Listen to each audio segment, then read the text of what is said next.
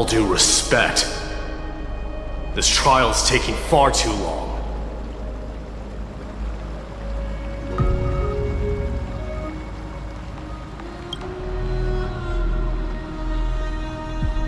What do you think of this, Phainon? It's not possible to tell for sure what goes on within the vortex. All I can hear are fragments of speech and distant battle cries. Is it Phainon's voice? I'm not sure. It's difficult to make out clearly. Wait, no! Lady Phainon. Snowy's voice. I can't hear him anymore. There's a sun-like existence in the trial. It's burning him up! It has come to this, after all. What now? Get ready, my Demos.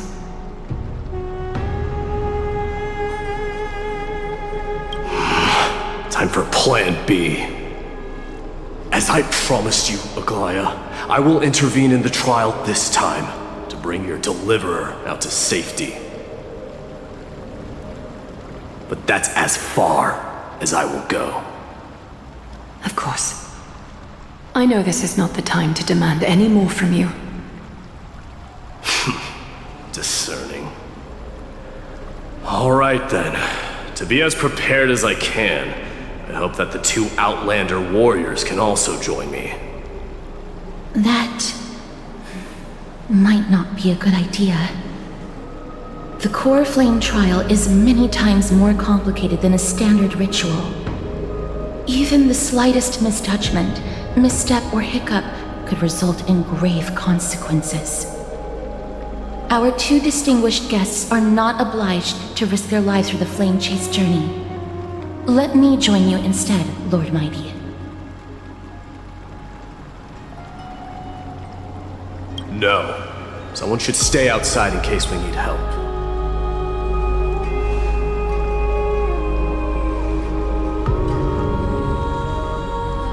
Join me in the trial to look for Phainon. And when we do, Aglaea's golden thread will guide us back out. Assuming we survive Nikador's wrath. If something bad were to happen, Castorice, your priority is to ensure the safety of these two. I can find a way out on my own. Yes, Lord Mydei. Thank you both for your valor. Time to get to work then. Let me have the honor of taking the lead in this battle.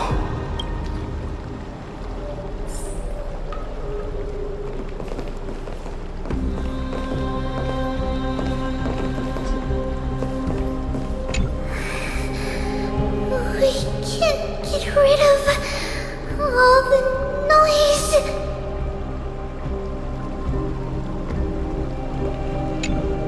Please, stay safe.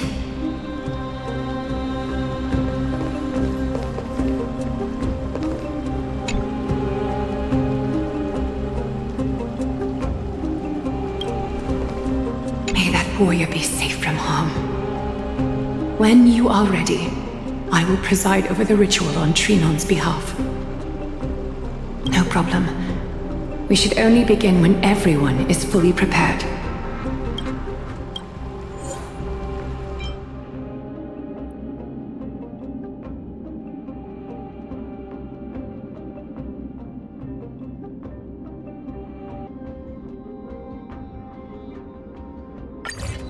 Our reinforcements from beyond the sky.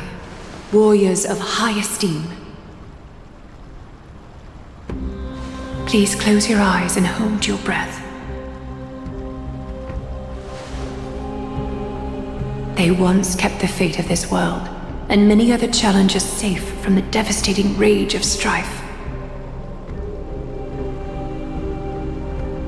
They now seek to venture deep into the trial of divinity and prove their will to destroy our enemies, as foretold by the prophecy. When the hammer of strife strikes the anvil of the warrior, the heat and impact will leave behind scars, and between them, a demigod shall rise.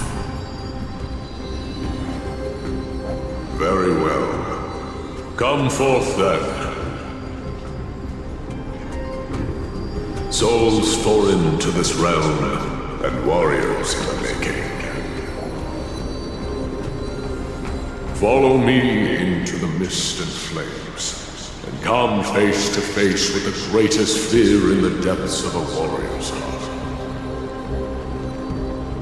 And with thy strength, banish the darkness and usher in sunlight. Let all lost souls find courage on a long journey back home.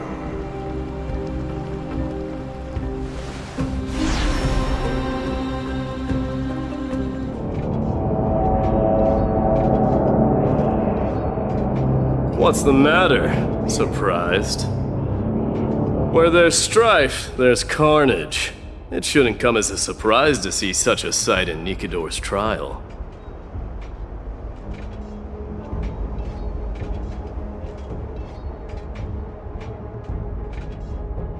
I don't see him around here. We should go first. Let's pray he stays safe. Huh. The greatest fear in the depths of a warrior's heart, huh?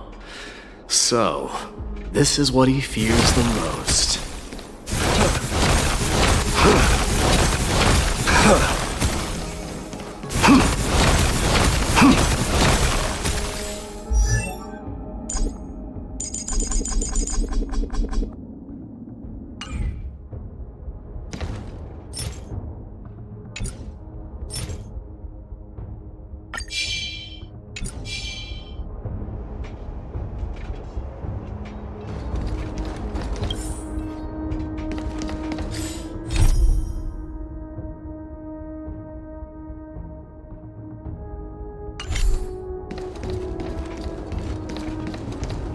There's no place for you in Amphoreus!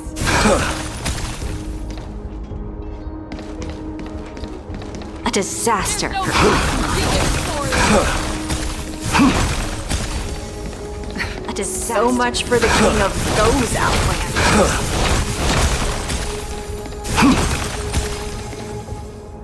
So much for the king of those outlanders.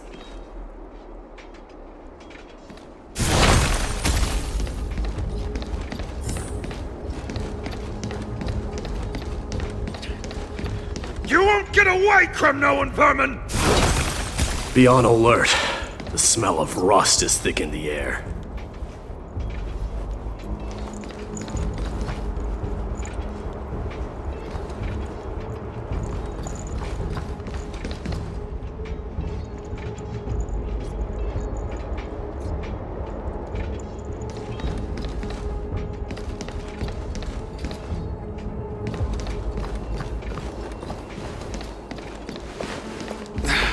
Cursed brutes.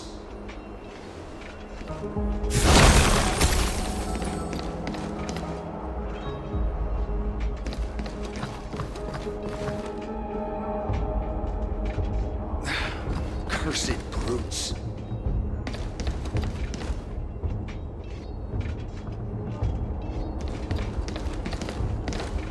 Tell me your name, brute. Your demise shall be a tale I boast about at the feast table. My name is Perdiccas, and I am here to avenge my people. Crumnoans and Achaemons are at war? Perdiccas? Even the tragic cries of beasts at the slaughterhouse sound better than your name. Say whatever you like, despicable Achaemon. Better to die in battle than return even in glory. May the Crumnoan spirit always watch over me. Foolish brute. I see you're eager to die. Very well then. I shall grant you just that.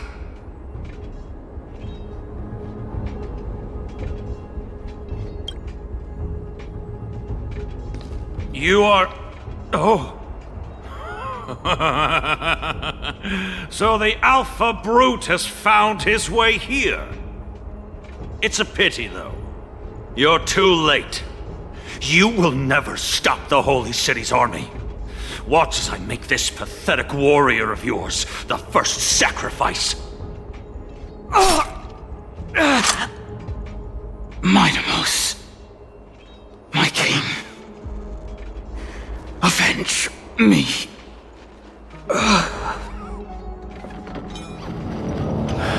Is this? You're next.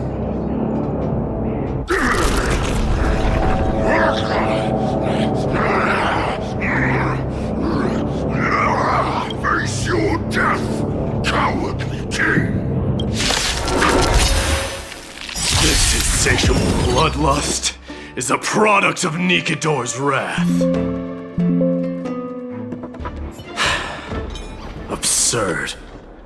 I know this, Achaemen. Strife contorted an honorable warrior into this perverse and twisted being. And that horrible noise.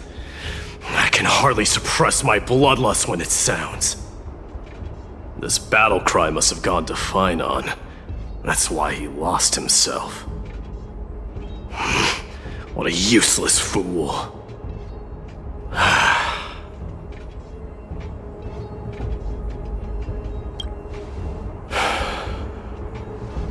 It's nothing. Let's go. That voice is Cartonis? Not you too, Cartonis. Mighty Mos you are. Destroyed all the wicked king. Here to take my life finally.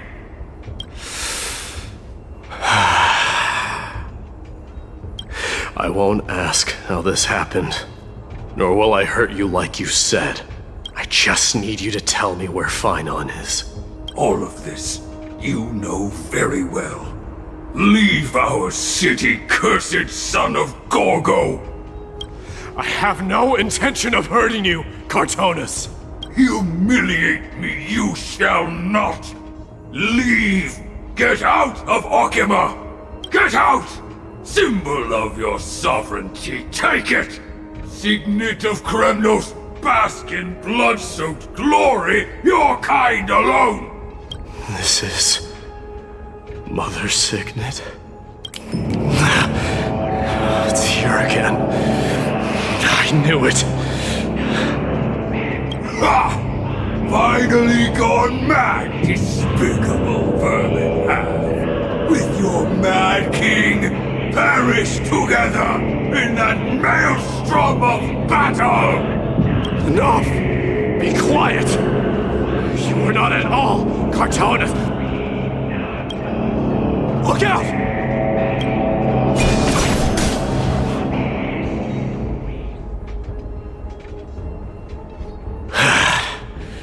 Nice move.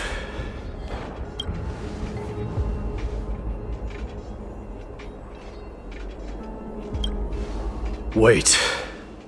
He seems calm and composed, unlike the rest.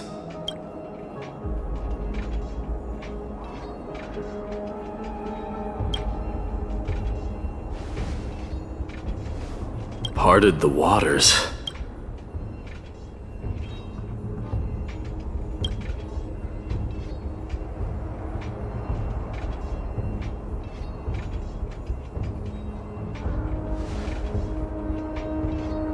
So, you are Dan Heng. What did you go through before meeting us?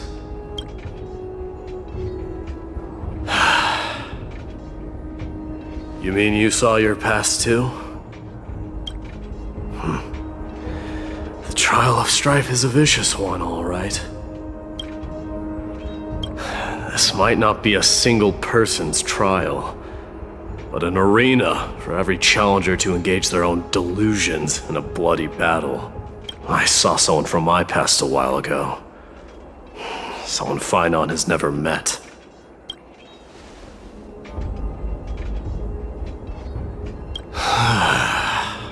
We can only hope this battlefield is nowhere as extensive as I imagine it to be. Let's first follow the sounds of battle to their source.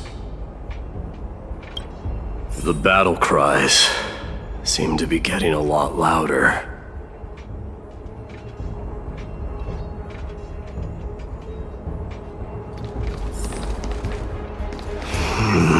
I agree.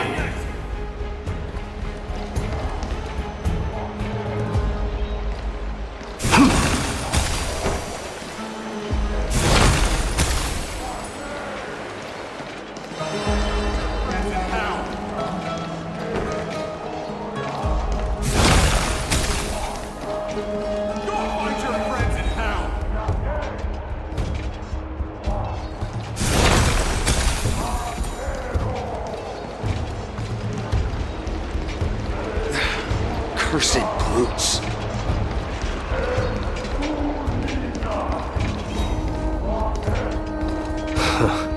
Just as I thought.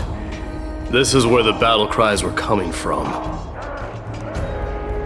The true entrance to Nikador's trial.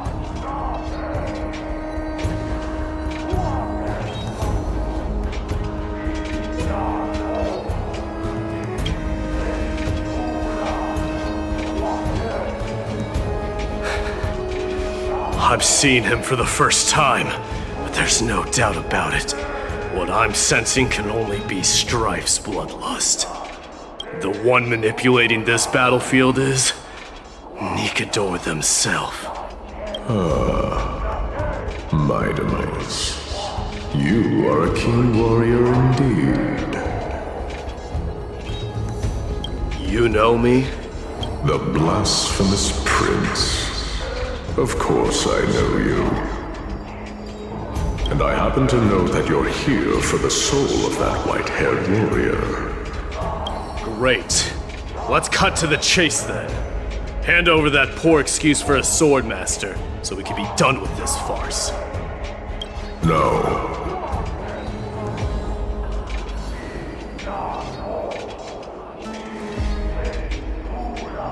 I applaud your courage and strength for coming this far, but you have chosen to besmirch the dignity of one who has fallen, and I cannot turn a blind eye to that.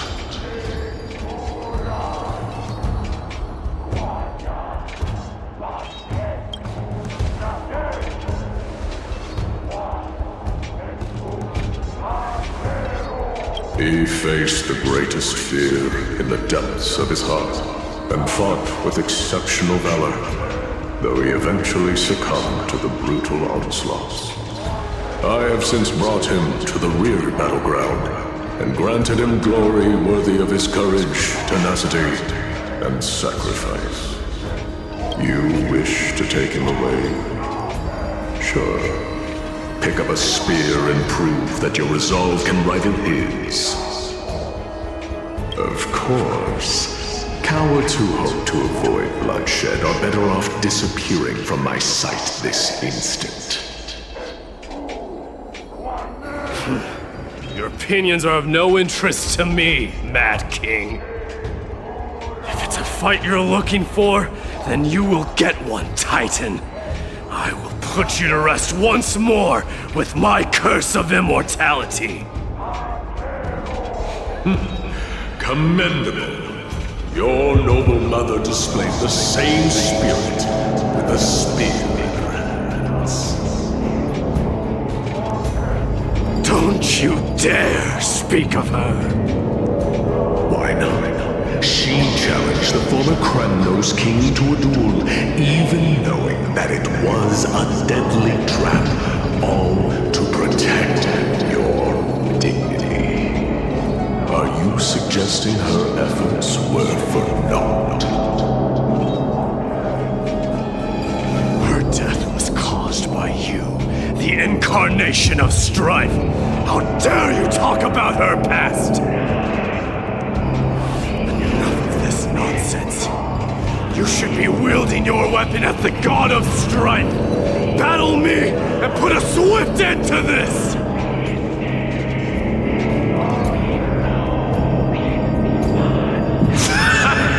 Your hatred my eyes must have stabbed you deeply. But thanks to them, I have also come to realize. This is why you killed your father for the throne, only to let your signet sink to the bottom of the Sea of Souls, refusing to let the glory of Kremnos live on. This is why you slew the Strife Titan, only to reject the core flame, letting strife continue instead.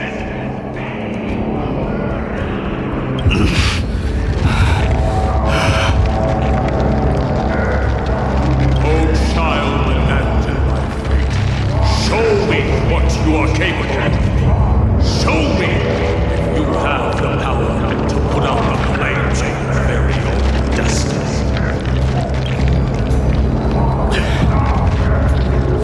I will rip your chest apart, Titan. The same way I ripped apart that former king. I see you wish to repeat this. Come at me then. Ignite the flames of your fears and step onto the battlefield. Take this fierce battle to the boundaries of strife and consume me, or lose yourself in the fight and watch your defeated corpse burn to ash. Remember this. The son of Gorgo will be crowned in blood. Very, very conscious. Only ascension. You, the successor of Kremnos.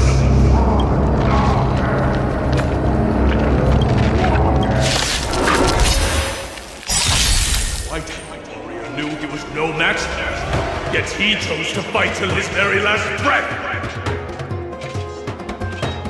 What about you, Mydei? Can your murderous intent match up to what fate has in store for you? Prove to me that you are worthy of this power! Show me your courage!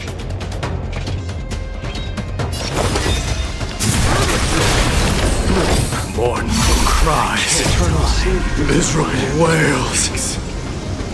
Kings of Kremnos, this power you desired? Dying soul now accepts your punishment. Burn it all! I am struck! Forever doomed! In the name of fairness, I grant you the blood of strife! This raging power, I can hardly contain it! Forever doomed! Dying soul now accepts your punishment! Mimi! Burn it all! Conquer all lands! Heard the call. Serenity is before me. Forever doomed! You chose the wrong enemy. Receive divinity. I can't die. Mortal form. Watch over you. Guide you on your path. Dying soul now accepts your punishment. In fear you shall abandon your mortal body, King of Kremnos! How noisy!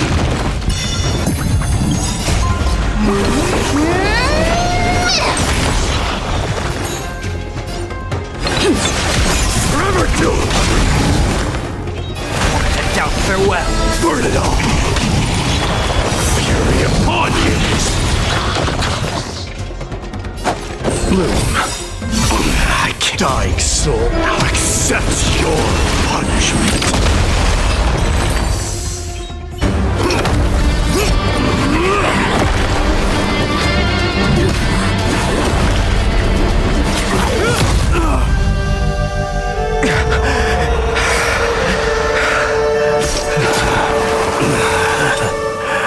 Found you.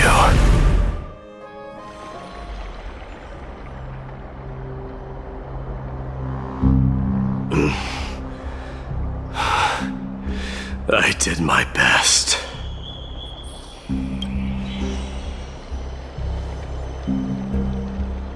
There's no need to worry. His soul is in a stable condition. With ample rest for both body and mind, he'll be up and about in no time. The greatest fear in the depths of his heart. Lord Phainon must have been forced to relive his past during the trial, and revisit his homeland that had fallen to the Black Tide. In all likelihood.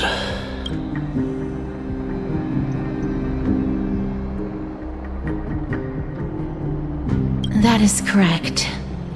He was willing to entrust the core flame to the Chrysosayers, because he was also pinning his hopes on us to succeed him in shouldering the responsibility of resisting the Black Tide. It is one of the culprits that drives the people of Amphoreus to madness. It was during the Era Bellica that this unspeakable thing first appeared, like a plague, alongside the 3 titans of calamity. Nobody knows where it came from or how it came to be. What we do know, however, is that it is steadily encroaching upon what little remains of this tranquil land, much like a rising sea closing in on an island from all sides. It is for this very reason that it became known as the Black Tide. Those who succumb to it lose their reason and humanity, becoming vicious, mindless monsters. Mortals are not the only ones susceptible to its influence. Even gods and titans cannot escape from it. According to Naius, Nikador, though one of the embodiments of calamity, also bears the responsibility of fending off the Black Tide. Perhaps that is also why Lord Phainon threw himself into the trial of strife so readily. But now, we must look for alternative means of igniting the flames of strife. So, Aglaea, what should we do now? You know very well the decision doesn't lie with me. As the successor to Krymnos, Mydei, you know better than anyone that if it was simply about emerging triumphant on the battlefield of strife, you and your people could manage it with ease. But ultimately, the heavy burden of divinity can only be borne by one. It is foolhardiness and indecision, not the unclaimed seed of divinity, that pushes this world into the deathly fog.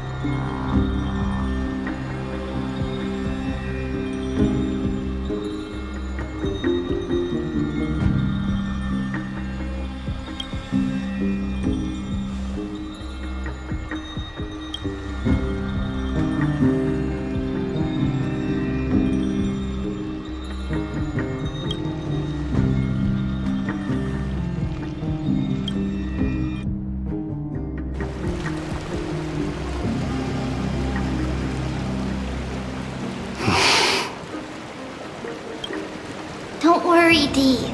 This isn't the first time he's been like this. A long time ago. I'm not worrying about him. Oh, alright. You're a little quiet, though. I'm sorry. That was rude of me. What I meant was, I know that man can pull through for sure. It's alright. Being straightforward suits you better. Actually, there's something we are curious about. What did you see in Nikador's trial? Something that terrifies me. Isn't that ironic? There shouldn't even be a word for fear in the Kremnoan language. Do you think you stand a chance against that thing that terrifies you? Is this also part of your grand scheme? What do you mean? Aglaea knew that Phainon might fall. And she expected me to take his place. That was the plan all along, wasn't it? Yes. Looks like you know everything. I have no intention of condemning you for it. The Flame Chase journey is not a game, and I have long understood this. The downfall of strife, and the ever-growing threat that the Black Tide poses. If Circes and Ornyx are also impacted, ramifications will be dire. They are the only two Titans who are still lucid and willing to coexist with humanity. Regrettably, I do not hold the key to completing the trial. If I wish to conquer that fear, I need the assistance of my fellow Kremnoans. Give me some time to speak with my people. It won't take long, I promise. I see. There is strength in numbers, but you must know that the trial to become a demigod is ultimately meant for only one individual. Your people, they have been eagerly awaiting a new king all this time, haven't they? If you take on the divine role, they will have no reservations about following your lead. After all, you're the hero of Castrum Kremnos. I once was. Lady Tribbie. Therein lies my deepest fear. We'll talk again later.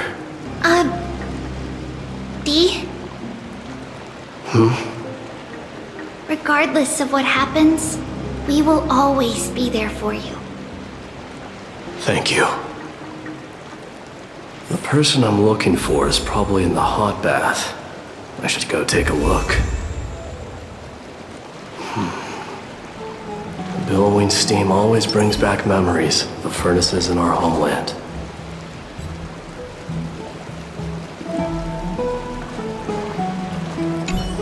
Regardless of what happens, we will always be there for you. Thank you.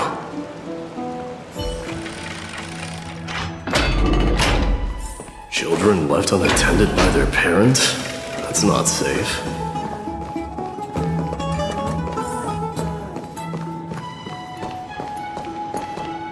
You shouldn't run around in here, kids.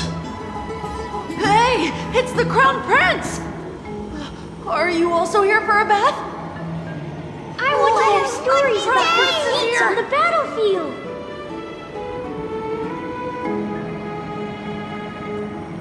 The Crown Prince. Are you Kremnoans? Yeah, we are! The grown-ups said we used to live next to the arena! Well, next to the parts next to it anyway! My dad is a centurion with the Hydra Lancers, and my mom is the bravest warrior in the God Shield Brigade. We used to get tons of silver coins from Mr. Crateros. My parents are serving in the Holy City garrison now. As warriors of Kremnos, they're braver than any Achaemen. Why are you kids here alone? Where are the grown-ups? Mom and Dad were asleep, so we snuck out to play hide and seek with Mr. Crateros. That told a man can be such a child sometimes. Do you know where Crateros is? I happen to be looking for him. Sorry, I don't. Come to think of it, we haven't seen him in a while. Did he get lost while trying to find us? No way! Mr. Crateros is a member of the Royal Wing Elites. He's the best at hunting down enemies. He was counting near Aglaea when we went to hide. I thought about taking a peek, but who knows if it might be a trap he set. It was prudent of you to be cautious. So, which Aglaea was he with? It's, just take a few turns after you go out from here. It's close to the bats. All right, I'll go look for him. You should consider the game over and head home for now. And don't play around the hot baths again. Wait, Your Highness! Is there something else? I heard you retrieved Nicodor's core flame. Does that mean we get to go back home soon? Have you ever been to Castrum Kremnos? You were all born in the Holy City, and are living lives no different from the Achaemens. Everything you know about our people comes only from the tales of others. You have never even witnessed the blade in the sky with your own eyes.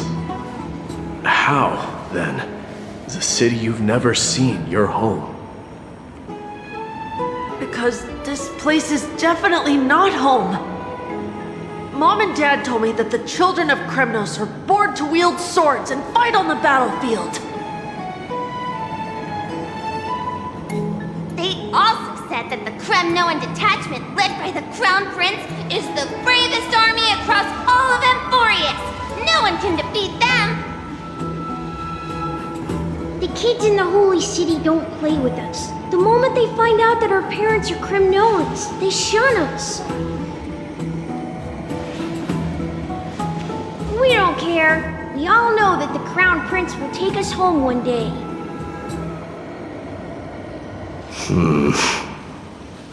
That time has not yet arrived. But, young men of Kremnos, heed my command. Return to your parents at once. From here on, you are to dedicate yourselves to rigorous training and a healthy diet. You must not neglect these two aspects if you are to become a brave warrior of Kremnos. Only by following this path can you be deemed worthy of returning home. Yes, Your Highness! The future of Kremnos. I should find Crateros. There he is. Is he engaged in a debate with that foolish lion?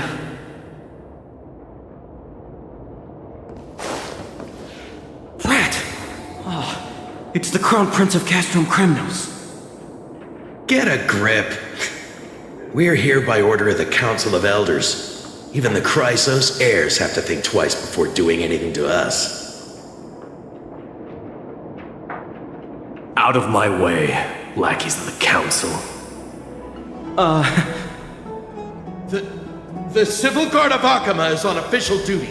Please keep out of this area. Calm down, my lord. Play nice. Don't make me repeat myself.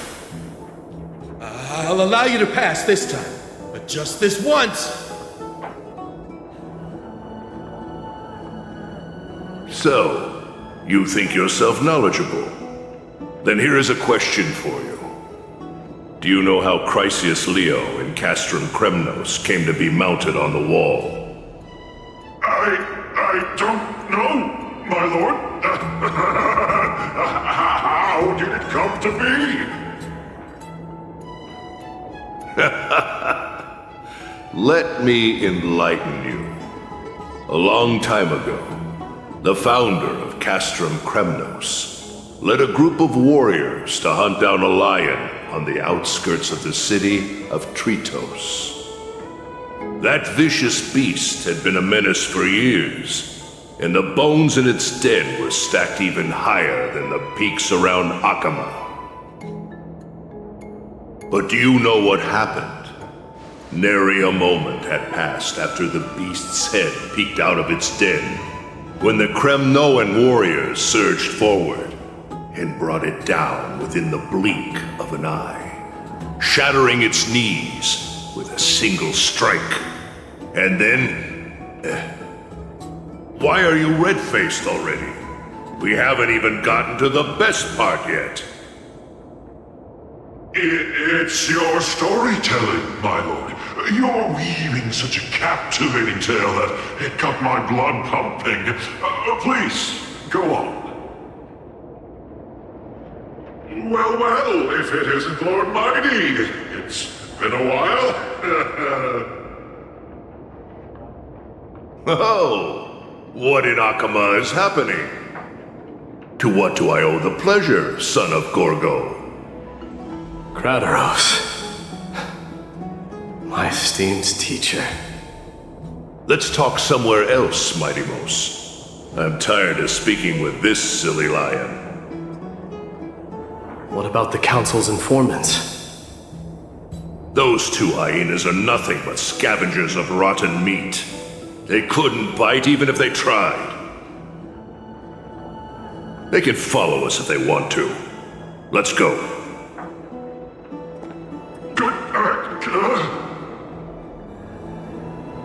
Wait, so how in the world did Chrysia's nail get mounted on the wall? Keep up with us, you hyena. Oh, sorry. I meant officers. Hey, old man, how dare you? Calm down. Calm down.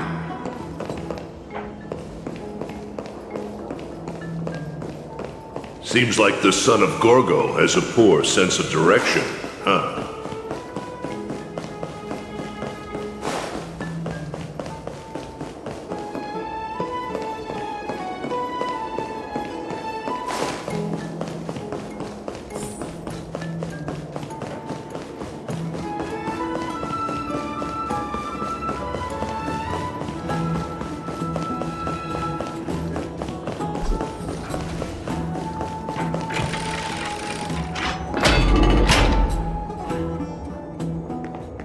Don't fall behind now, unless you want to upset our friends here.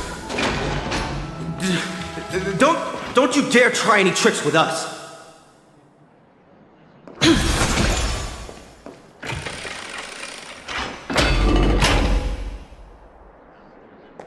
We're almost there.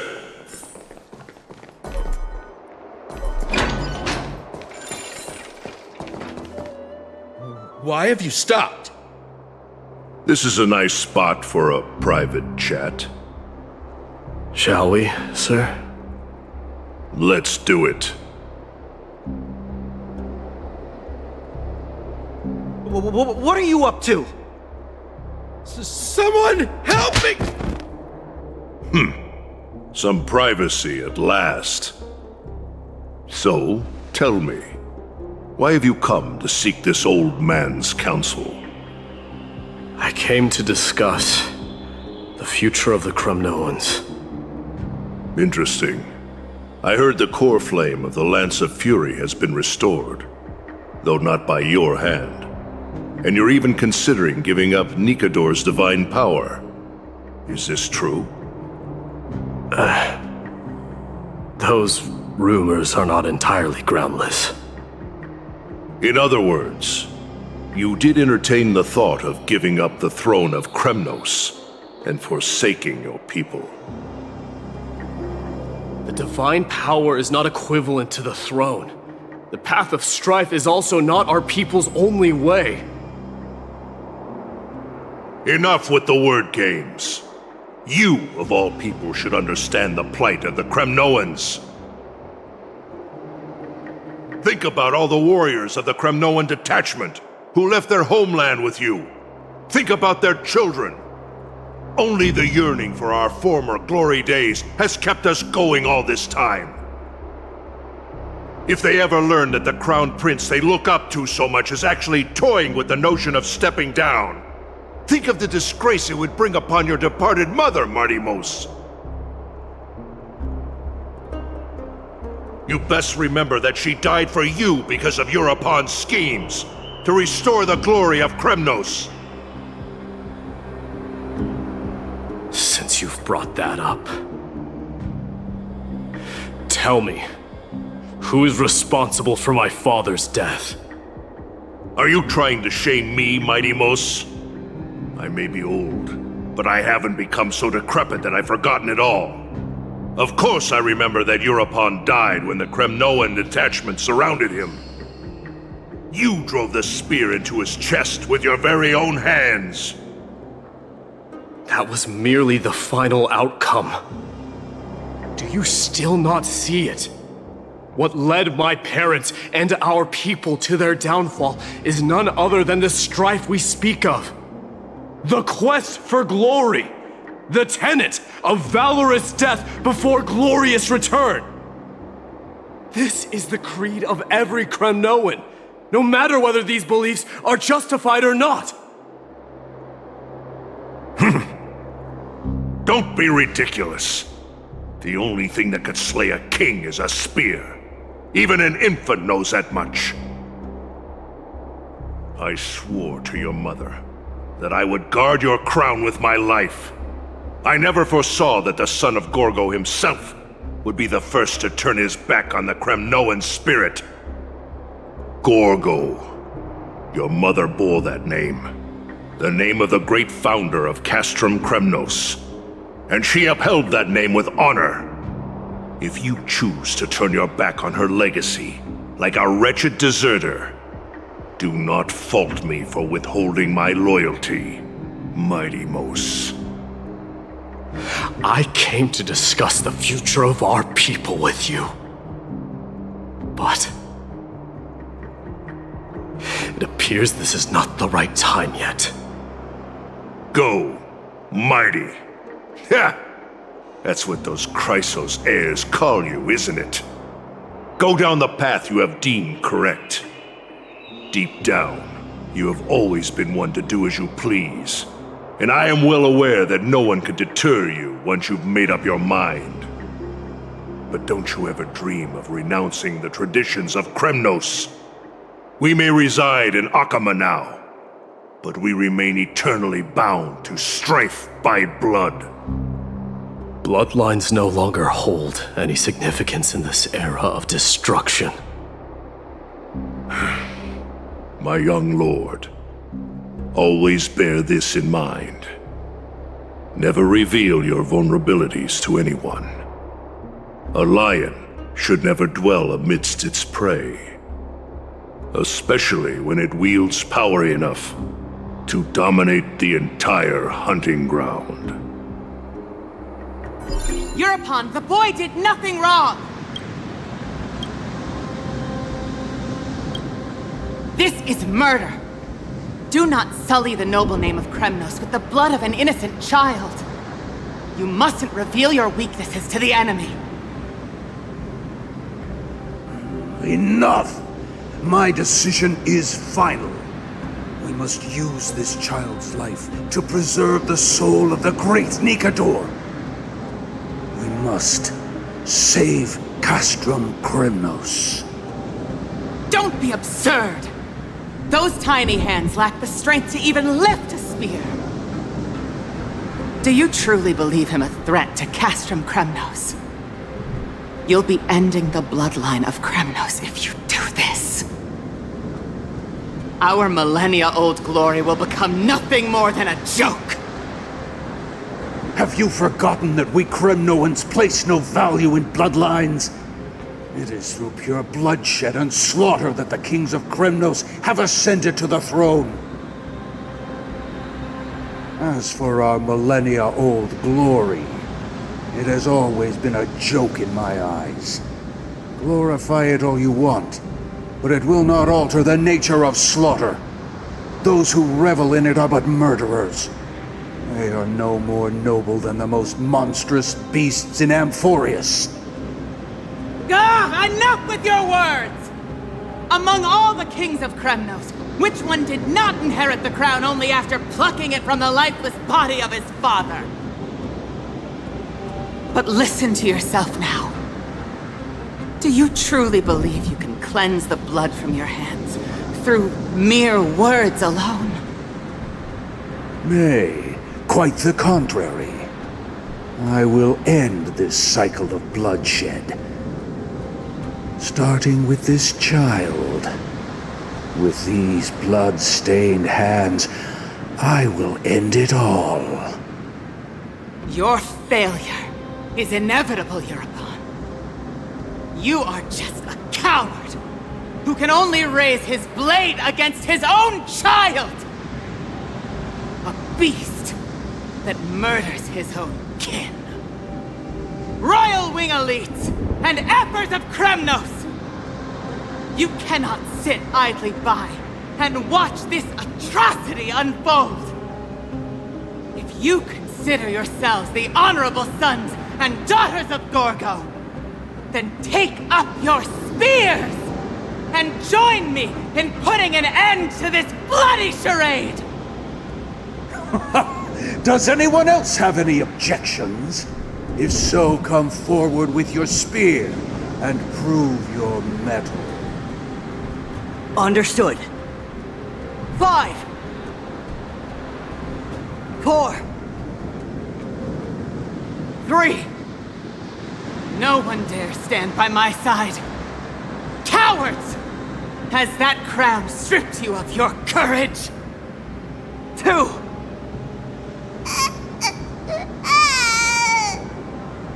One. It appears there are no objections. Then, in accordance with the Kremnoan Council's principle of tacit consent, the decision is final. With all present as witnesses, this child shall descend into the Sea of Souls, where he will nourish the Lance of Fury and join the fallen heroes.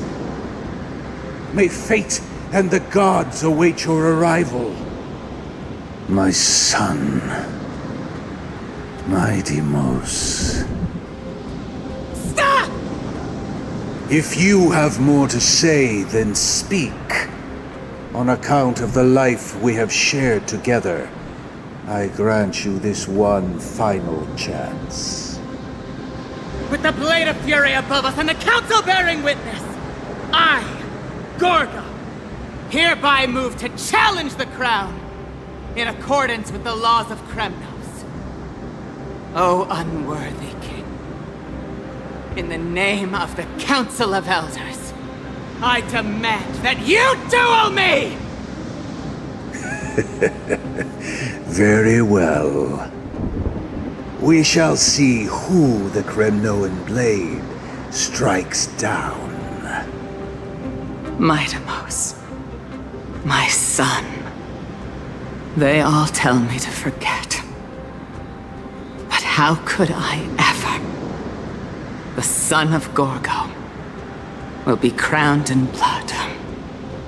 If there is no Kremnos without the crown, then I shall seize the crown and smash it to pieces to bring the people to their senses.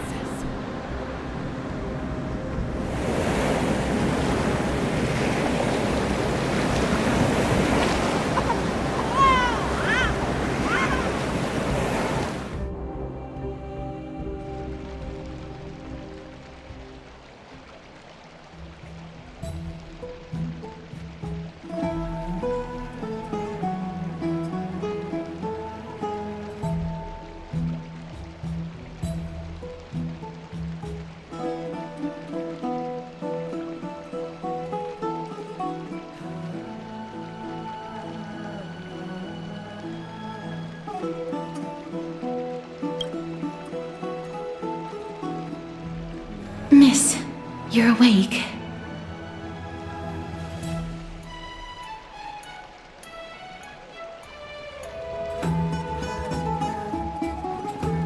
That's a complicated question.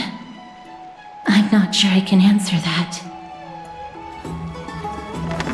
I apologize for arriving uninvited.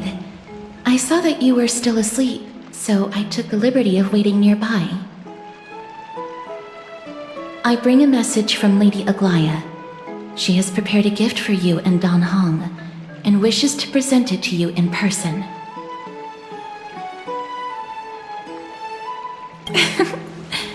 I'm glad you're in good spirits. All right, let's set off.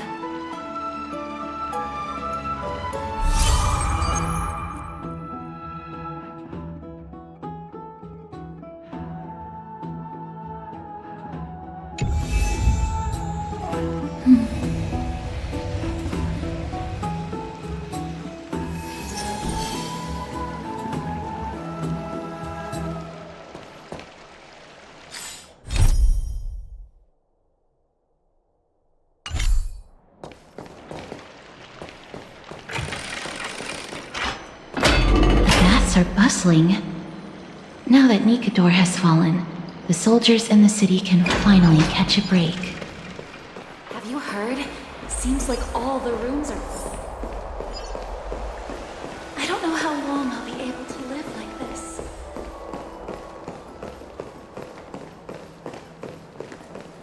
Is that Lady Tribbie and Lady Trianne?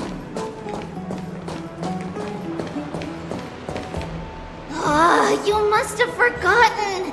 This is a precious relic from our hometown! We definitely all saw it back then! Trianne, this is a counterfeit. We both know it's impossible for something this fragile to have survived all those years in one piece. Nothing is impossible! We are fragile too, but we still got through those sad times. Look at that color! And how it glitters in the light! It's exactly as we remember it! I want you by it!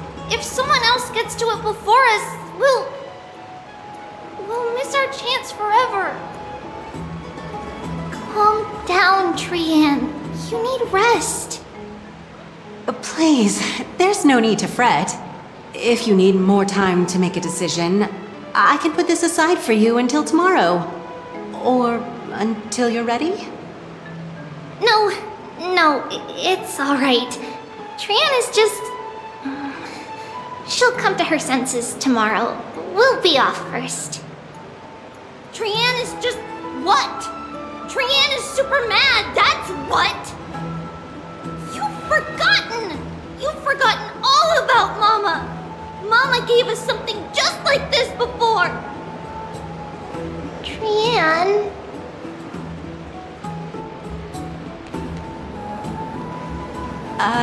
See you tomorrow? I hope you two patch things up soon. See you tomorrow. May the winds of fortune bless you.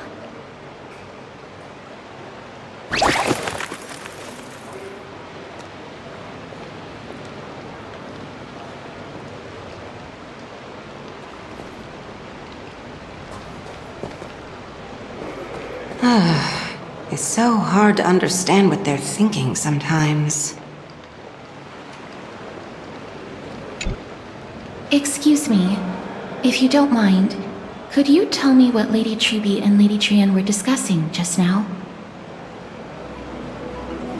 Oh, it's Miss Castorice. It's been a while. Well, honestly, I'm not quite sure myself. See, I have a little hobby of collecting handicrafts. Some time ago, I found this trinket being sold at the Marmorial Market and bought it to use as decoration at my stall. When Lady Tribbie and Lady Trianne walked by earlier, Lady Trianne happened to catch sight of it and promptly insisted that it was a precious memento from her hometown. But Lady Tribbie believed it to be a counterfeit. She said it couldn't possibly be from Yanisopolis. The likelihood of such fragile glassware surviving the Chrysos War is simply too low. For some reason, Lady Trienne became awfully upset after hearing that. I see. Madam, would you mind selling this trinket to me? Certainly. It's just... if it truly is a relic from Yanisopolis, it could be worth a small fortune. Miss Castorice, I'm running a business here after all, so... I understand. Feel free to name your price.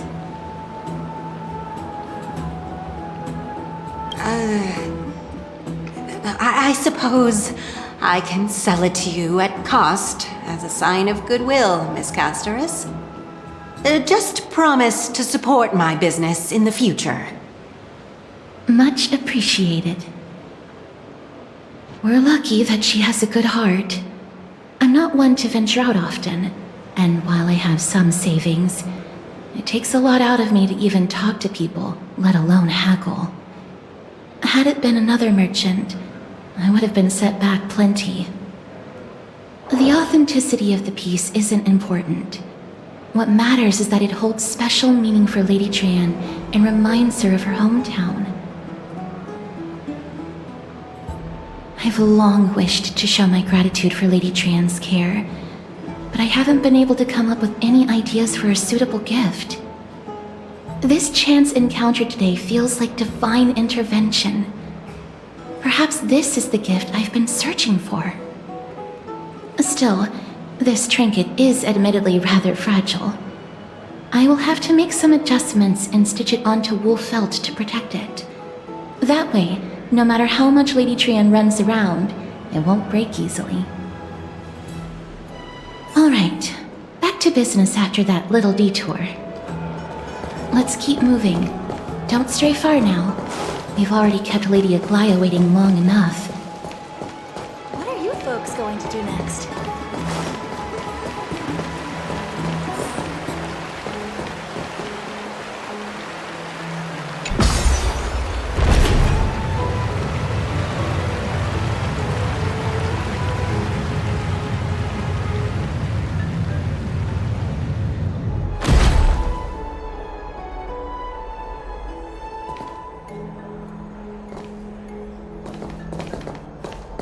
It seems your friend arrived before us.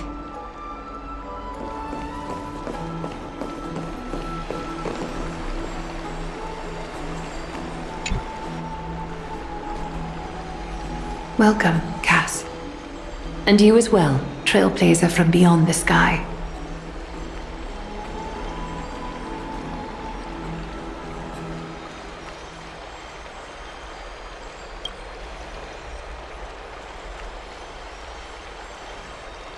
For all that has happened, it was never our intention to drag you two into the battle against Nikador and jeopardize your safety. To express our gratitude for your kind trailblazing endeavors, we would like to present you with the highest honor of Akima. This is the dew of divine blood, brewed from crops nourished by the blood of the Titans. It is said that only 12 bottles existed. The last 3 bottles are now being kept in the treasure vault of Akima. Back in the days of prosperity, cities fortunate enough to acquire it regarded it as one of the greatest treasures ever. Unsealing it during a ceremony held in honor of 2 cities' diplomatic ties was the highest form of respect one could show the other. And now, in keeping with tradition, Akima dedicates this drink to our esteemed guests from beyond the sky, in appreciation of what you have done for us.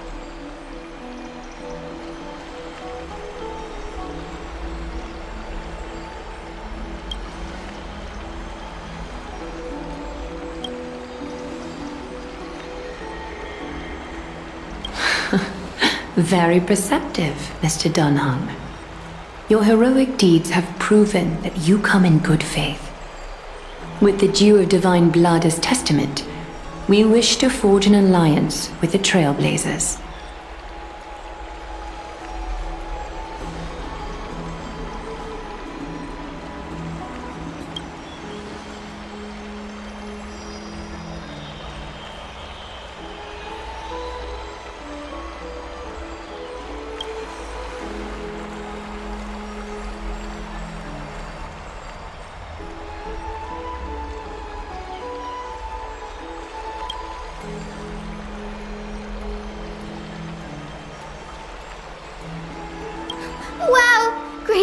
body have sharp eyes indeed.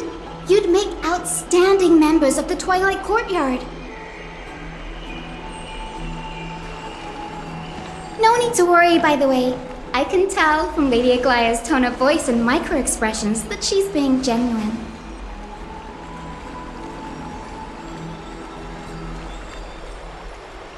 Not only are you guests from beyond the sky, but you've also done so much for Akuma.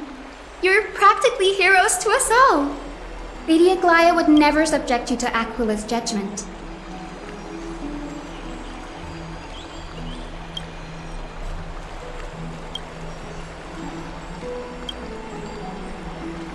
Hyacine, thank you for taking care of the wounded of the past few days.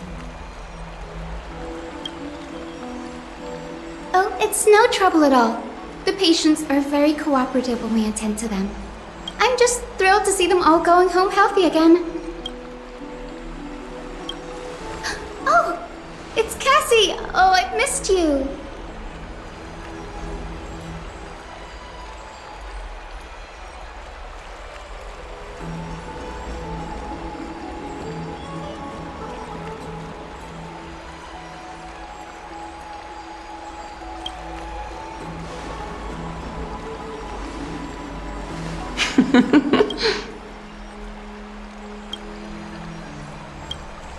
Miss!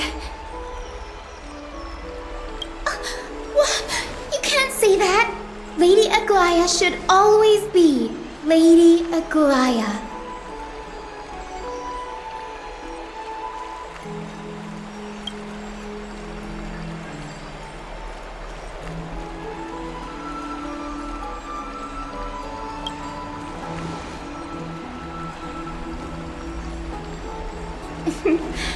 As an acolyte of Aquila, I'm here to bring healing light to the world.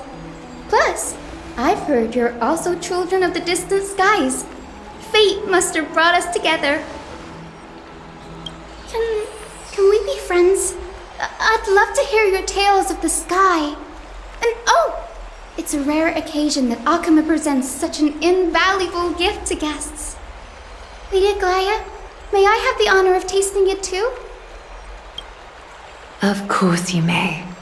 Esteemed guests of Akuma, please believe me when I say that this gift carries no hidden agendas. As for the matter of the Alliance, you need not give me an answer here and now.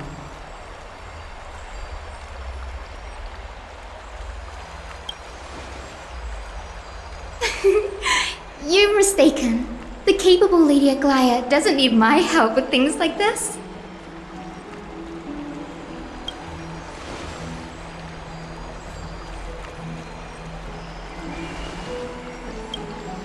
Yay! Then I'll get started on my questionnaire.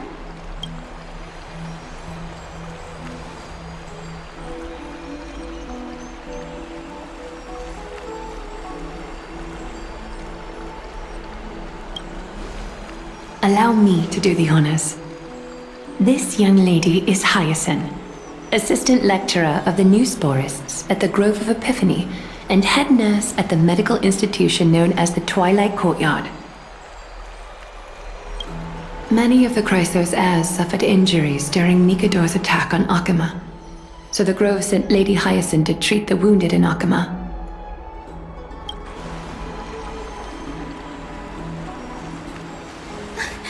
But what I'm really good at is helping people sort out what ails their mind and spirit. If you're ever feeling troubled, come find me. A little sunbathing in the courtyard will chase all your worries away.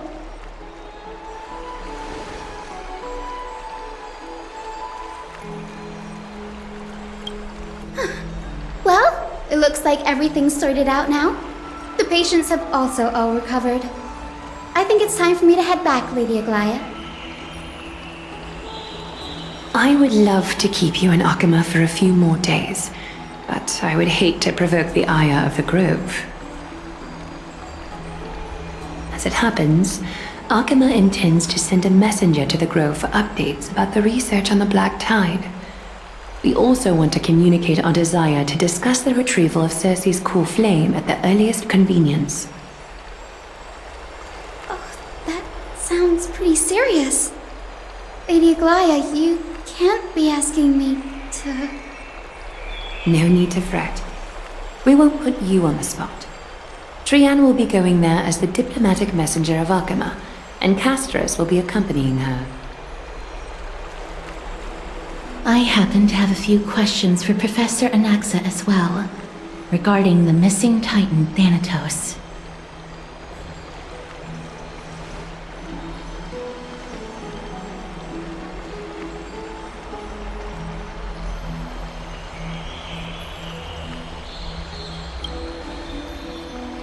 If you're not keen on just sitting around, Miss Trailblazer, why not go with him? The Grove is a picturesque place, perfect for sightseeing.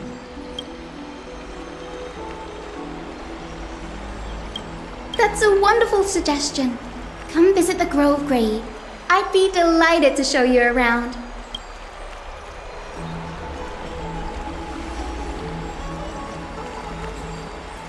In that case, do bring this spindle along with you. This tool, called the weft, is used to spin thread and has been passed down in my family through generations. Though it doesn't see much practical use nowadays, it's become a symbol of great significance. In this respect, it is the perfect token to represent my will. If you encounter trouble at the Grove, just take this out and show it to them. While you're in the Grove, the golden thread of the weft can also render all things around you visible, regardless of whether they're corporeal or not, allowing you to see things as I would. Castorice knows this too. Make good use of it. Trianne is already waiting for you at the outskirts of Arkema, so I won't keep you any longer. May your journey be smooth.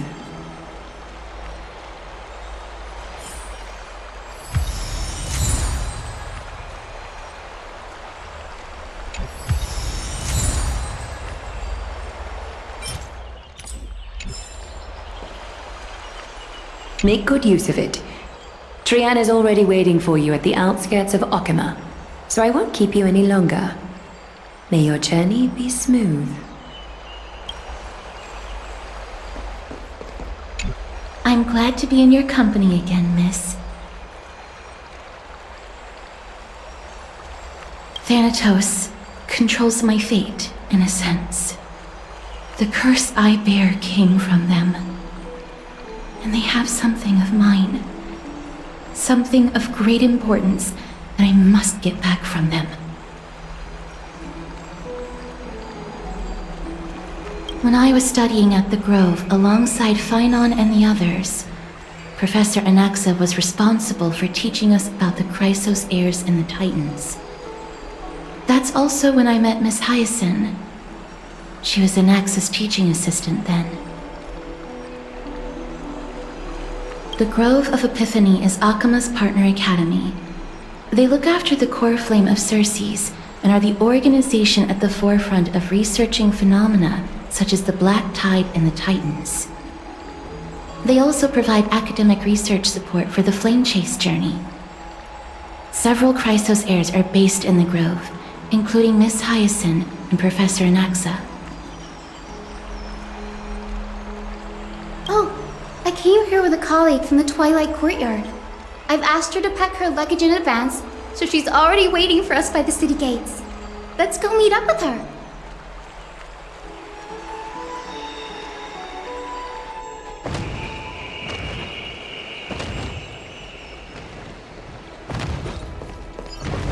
Look, there she is! And Lady Trianne. But who's that they're looking at?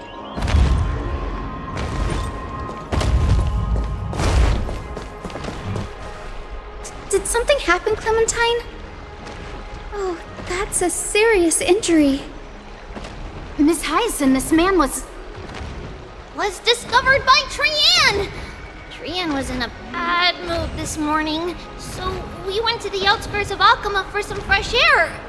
But then we found him collapsed on the roadside. Trianne knows the city has good doctors, so Trianne brought our new friend into the city to look for a doctor. I was waiting here for Miss Hyacine when I bumped into Lady Trianne.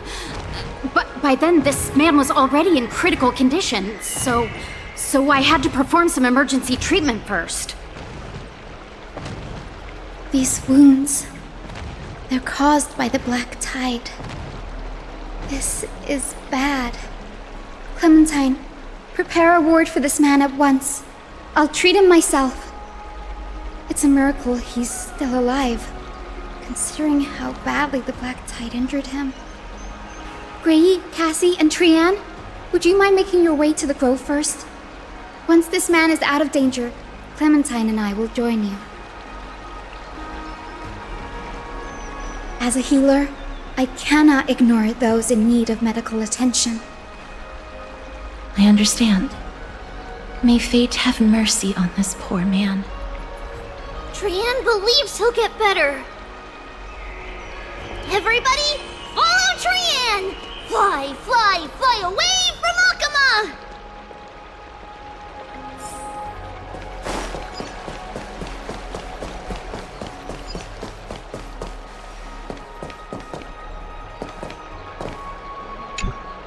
Down this road we go, to the skies we fly, leaving Akama behind! Little Cass, little Grey, are you ready? You might not be aware of this, but using the sentry gate takes a significant toll on Lady Trianne. Trianne promised Tribbie that we wouldn't open the gate unless we had no other choice.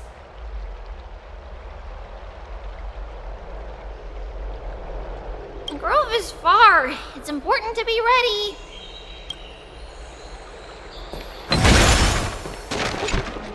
Down this road we go, to the skies we fly, leaving Akama behind! Little Cass, little Grey, are you ready? I'm ready, too. Okie dokie! Everybody, let's hold hands. To the grove we go!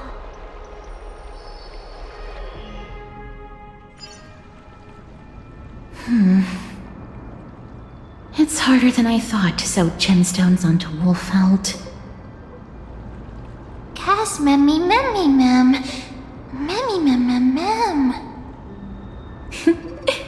Mem wants to try sewing. Here, why don't you give it a go? Memmy, mem, mem, memmy, mem. Memmy, memmy, mem, mem, mem, mem, mem.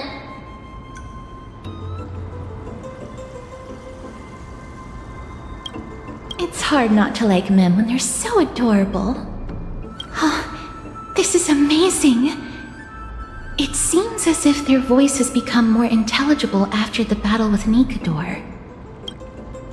After spending the last few days together, I feel like I'm gradually gaining the ability to understand what they're saying, even if it's just a little. Mem, mem, mem, mem, memmy, mem, mem. Memmy, mem, mem, memmy, mem, mem, mem. Memmy, mem, mem, mem, mem, mem, mem, mem.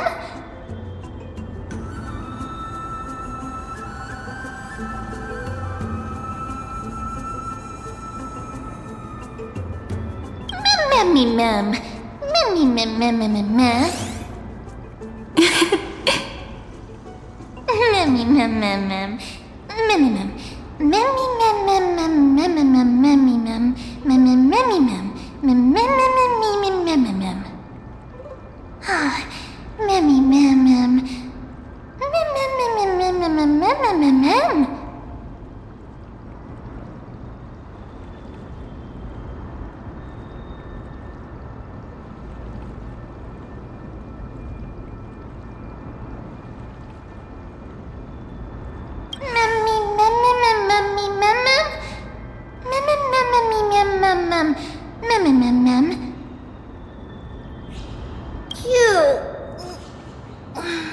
Is everybody awake?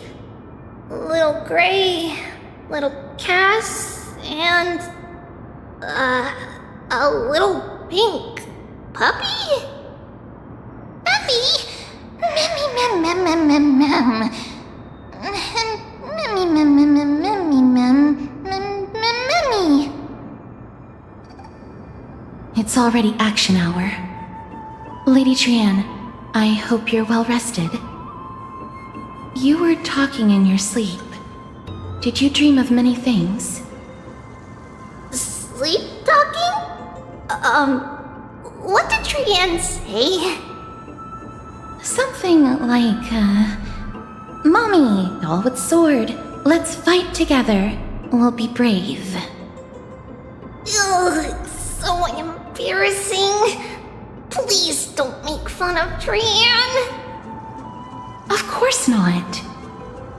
Wasn't Lady Trianne's mother also the Holy Maiden of Yanisopolis? Uh-huh. Mama was the strongest holy maiden in all of our history. She also gave us the prophecy of deliverance.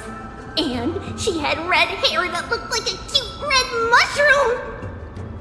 But Trianne can't remember what Mama looked like anymore. Not even in the dream just now.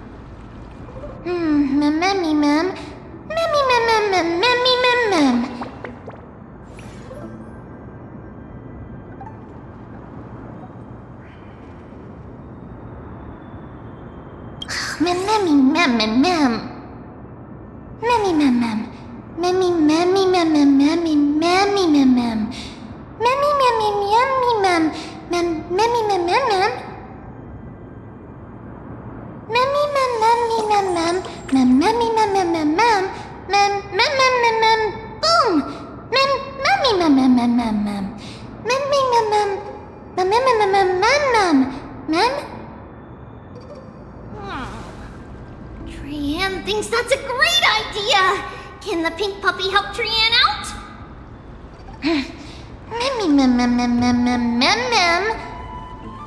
Yay! And I'll call you... Little Memmy from now on!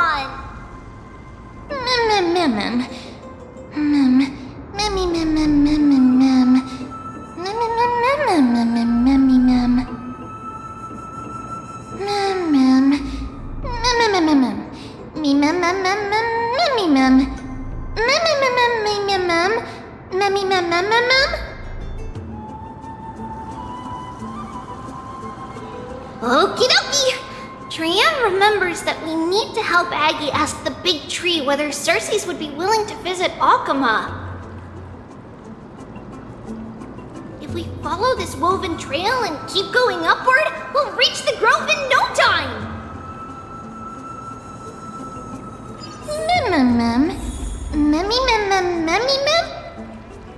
Legend has it that whenever they requested an audience with Cersei's, Nestia would always come to the meeting in a long white dress. As the warps and wefts of the dress came into contact with the ground, they turned into paths and stairs. May this romantic path bring good tidings to Akama.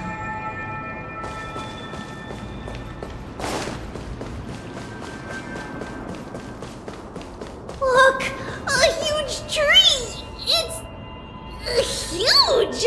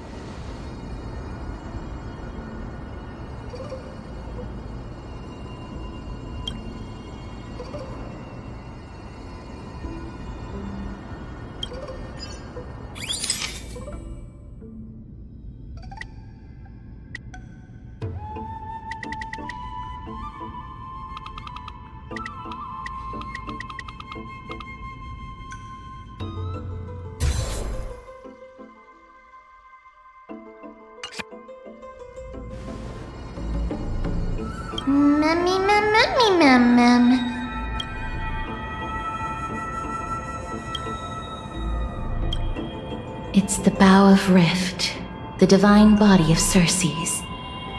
flora began to grow where they planted their roots, and this flatland basin upon which we stand gradually became a large, verdant forest. A long time ago, Felicis, the first scholar, led the masses to build a garden and courtyard in the forest, naming the site the Grove of Epiphany. There, people sought mental clarity, knowledge, and enlightenment.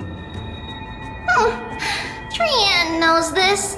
Everybody says that was how this big academy came to be.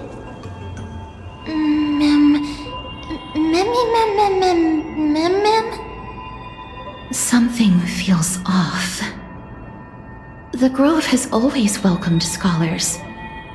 So too would Circe's give us her delicate leaves and extend her branches in greeting.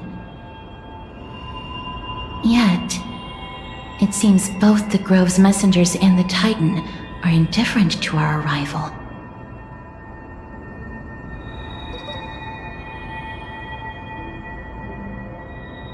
That doesn't seem likely.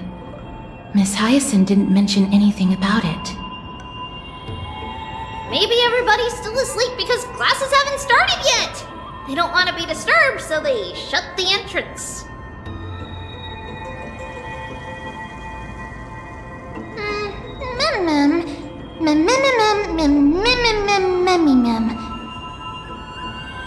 This place is too quiet. What in the world is going on? Oh! Trian found it! Everybody, fly across to the other side! The entrance on the other side. Where could it be?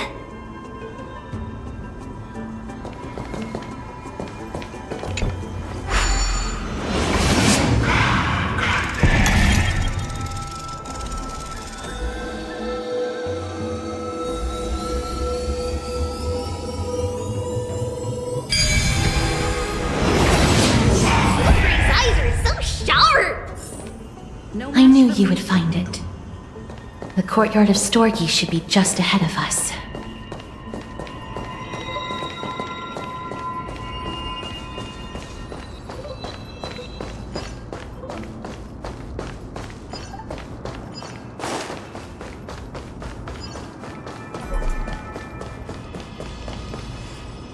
As I expected, something's not right here.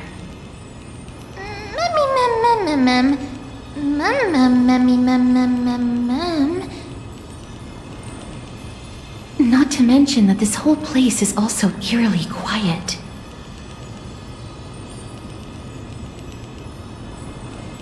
That's not very likely. As far as I can recall, the voices of people engaged in debate echoed throughout the grove at all hours of the day.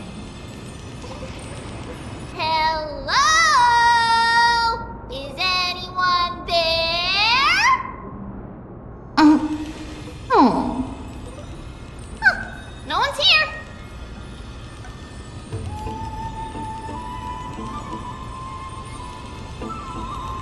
I have an idea. Lady Trian, could you lend me that golden spindle? Do you remember? Lady Aglaea said this. While you're in the grove, the golden thread of the weft can also render all things around you visible, regardless of whether they're corporeal or not. This is achievable because the grove is not only where the roots of Circe's are, but also where the chrysalis of gold manifests. Oh, Nestia, with the weft as my vow, I beseech you, entwine my body with your golden thread and affection.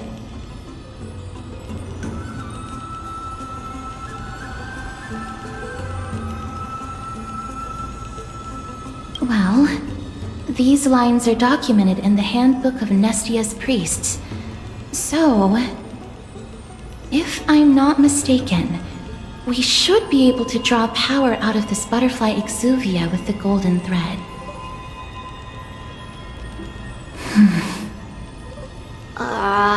There isn't a reaction. Did it not work? But that shouldn't be. Mummy. Are they white dryad flowers?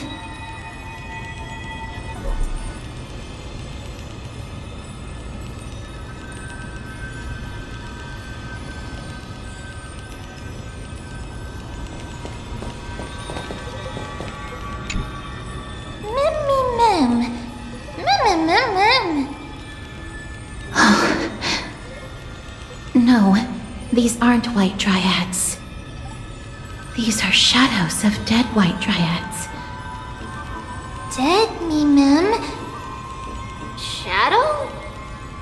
Strictly speaking, these white dryads are still plants. They only gained sentience as a result of Circe's blessing of equality. But their sentience is minimal when compared to that of humans. These flowers have already died. What you see here are just faint afterimages of their souls. However, this also means that the golden thread has definitely connected with the Titan's presence. Without the golden thread's outlines, we would not have been able to see them at all. But what happened to them?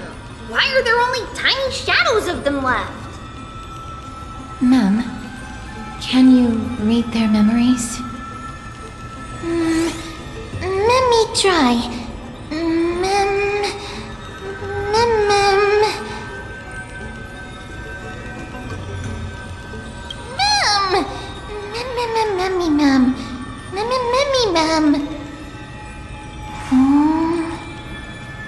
Black cloak, ma'am. Sword. Toward the great tree.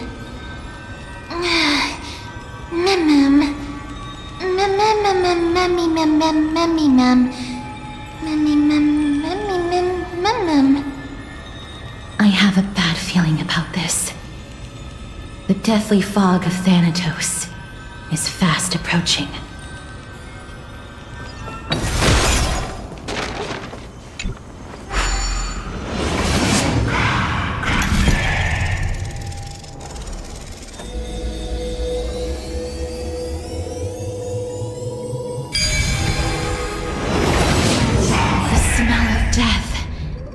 Becoming more and more intense.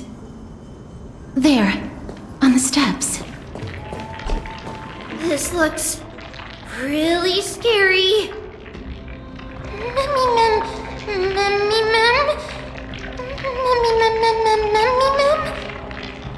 No, it's neither of those. This is a creation of the Black Tide. Such creatures are formed when living beings are corrupted and turned into deformed hollow husks of their former selves. Everybody, stay alert. Regardless of what has happened to the Grove, the fact that we're seeing the remains of a Black Tide creation here definitely doesn't bode well.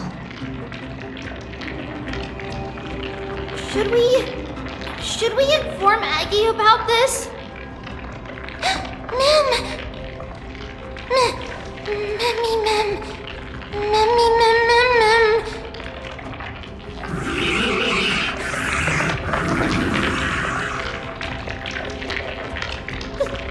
The monster is alive!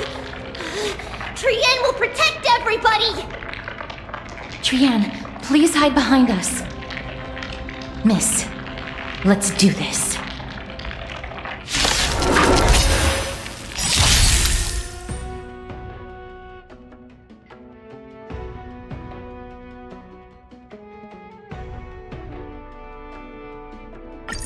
As expected, the words black, sword, and cloak, they're talking about the Black Tide.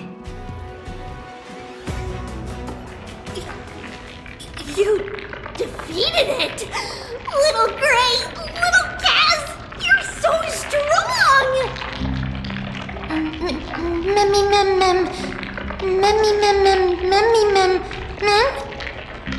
To think the Black Tide has spread this quickly to the Grove despite its remote location.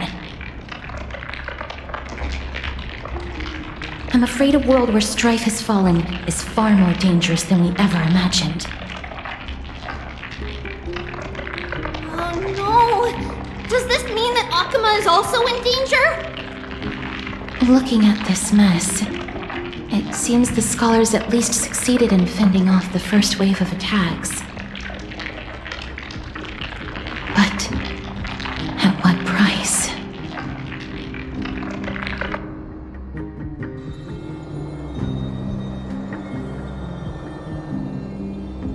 Lady Aglaea, after a few days of surgeries, both major and minor, we were able to save the life of that patient found on the outskirts of Akama. Thank you again, Hyacine, for your hard work. The scarring of his organs was especially severe, a result of the Black Tide's corruption. It's a miracle he's even survived. I can't say for sure when he'll regain consciousness. Don't stress yourself out over this. You've already done everything in your power to save him. There's no need to hurry to the Grove either. You deserve a good rest now. Tribbie, I have some things to tell you as well. There's something strange about where that patient came from. He is not Akaman. The way the stitches on his clothes are hidden is quite unique. Such craftsmanship is undeniably from the Grove. The Grove? You mean... Now that I think about it, Castorice and the rest should have arrived at the Grove by now. Trianne just got in contact! The Black Tide has invaded the Grove. We haven't detected any survivors, even with the help of the Golden Thread. What should we do, Aggie? The Black Tide is posing an even greater risk to us now. I did not expect the Grove to be the first to be impacted, though. Can they tell where the core flame is right now? We see it. The core flame is still there, but... But what? But they can't say for sure whether the Titan has also been corrupted by the Black Tide. Please let them know that for now, the most pressing task is to identify the core flame and transfer it to a safe place as quickly as possible. We must also search for survivors and find out exactly what happened to the Grove. Oh, and find Anaxa. Unless something went terribly wrong, he should still be alive. They've set off. Please, stay safe, everyone. I pray for their safety too. Aggie, how do you know that Anaxa is still alive? I know that man all too well. If that blasphemous performer knew that he was not long for this world, he would most certainly try to seize the core flame and drag the Titan down with him. Is this a joke as well? No, I'm being serious this time. We're facing threats from both within and without Akama. The merciless carnage may have ceased, but Akama's nemesis continues to sharpen their blades even now. They may have even prepared the gallows from which to hang us already. You mean...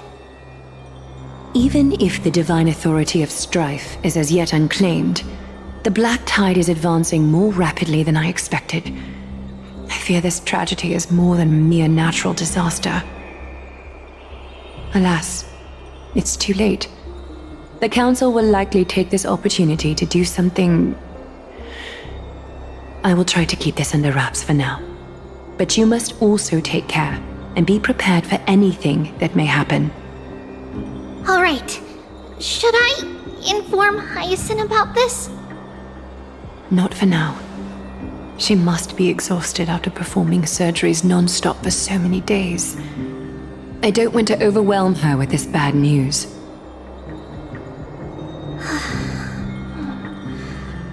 We can only hope that the Grove weathers this crisis with as many survivors as possible. That being said, based on the condition of this patient, Tribbie, we should prepare for the worst. It's likely he is the only one who managed to escape from the Grove against all odds.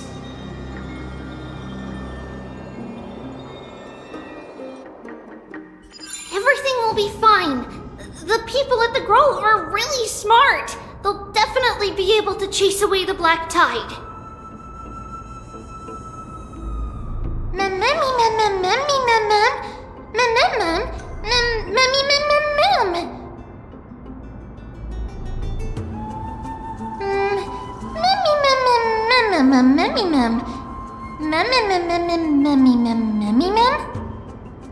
How should I put it? Lady Aglaea doesn't trust Anaxa at all, I'm afraid.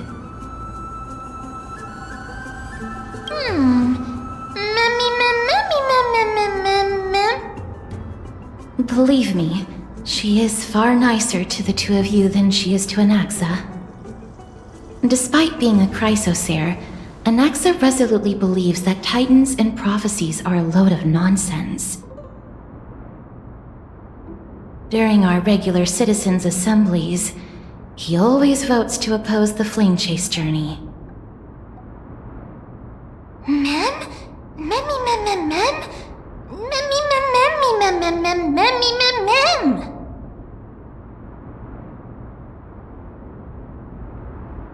Trian knows the answer to that.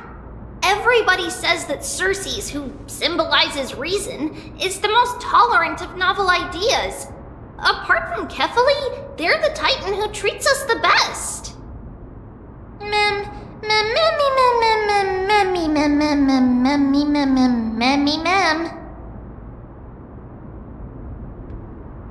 Yes, that is how we formed an agreement with these Titans who bear no harm toward humanity.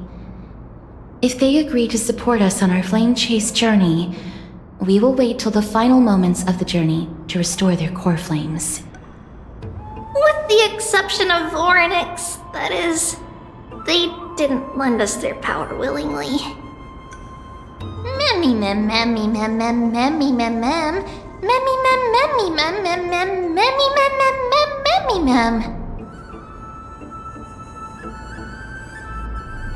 That is true. It's also fortunate that these gods weren't corrupted by the Black Tide and did not descend into madness. Trian believes Circes will be alright. After all, everybody says that the people of the Grove are really smart. So, Little Gray and Little Cass, just leave the task of finding Anaxa and everyone else to Trian. It's easy for Trian to look for people because we can fly. Good idea. In that case, please bring the weft along with you, Lady Trian. The golden thread will be much more effective from up above. Please promise us that you'll take care of yourself. Okie doke. If Trian gets in trouble, we'll look for all of you. In return, if you get in trouble, remember to call for Trian, okay? We'll come right over and open the gate for you. That's the other thing I wish to mention. Do not open the gate unless you have no other choice, Lady Trian. Your body is not in good shape at the moment. Okay. We will keep that in mind. Trian was just trying to help. Of course, we know that. After all, Lady Trian is a demigod, the most powerful among all of us here. Remember all those brave heroes in the tales you've heard? They would always save their strength until the very last moment. That way, they could ensure that nothing went wrong with their plans. Isn't that right? Mm-hmm. In that case, brave Trian shall clear the way for all of you.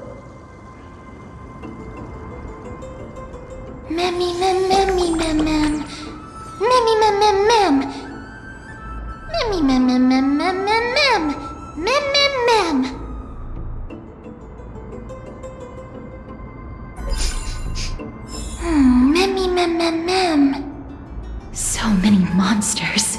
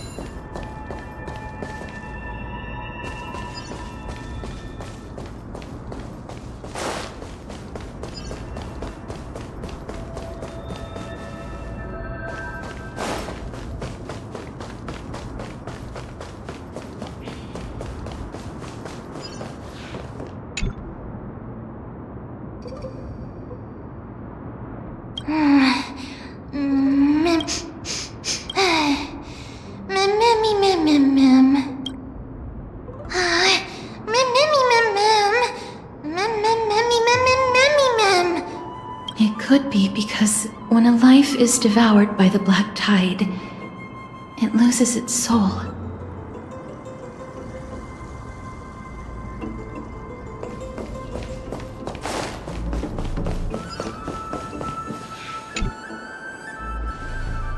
I can't open it. It was probably sealed in order to ward off the black tide. Save your energy.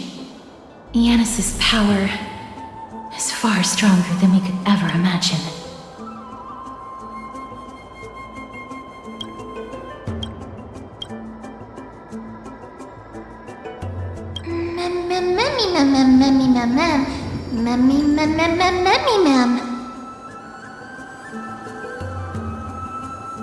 Are you serious? Just a mere door, and your first instinct is to call on the gods?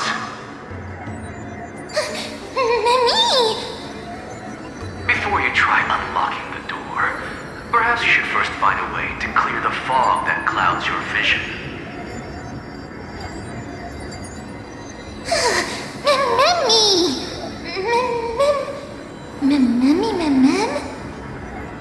My name is Anaxa, one of the 7 sages of the Grove of Epiphany, and the founder of the New Sporists. Before we go any further, rule number 1. Do not call me Anaxa.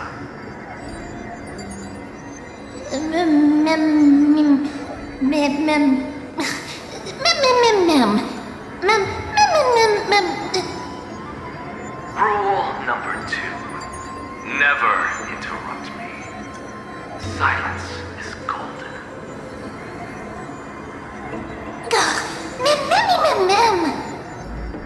The person standing here and conversing with you right now isn't the vestiges of a memory.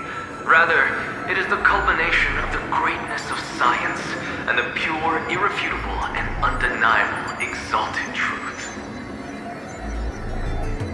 Through the wonders of alchemy, I have shattered my soul and transmuted it into gold before burying it in this spot. I have recorded these words so that visitors may learn where their next destination lies.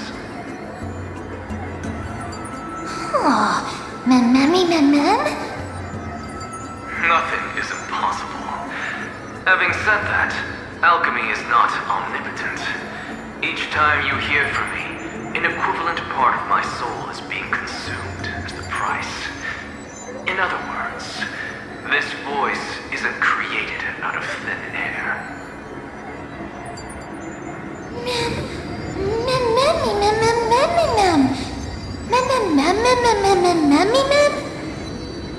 That's because my precise calculations account for every possibility. I also know that you have already discovered the cause of the calamity at the Grove, the Black Tide, and that you mistakenly believe that the scholars have been wiped. But that is where you're wrong. While the Black Tide was still approaching the Grove, the sages found a way to evacuate the vast majority of the scholars. They are heading toward the holy city of Akama as we speak. Only a small fraction of the scholars stayed behind with me to defend the Grove. If all goes well, Circe's core flame will reach Akama before long. But since you have accessed this message, something unforeseen must have occurred.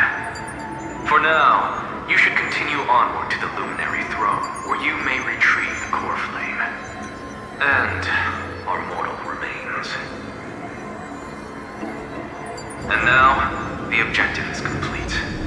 That is all.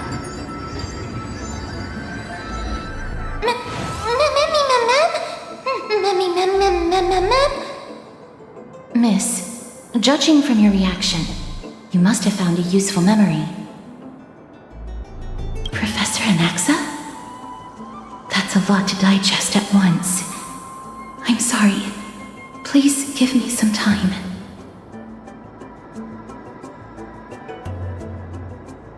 You don't have to take that too seriously. For some reason, he's especially particular about his full name. Professor Anaxa theorizes that all beings originate from the same source and have a similar composition, which in this case refers to the soul. He calls this theory Nesporism. It is an extremely complicated theory. You should get him to explain it himself if you're interested.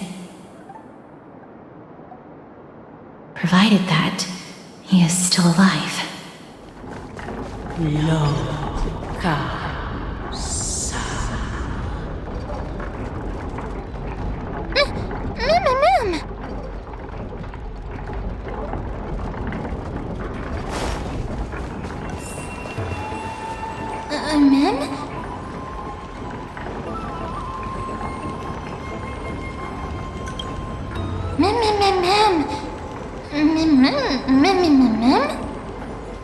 No, you didn't imagine it.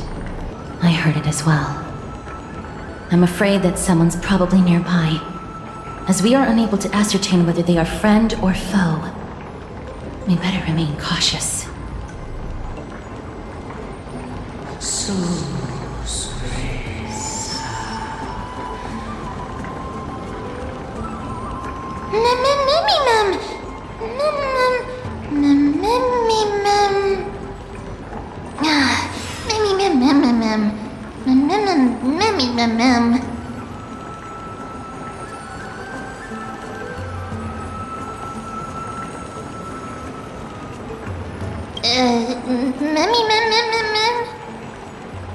Found it. The voice is coming from over there.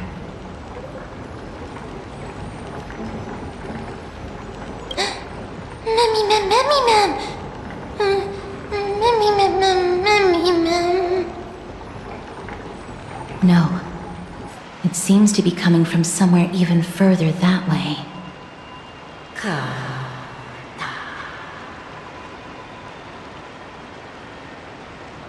Let's go check it out.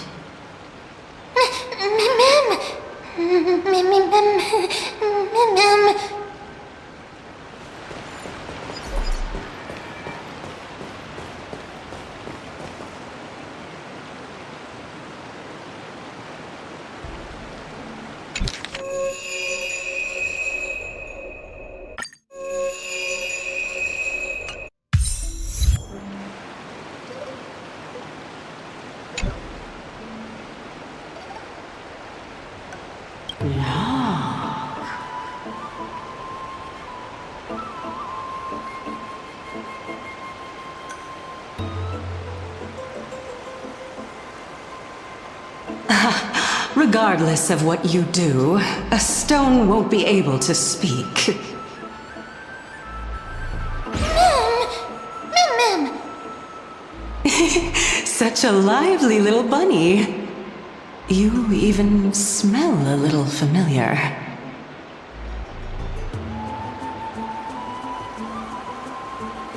What an impatient child. Don't you know that haste makes waste? Who are you? Keep your distance and identify yourself. Otherwise, you'll face the consequences. The scent of Thanatos. I recognize you. Idonia's renowned goddess of death. Since you are aware, stop provoking the authority of death. Answer my question. Baring your fangs at me. How cute. Just call me Calypso. I greet you on behalf of the 7 sages and the litophagists. Be careful. Even if the head of the litophagists has never shown their true identity before, we shouldn't trust this person so easily. The weft could not detect her presence just now. That would be out of the ordinary if she were truly a phantom body. But if she is someone who has passed on, I should be able to tell. Let me test her. Do you mind if I join your private conversation? That would be rather inappropriate for someone who isn't even willing to reveal their real self. Forget it. However, I'm going to ask you some questions. Please answer them truthfully. If you can do so without hesitation, we won't treat you as an enemy for the time being. A pop quiz? Well, that sparks my interest. Go ahead. What was the topic for the grand finals of the 752nd Great Debate? Is a flying arrow in motion or at rest? Who was your representative? Mydei. She went up against Phainon of the New Sporists. Who won? Nobody won because the 752nd Great Debate never took place. What I just mentioned happened during the previous debate. Phainon emerged victorious and obtained his 10th consecutive debate wreath. Also, to alleviate your worries, I shall provide you with a piece of information that's more valuable than the Great Debate. Anaxa the New Sporist is still alive. I saved him, and he is now recuperating at the Luminary Throne. So, are you satisfied with my answers?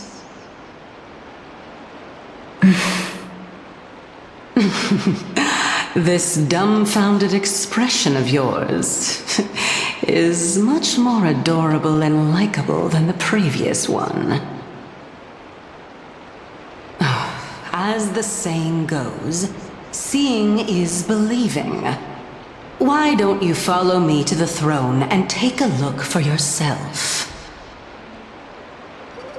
I'll keep my eyes on you at all times. Oh, that's truly an honor.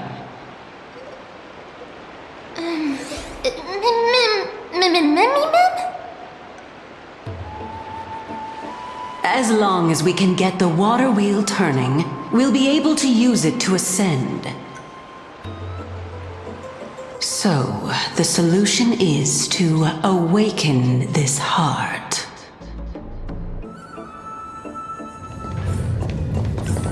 Is that the Chamber of Purifying Tears? You have a good memory. Why exactly did you bring us here?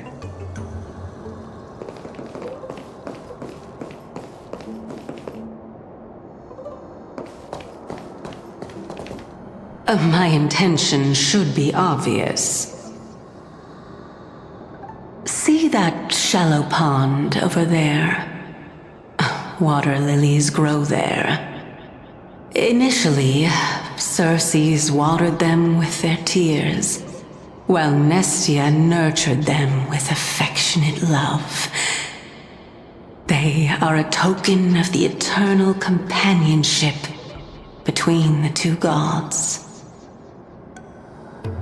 All the two of you have to do is to cross the deep well and retrieve the golden bough of vows for me.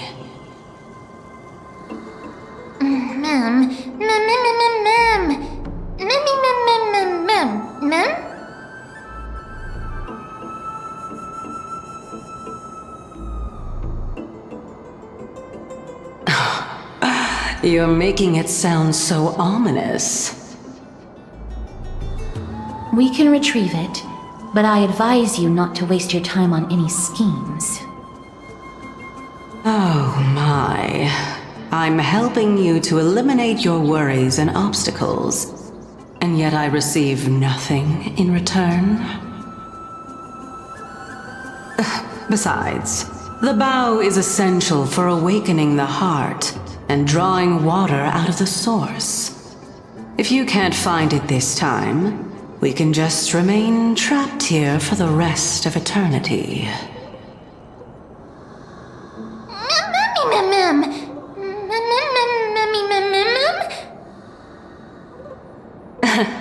You're overthinking things. We're all in the same boat.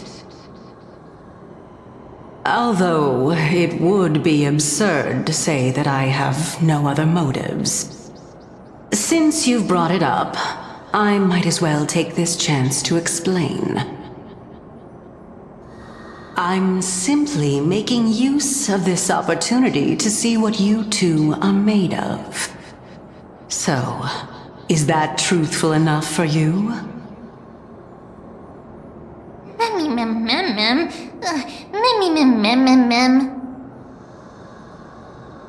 Now is not the time for me to elaborate further. So, please proceed. As a student of Anaxa, equivalent exchange should be something that you are familiar with. I cannot deny that. Miss, since our interests are aligned right now, it's better for us to do as she says. Besides, she knows about my past. Even though I'm not able to elaborate much, I can tell you that she has reasons to fear me. If you unfortunately turn out to be her ultimate target, please don't worry. I will promptly intervene.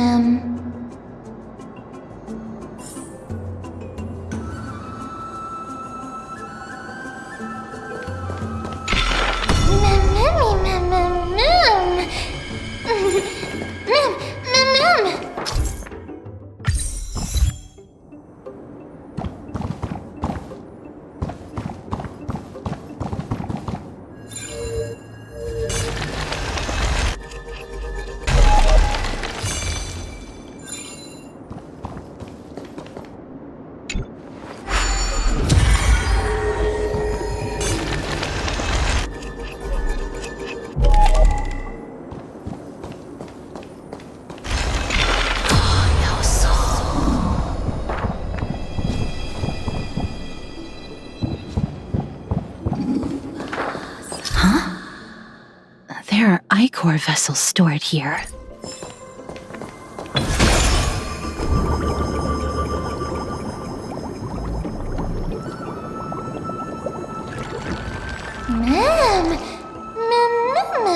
Flowers, ma'am.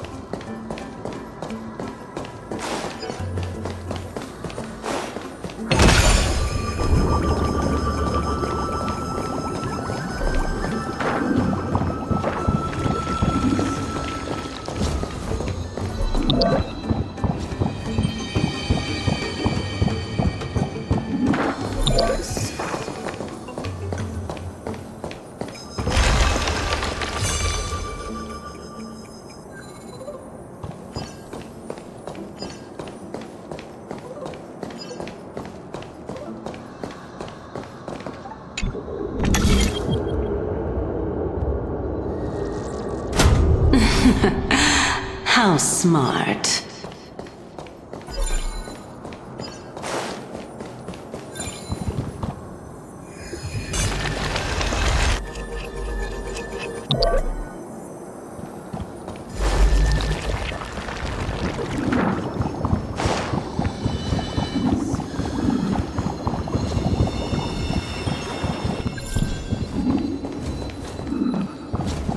Let's hope that this is not a trap set by her. So this is the Golden Bough of Vows. I hope that the Titan will not take their anger out on us.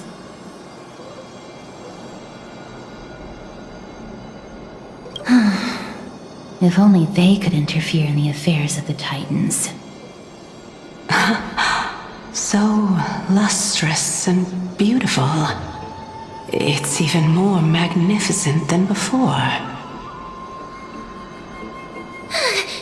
Memcal!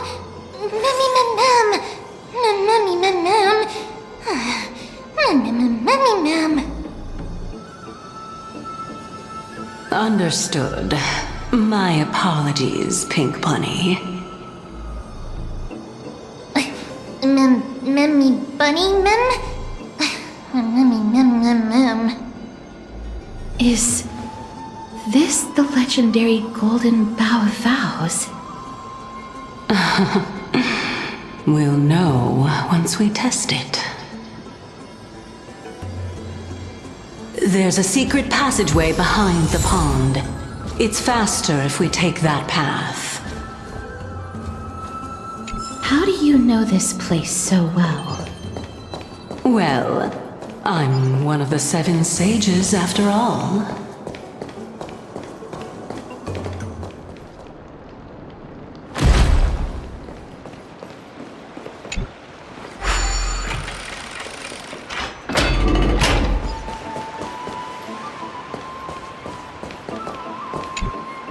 We're here. Could you kindly pluck a petal for me and place it into the pool?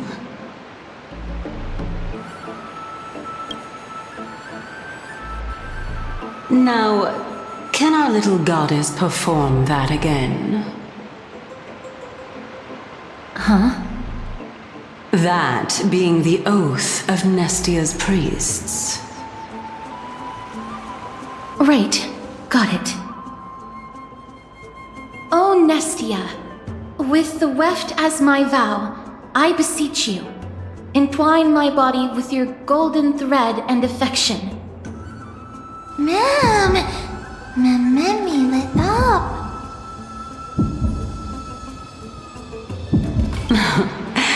It's just an ancient promise between the Titan and humans. So, what do you think? It really is the Golden Bough of Vows. And I did not set any traps for you, right? That is indeed true. You look like a sad, lost puppy. Even if this is indeed a scheme to get you to lower your guard, you don't have any other choice but to play along, do you? Therefore, why don't we just put everything aside and work together? We can always determine who's right and who's wrong once we overcome this. Yes, I agree. Great. Then, let's ride the water wheel. However, giving us half-truths is not the right attitude for cooperation. Furthermore, according to the principle of equivalent exchange, since we have passed your so-called trial, isn't it time for you to make your intentions clear to us? I really can't bear to look at your sad expressions. Although you only cleared a simple trial, I'm willing to make an exception and treat you with sincerity. I'll allow each of you to ask a question. But not the little bunny. So, ask away.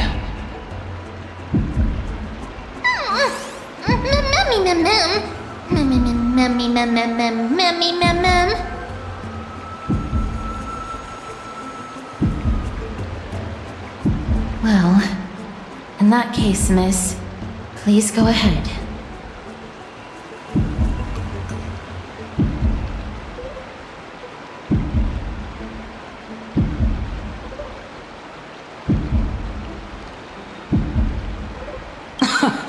That's no good. You asked 2 questions. Let's not get into a game of semantics, Lady Calypso. Miss, I will observe her reaction based on your question to determine whether she is being truthful. So, don't worry about it. Go ahead and ask your question.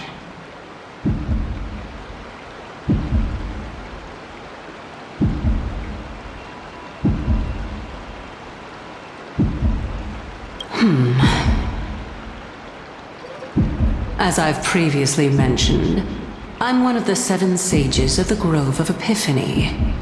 If you think that this answer is insufficient, then I'll add to it. I'm the leader of the 7 sages. Well, it's your turn now, little goddess of death.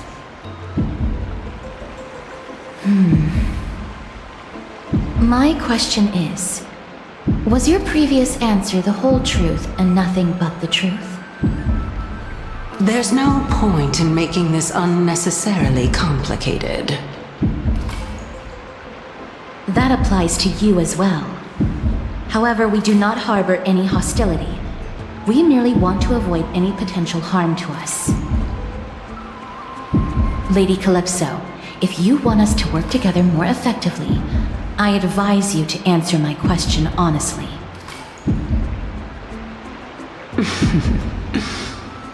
All right. I was completely truthful in my response just now. I have not deceived you, nor will I.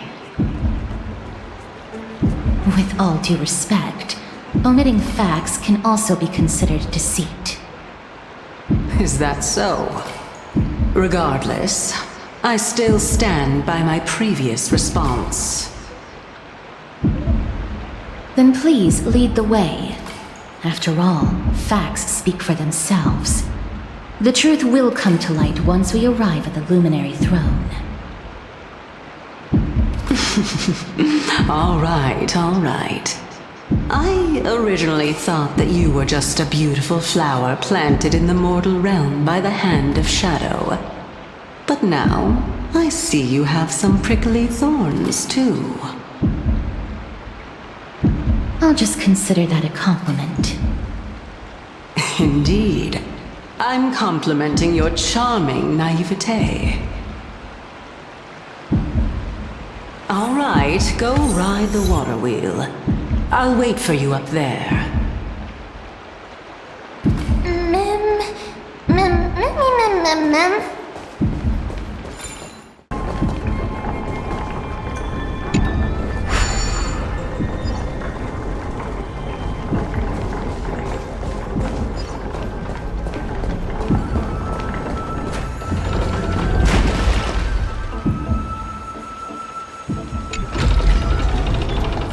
Speaking of which, don't you also have a red-haired companion?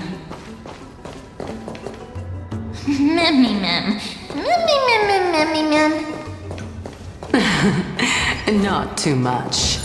It's just that I seem to hear the sound of a bee buzzing around. Lady, your metaphors are not worthy of praise at all.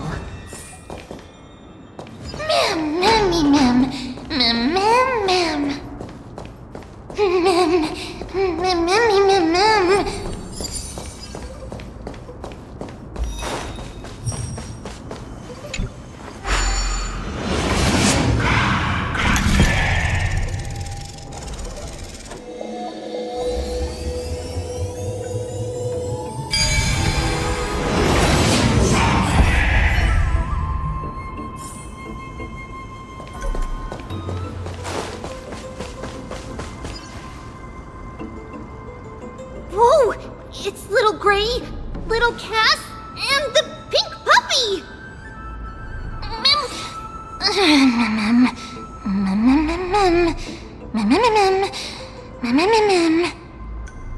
Lady Trianne, are you alright? Were you hurt? No, Trianne flew high up into the air so the monsters couldn't reach us.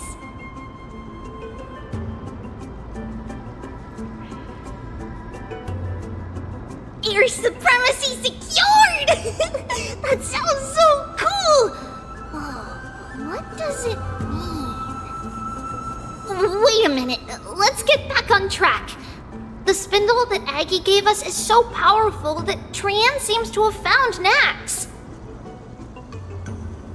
He's near the treetop. Even though our perception of him is very weak, it's not like the White Dryads from before. But since Trianne was alone and afraid that it might be dangerous, we did not fly there to take a look.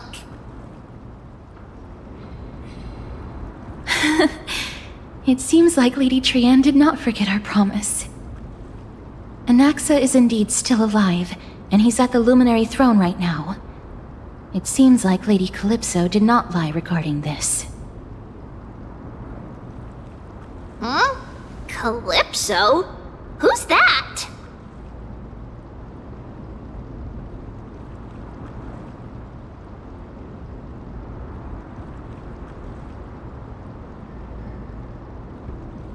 Whoa! A spirit? Trianne wants to meet this spirit that even the gold thread can't sense.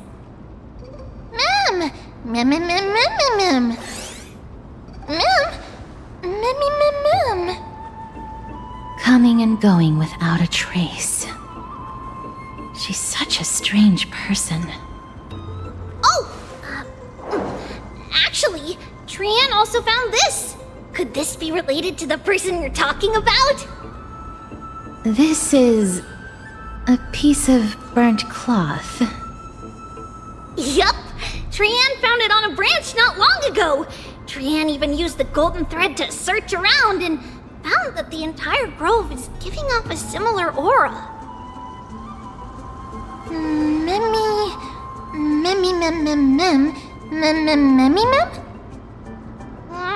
Trianne doesn't think so. Because when Trianne picked it up, we didn't see anything at all. And judging by the golden thread, the aura seems to be all around. Lady Trianne, where is the aura gathered at right now? It seems to be... a little higher and a little ahead of us. The Dome of Devotion. Calypso, just what are you hiding?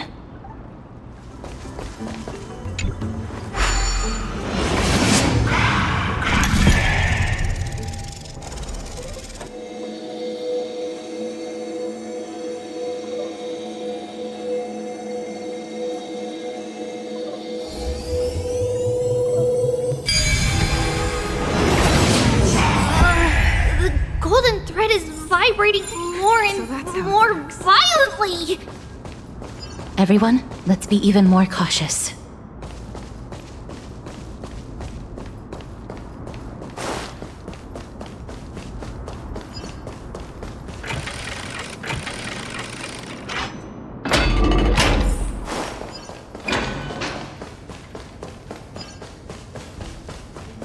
There's no one... Hold on.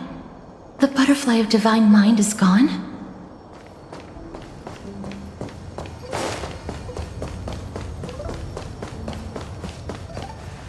That can't be. Was it for fending off the black tide? Or perhaps... What exactly is this butterfly of divine mind? Is it a very powerful guardian monster? No, how should I put it? It's considered a safeguard for the Titan's core flame. This butterfly is created from Nestia's remaining divine mind and bears the responsibility of guarding the core flame. Legend has it that someone can only pass the trial of the butterfly by proving they possess pure and unselfish love within their heart. Only then can they awaken the great tree to open up the path to meet Circes. But how are we going to prove it? Mem mem mem mem mem mem mem mem mem mem. Sorry, but even I don't know how. After all, this is a secret among secrets that only a select few in the entire grove and even Amphoreus know. Rather than worry about this, Lady Trianne, did the golden thread react to anything around here? No. That unknown thing seems to be even farther ahead and higher up.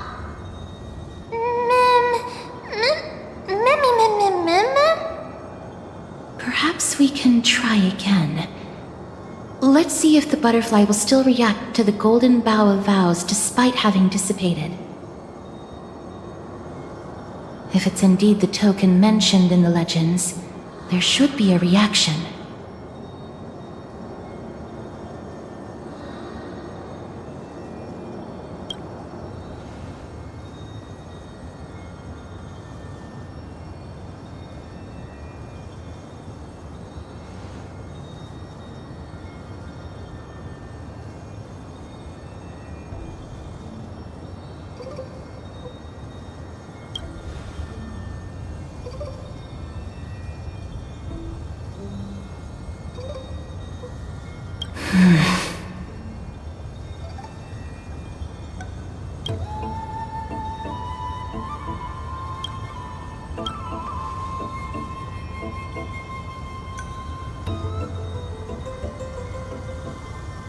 Let me give it a try.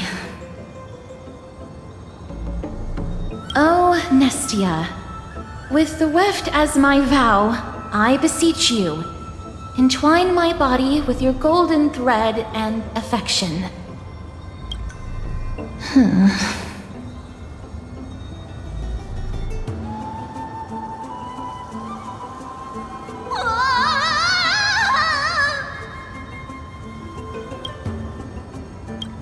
Lady Trianne, and even Mem? Where have they disappeared to? Little Gray, little Cass, look over here, quick!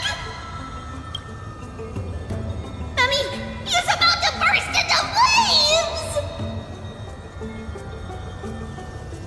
The voice seems to be coming from the Star Chase atrium.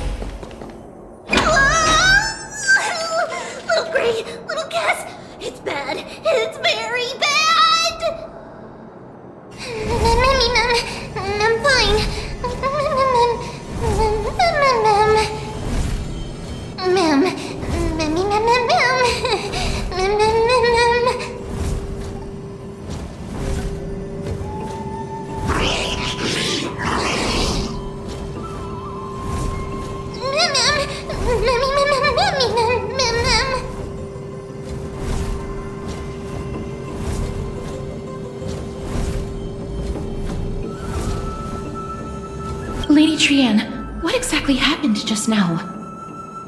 Trianne and Memmy were looking around to see if there were any mechanisms nearby.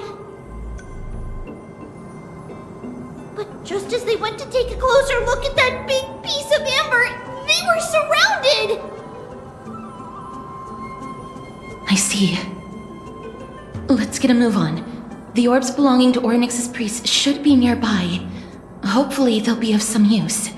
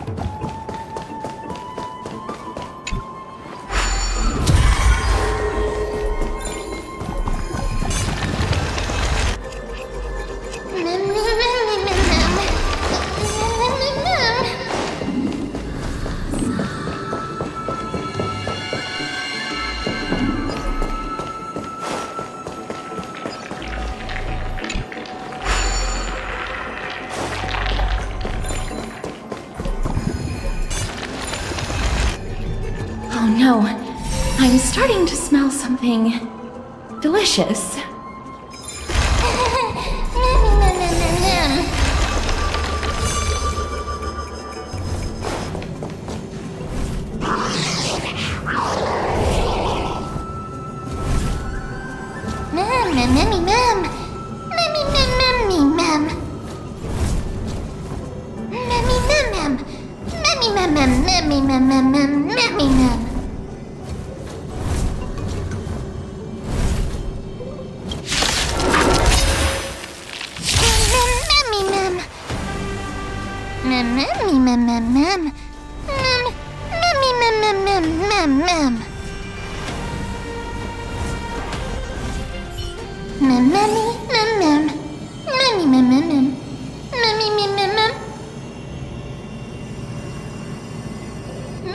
Easy, mem. Mem.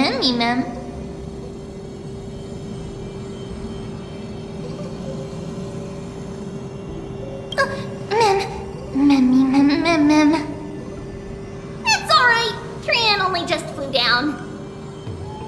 I'm glad that everyone is all right. Speaking of which, this piece of amber is... a remnant of Nestia's core flame.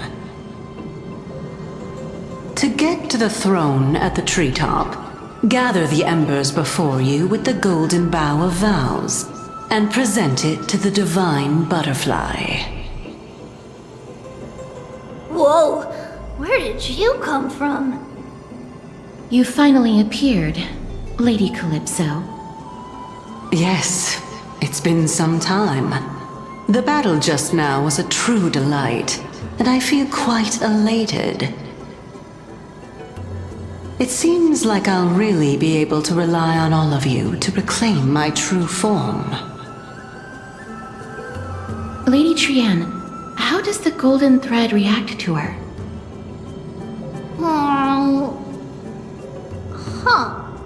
There's no reaction at all. Obviously. After all, the fragment that you picked up just now is completely unrelated to me.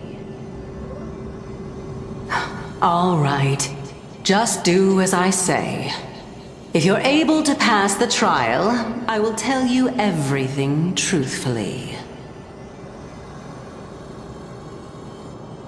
Another trial. Mem. But we have to go to the treetop to find Nax anyway, right? I've got a hunch. Come, let's collect the embers and go confront her.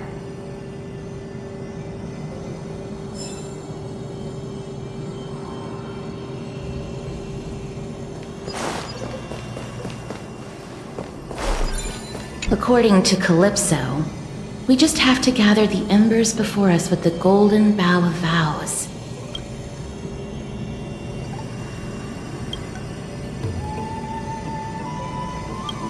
How incredible. Mem?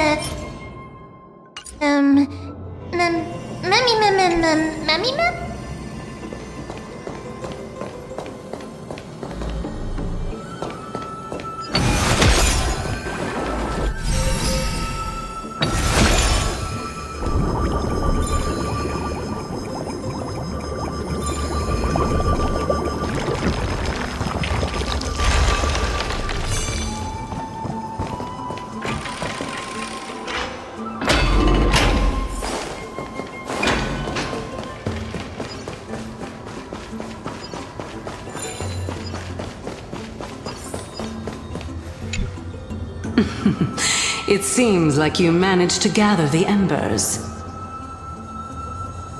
In that case, just offer it to the divine butterfly. It'll be fine. Let's just do as she says.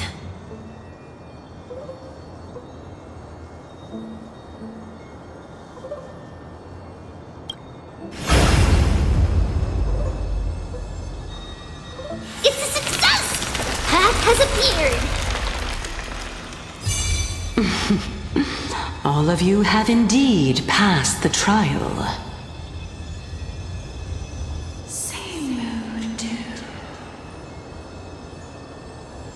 The sound of a butterfly's wings.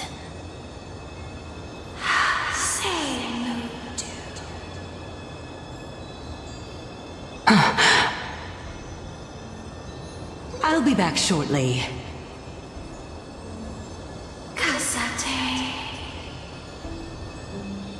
Of course, our promise still stands.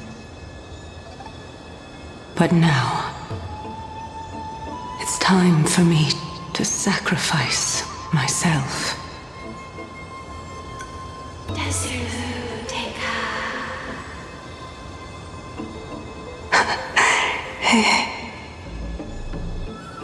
If the West Wind ever ends, let that be the place where we reunite.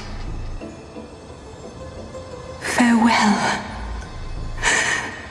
my love. Lady Calypso, this is...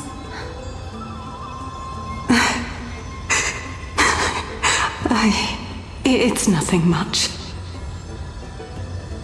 Thank you so much for your help. Now, it's time for me to fulfill my part of the promise. Well, in that case, I can start. You're actually Circe's, right?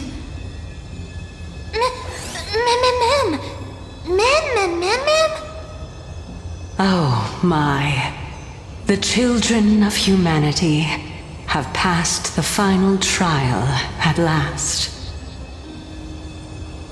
I was wondering when you were planning to expose me. How did you know? The riddle-like trials, your distrustful yet sincere character, referring to Nestia as your love, and... The head of the Litophagus is actually called Mydei, and not Calypso. Since you knew from the start that I was not who I said I was, why did you wait until now to expose me? Because I did not believe that Circe's would walk this world in a human form. I was also afraid that the Titans were under the control of the Black Tide, and would do us harm. Also, to make a claim, one must have evidence. This is the precious knowledge that I acquired during my time at the Grove. Excellent. To think we were able to gain a new chance at life in the midst of death. Fate truly is a mysterious thing. Well, shouldn't you also tell us why you went through all the trouble of setting up these riddles? Oh, the reason's quite simple. I needed your help, and just like how you were wary of me, I had to ensure that you were not villains who were trying to get their hands on the core flame. I also had to ascertain that you were capable of dealing with the threat at hand. Is this threat related to the Black Tide? Indeed, and it's even more related to that lost item from before. Its owner is a quiet and paranoid hunter who seems to have been reborn from the Black Tide and is attacking along with it. As I could not do anything about him, I split my body up and escaped to avoid harm. I bided my time for a chance to seek assistance. Unfortunately, this was not a sustainable long-term plan. What you mean is that you hid your own core flame? Indeed. I split it into 3.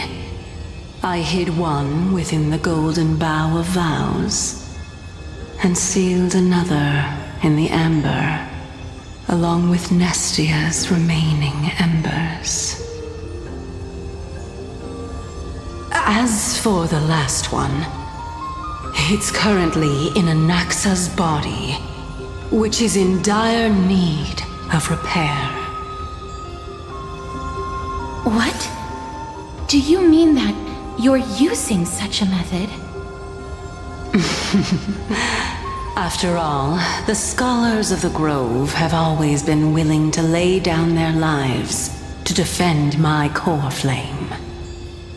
As a respected god, it would be too embarrassing if I were to do nothing and simply watch the children of humanity give up their lives for me. Especially that heretic named Anaxa. He did not even hesitate to tear his soul apart and use it to perform a miracle. He trapped all the creations of the Black Tide within the Grove so that they would not be able to harm others. His way of thinking was so out of the ordinary that I felt it would be a waste for him to meet his demise in the Black Tide. And so, I decided to save his life. Of course, this also meant that I was able to conceal myself and remain hidden. Well, that's also an equivalent exchange, right?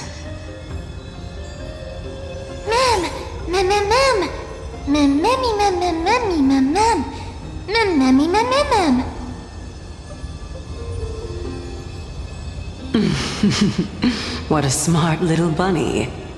This way, I'll be able to regain my true form, and you will be able to bring the core flame and your teacher back to Alchema. We'll also take down the black-robed swordmaster at the throne, together in one go. But, Circes, aren't you the reason, Titan? Even if I do not have the authority of strife, I'm still a god. I just need you to buy me some time against the warrior's blade. Once the core flame is reformed, I'll be able to show my hand.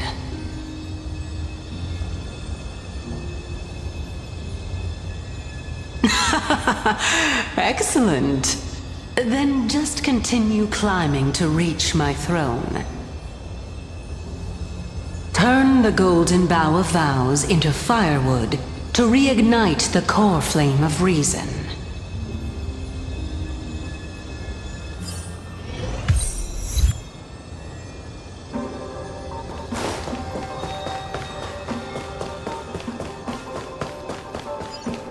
I'll leave it to you, children of humanity. May you be blessed with good fortune. It seems like a fierce battle will be inevitable. Don't worry, Trigan will protect everyone!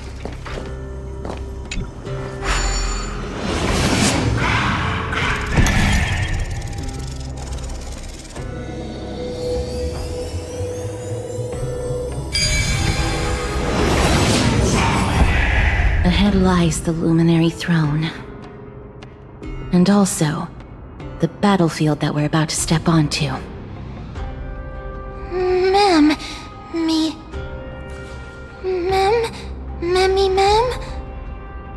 Memmy, what's wrong?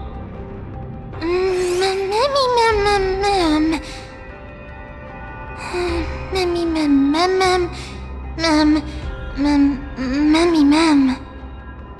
Is this Professor Anaxa?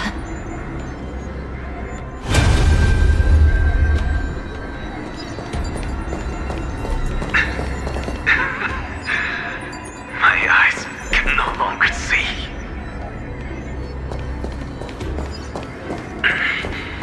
No matter.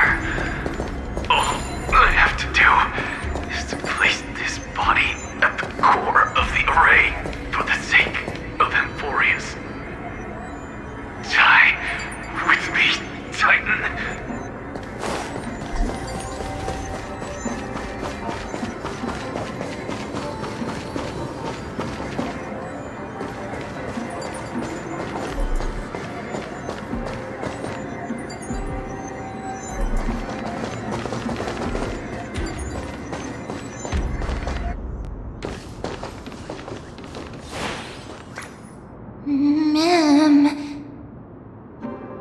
Circes was right. He's indeed here.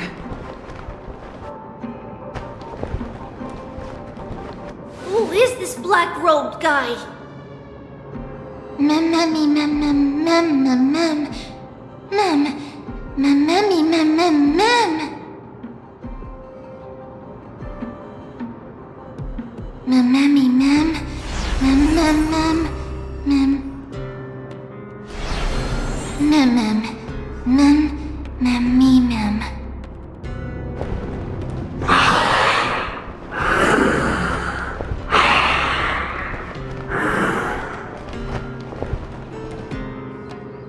Everyone, brace yourself. This must be the hunter reborn from the black tide that Circes was talking about. The black sword and cloak. The owner of the piece of cloth. The north wind that sent over the deathly fog of Thanatos. You're not demigods. Stand down or die.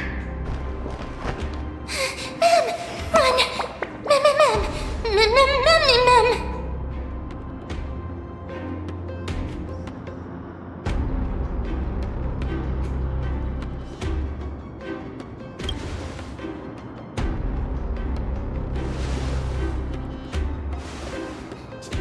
Trian will also protect everyone! Trian is brave! Miss. Only this time, may death protect us.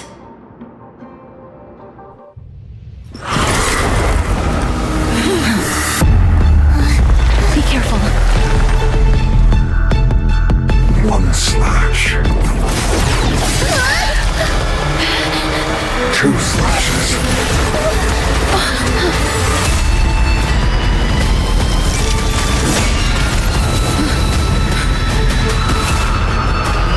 3 slashes are enough. Who exactly are you?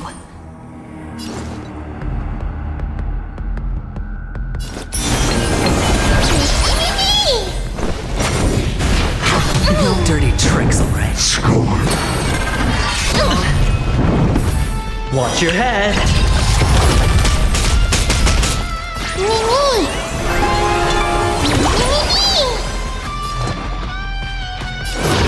The door to a whole new world. What are you looking at? Huh? Mimmy!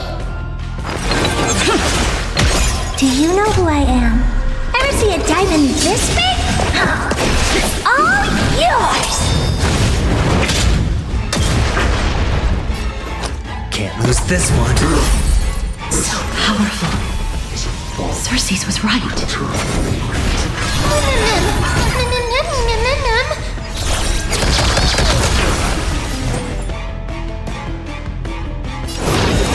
You've just got to expand your thinking.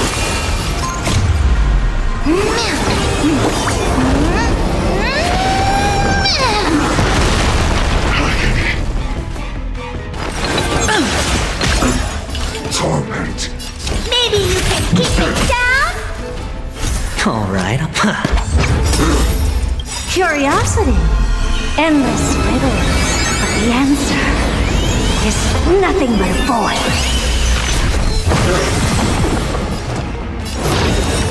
The door to a whole new world. Glimpse the unknown for a moment, and let it captivate you. Return to the great tree. A tree! all in. Offer your souls to the fire. Not good.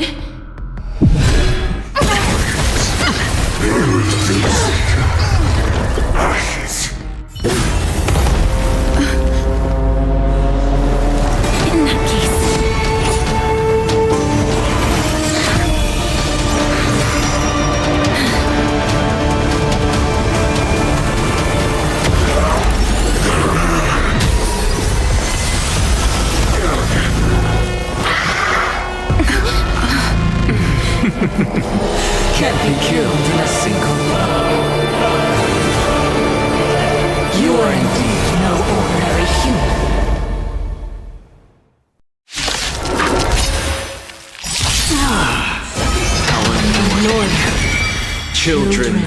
Since the ambush failed, it'll be difficult to find another opportunity. What a pity. Professor Anaxa? No. It's Cersei's.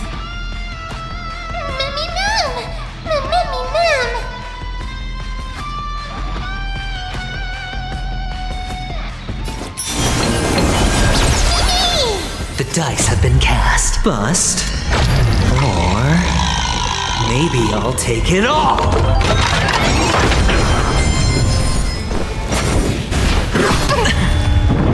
Score. Watch your head.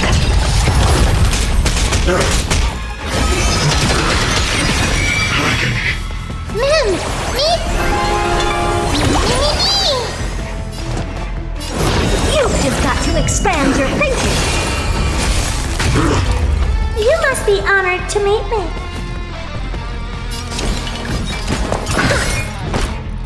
Mimmy. Can't lose this one. All will one day die. Return to the great tree.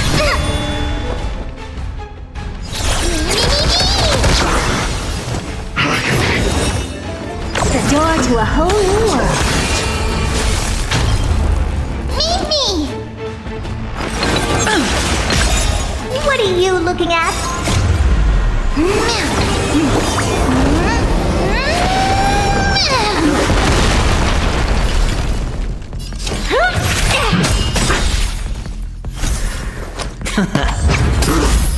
Return to the great tree. No dirty tricks, alright?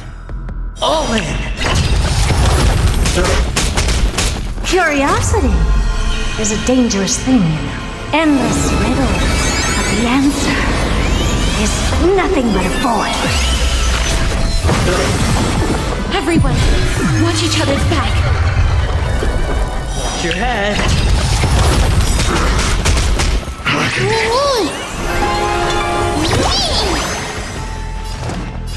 You've just got to expand your thinking. Glimpse the unknown for a moment and let it captivate you. The dice have been cast. Bust. Or maybe I'll take it all.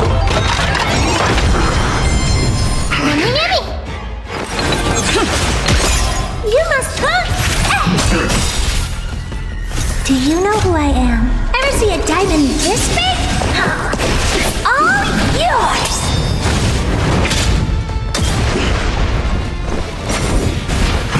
No dirty tricks, alright? All in!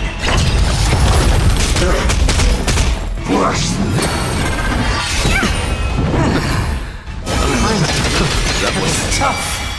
I'm truly exhausted. Can't lose this one.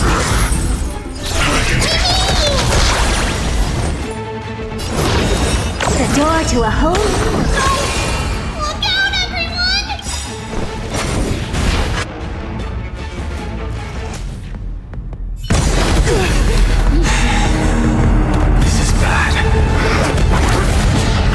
Century Gate, open!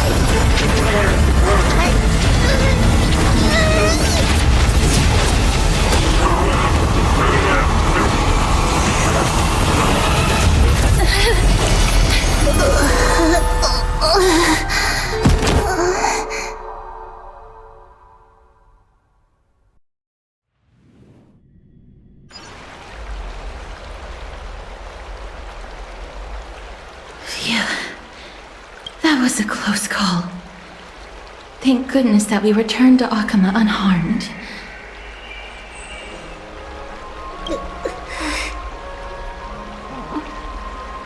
Little Cass, my head, it still hurts.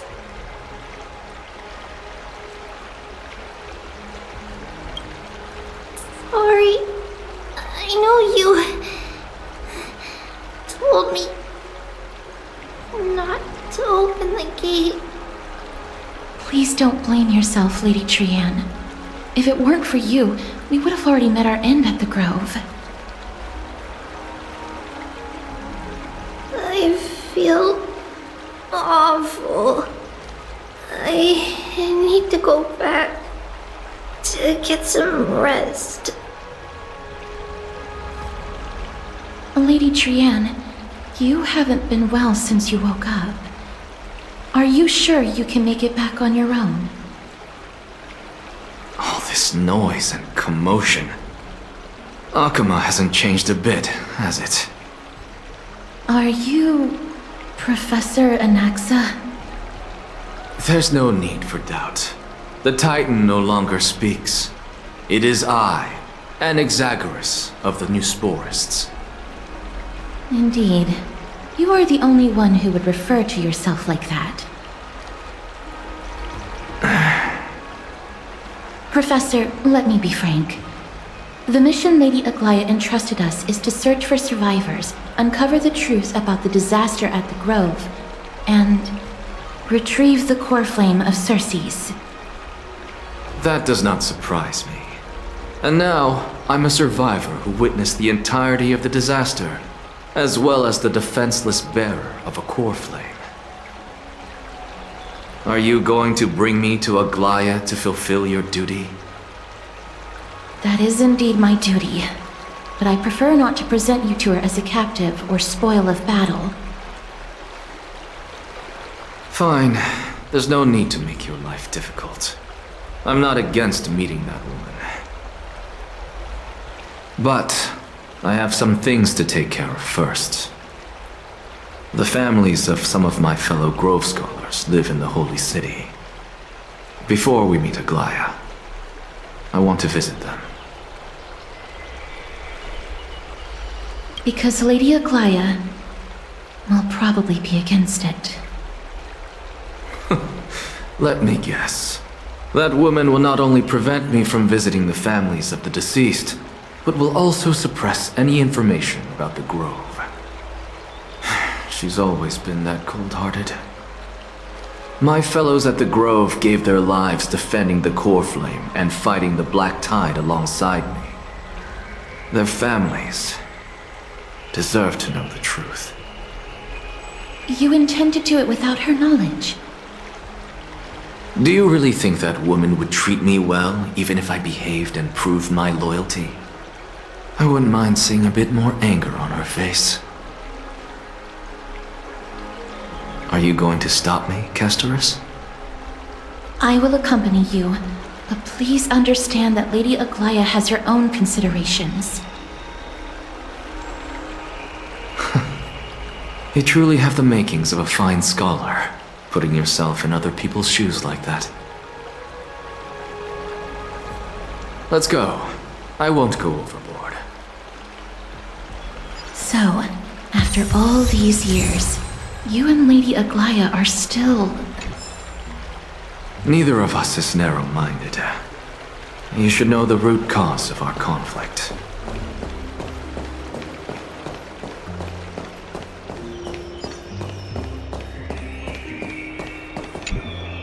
Hello. And you are? Hello. If I'm not mistaken, you are Callinicus's wife, right? Yes. Oh, are you a messenger? No wonder I haven't heard any news for so long. There's been a change in personnel, hasn't there? Ma'am.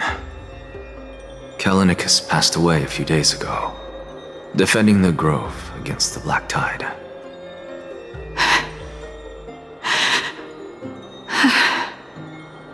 So... did he manage to defend the Grove? Huh? Yes. He managed to protect Circe's core flame, at the cost of his life. I see.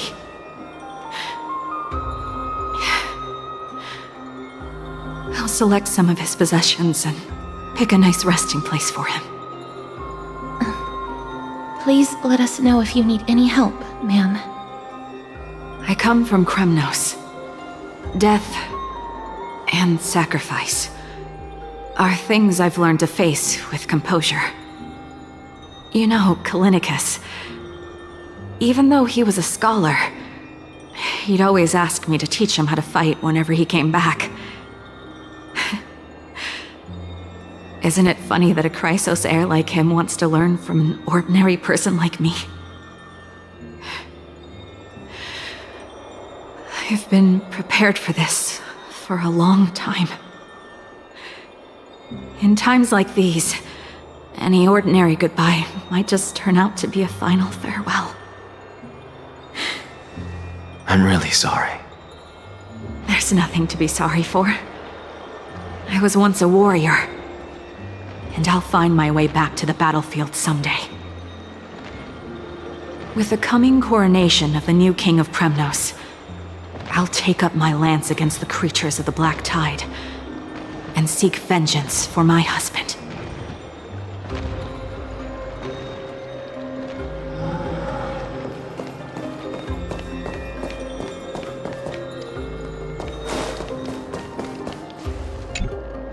Oh, hello, young ones. Is there anything I can help you with? Are you the father of Keinani and Ardakama? Ah, yes. Did my daughters cause trouble at school again? Alas, forgive this old brain of mine. Both of my daughters graduated long ago, and they are now scholars at the Grove. As I get older, memories from years past tend to blend together. What's the matter, young one? Why so quiet? Did my daughters really get into some trouble? If they refuse to apologize, just let me know. Their old dad can still talk some sense into them. What should we do? I really can't tell him.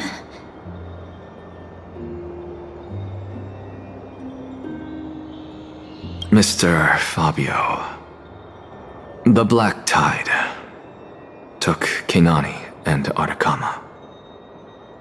What? They fought until their last breath against the Black Tide to defend the Grove.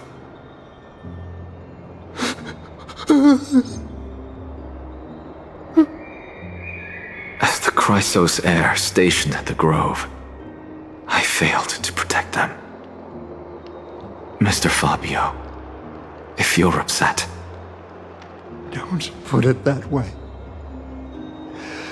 Even if my Ardakama wasn't one of the Chrysos heirs mentioned in the prophecy, she was still a heroine, wasn't she?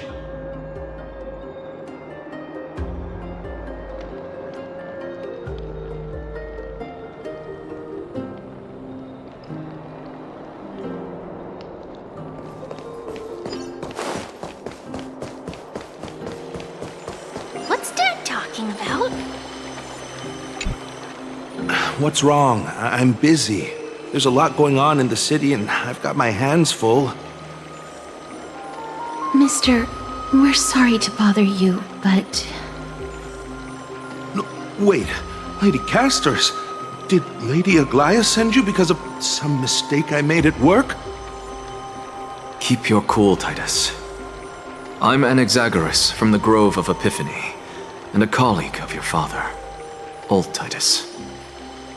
A few days ago, your father passed away. Wait, what? My old man died?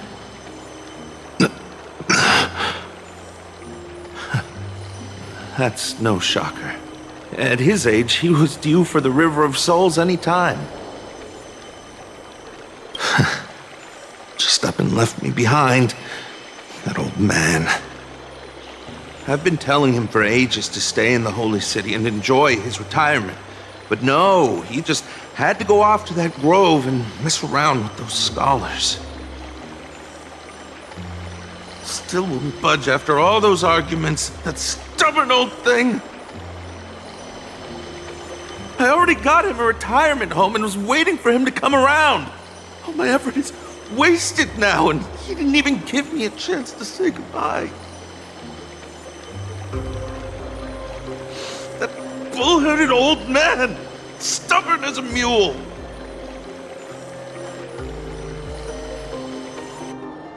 That is it. That's all the colleagues' families that I remember. Good work, Miss. And Professor Anaxa. Let's go. Take me to see Aglaea. All right. I'll lead the way.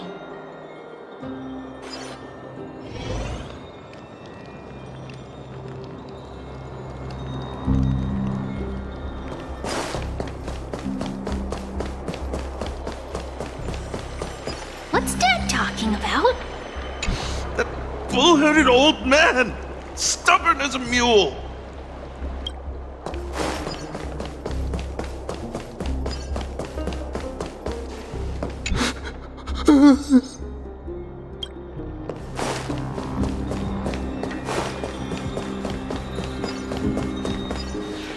With the coming coronation of the new King of Kremnos, I'll take up my lance against the creatures of the Black Tide and seek vengeance for my husband.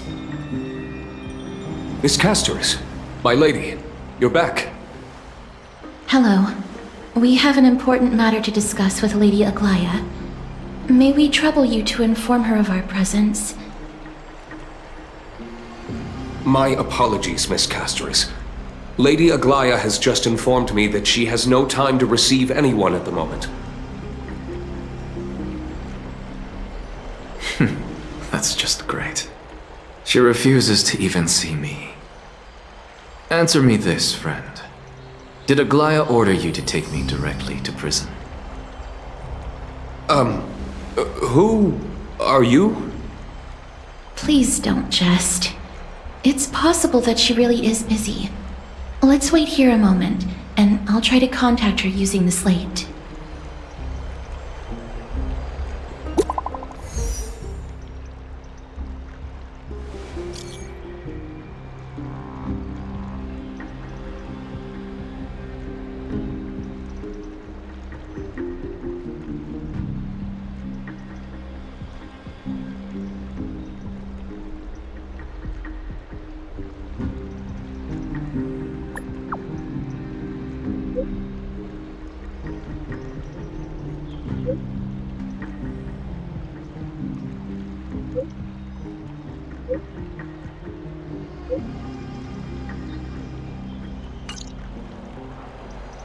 It's fortunate we don't have to confront that woman while I'm hauling around this sick body. Castorice, and this friend I haven't gotten the chance to know, I'll take my leave for today. That Titan made a myriad of adjustments on their own. My head still aches from that. I don't want to stay a second longer in this noisy city if I can. Please be careful. Akama isn't the Grove. This place is covered by her golden threads. I know. That woman is extremely confident I won't escape her grasp. Don't worry. As I said before, I'll mind my behavior. Miss, so many unexpected things happened on our journey to the Grove. We truly had no intention of putting you in danger, let alone face the Black Tide head-on.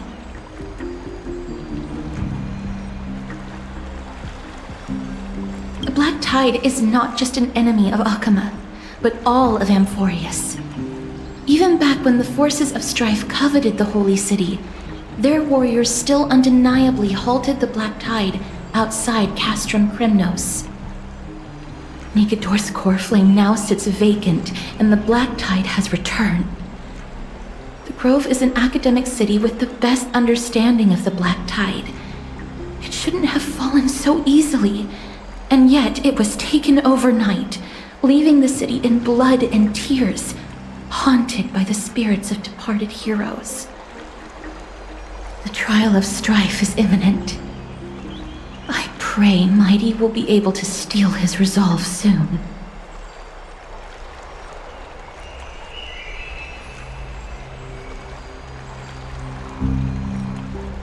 Lady Tribbie once traveled across thousands of cities in Amphoreus to repel the Black Tide.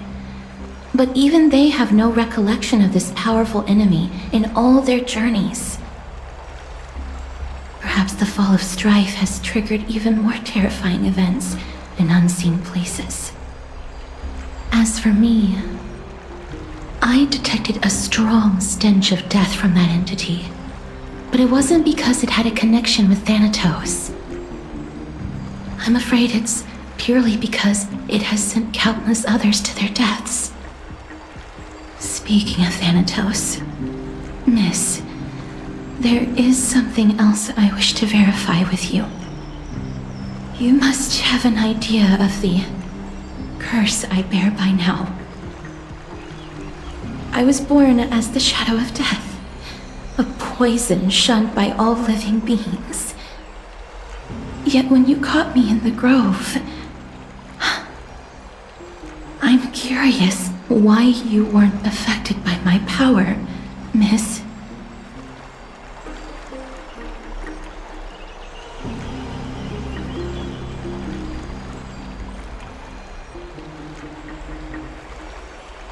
My apologies for the abrupt question. For all my life, I've always wondered, what is my connection to death? And why am I inextricably linked to Thanatos? Miss, you must be tired after being on the move these past few days. Please set aside the tragedy at the Grove for now, and rest for the day.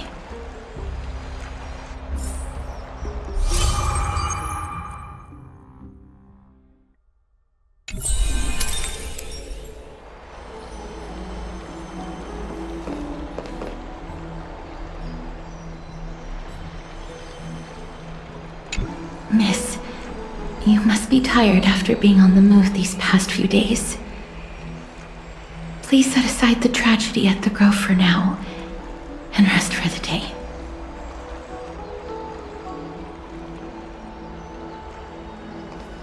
My apologies, Miss Castorice. Lady Aglaea has just informed me that she has no time to receive anyone at the moment.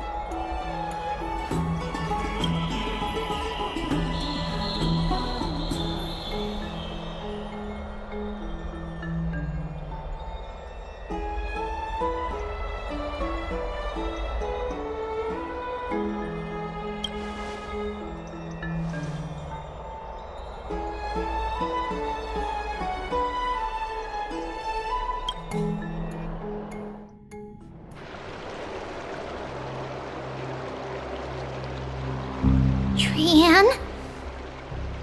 What's wrong? Is there trouble at the Grove?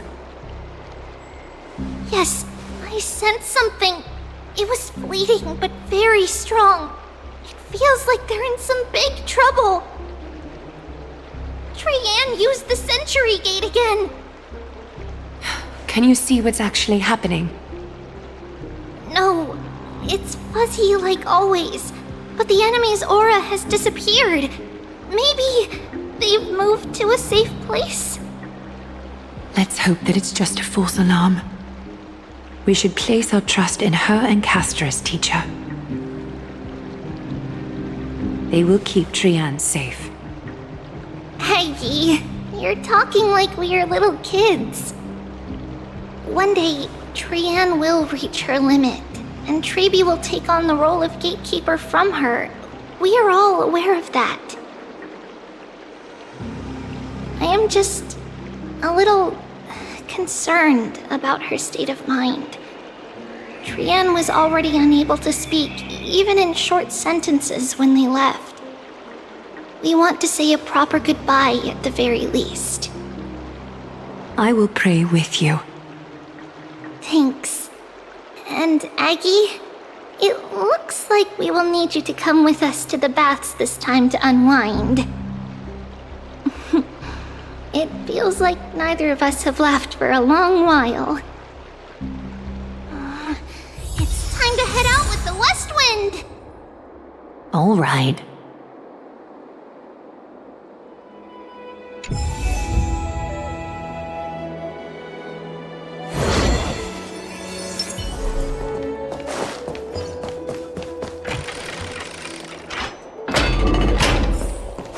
Here's really hot and heavy. Has it always been like this? Is someone injured over there? What's going on?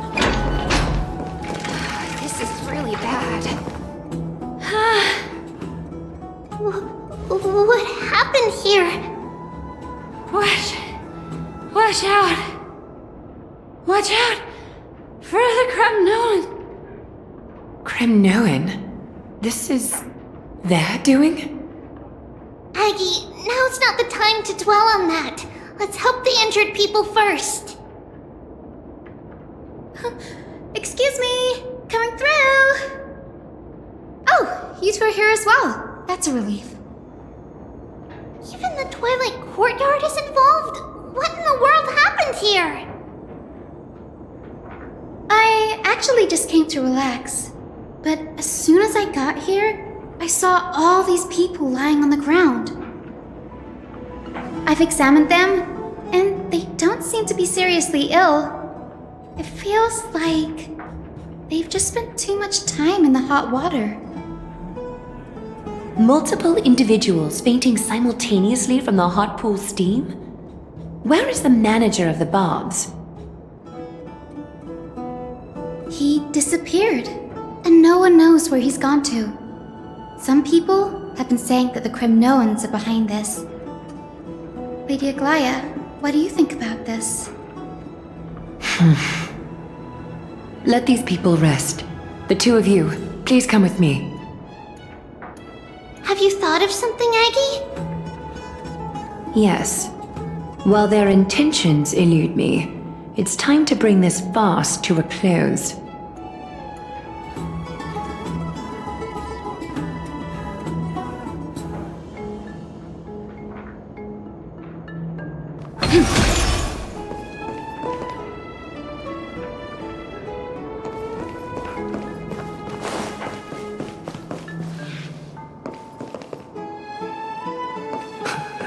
This is all you can do, huh? Pitiable deliverer.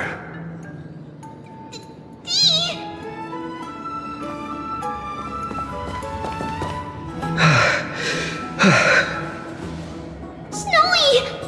Even Snowy! The culprit is Mydei. Oh. Dee! What did you do to everybody? It's just another duel where I claimed victory. Duel? As I expected. On the surface, these two are the mightiest warriors in the Holy City, but they're still impulsive youths at heart. Speak up, Mydei. Tell us exactly what kind of foolishness you and Phainon indulged in this time.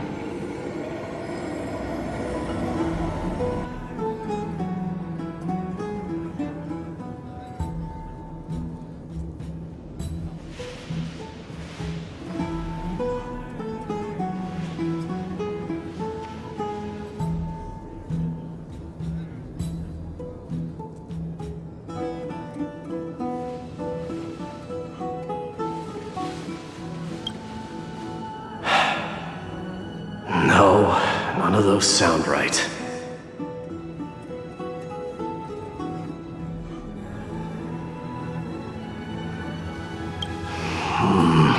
Forget it. Am I seeing things? Is the magnificent deliverer finally deigning to step outside?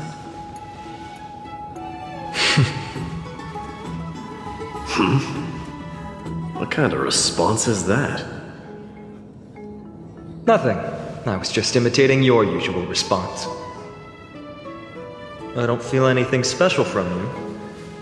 Have you passed the demigod trial? The ritual hasn't reopened yet. In case you forgot, it hasn't been that long since I pulled you out of the trial. I didn't forget. Then, you're welcome. In twilight's last gleam, Makima stands bold. Her walls sturdy, tales untold.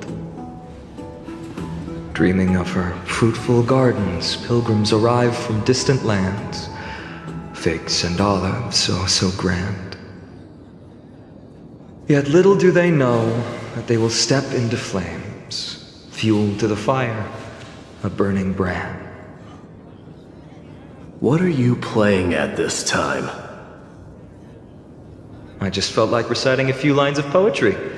Surely the Crown Prince of Kremnos knows how to appreciate poetry, right? Kremnoans steer clear of such weak literature. But my library doesn't lack collections of this kind. These lines express the poet's yearning for their home, just as Akama is distant from many people's homes. I know how to interpret poetry, Hyacine. There's no point in pretending to be profound, my friend. Thank you for helping me out when I was in a tight spot, but it seems to me that you aren't prepared for the trial either. Don't compare your situation with mine. My people are still relying on me. I can't ascend to godhood on my own without first resolving their issues. So, are you suggesting that you, the mighty Mydemos, and the heir to the throne of Kremnos, wish to defy tradition that has endured among your people for millennia?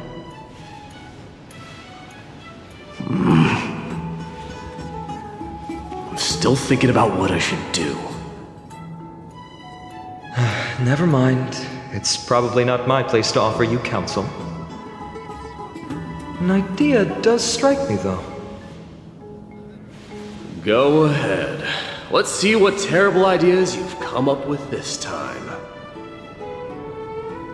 Maybe we both need to relieve some stress. Come, Mydemos, let's recommence our previous competition. This time, we'll see who can stay in the super hot bath for longer.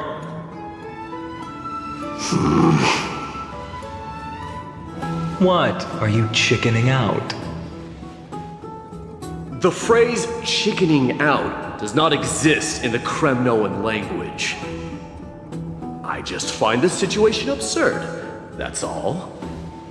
All-knowing historian, are you not aware that we Kremnoans use boiling water from sword forging for our baths?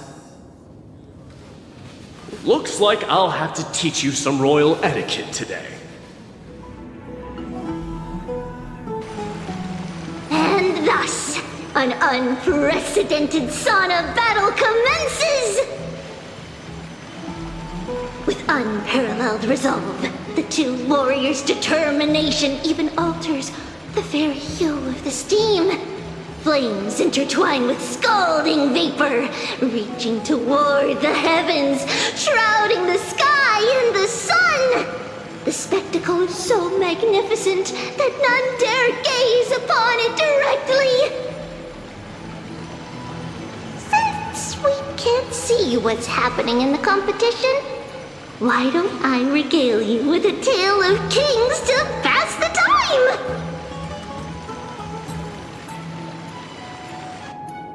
Do you recall the legend of the Gorgo lion mentioned by a certain veteran? The central figure, the main character, was not the the sole sovereign of that land, an Oryx stood as its formidable rival. Long before the dawn of Erechrysia, the two beasts started their timeless battle on the plains of Tritos.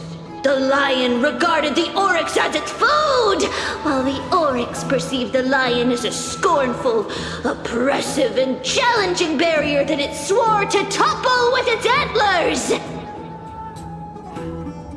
For tens of thousands of years, without respite, the two creatures thus continued their relentless pursuit and rivalry.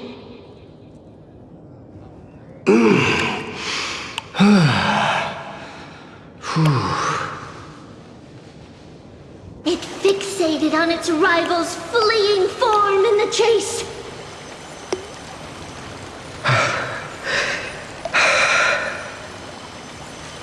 It set its sights on the other's neck, nearly within reach.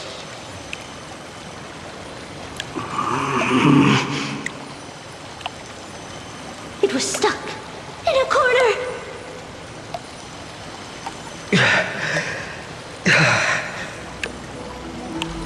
It had nowhere to escape. On the land of Amphoreus, some lives meet their end at dusk, some at dawn, and yet others are fated to perish under the blistering sun at noon. And at last, the most scorching moment of the day descended upon them. The formidable hand of fate heeded their call and arrived! My lords, would you like me to reduce the temperature a little?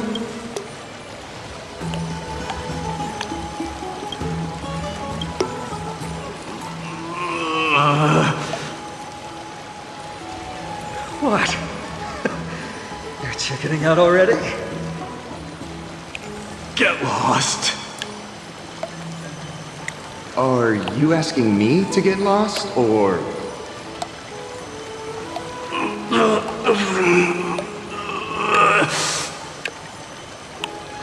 Do whatever you want.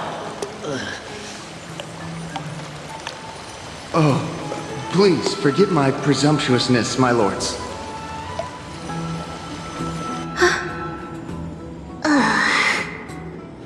What a spectacle of folly. This is what you get for daring to challenge a Kremnoan without understanding your own place. What I'm saying is, your little game dragged down quite a few innocent souls alongside you. We will personally escort back home the customers left awestruck by our formidable presence.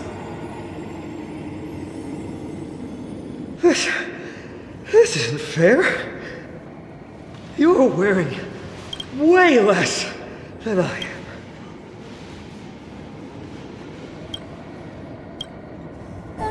Is this the latest trend now? Getting into the baths while dressed in full armor? Don't look at me like that. It was he who challenged me. There is no word for flee in the Kremnoan language. Very well. Let us bring this farce to a close, shall we? Warriors, it is time to get moving.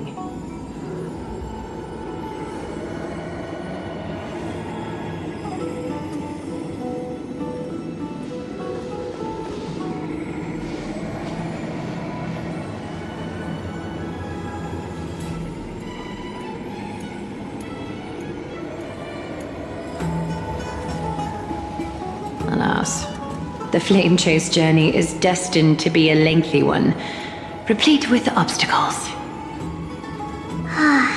But thanks to those two, all the gloom has vanished into thin air. Well, we just had quite the commotion. It's not every day we find the Marmoreal Palace this serene. Shall we continue with our previous plans? Hyacine, would you care to join us?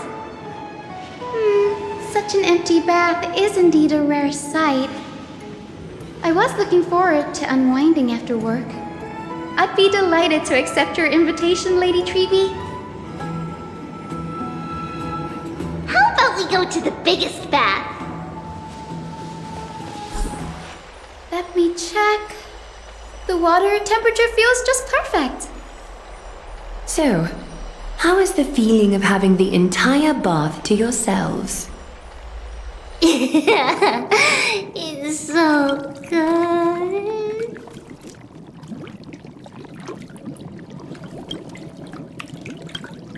But, Lady Tribbie, aren't you going to soak in the bath with us? We will have to pass. After all, we've become children. Please understand that she can no longer endure the heat of this pool due to the blessings of Janus. Oh. Are you curious about us, Hyacine? I am, but something tells me that it might be better to change the topic. Don't get all nervous. It's not something we can't discuss. The truth is, a long time ago, we were a mature adult just like Aggie. Then, because of reasons, we inherited Janus's divinity and gained the power of passage. And in return, the price we had to pay was the splitting of our soul. Each opening of the Century Gate intensifies the strain on Tribbie and the others. They are gradually regressing towards infancy, both in body and mind. We don't know what awaits us at the end either, but anyway, that's why we've turned into children. In that case, when you opened that giant sentry gate above Akama during the battle against Nikador. Well, there's no way around it. We all know that the flame chase journey won't be a smooth ride.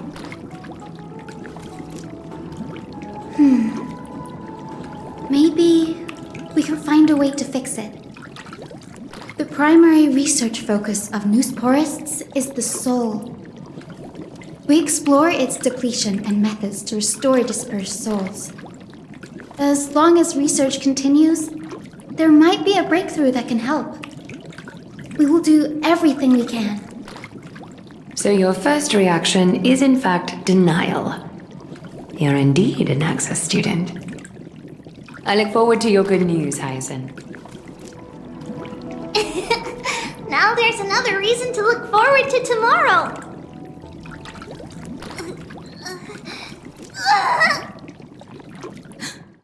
Lady Tribbie, what's wrong?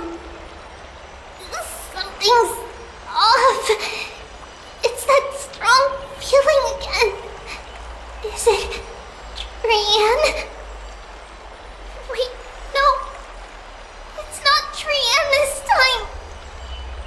It's Trinan. Trinan is a danger.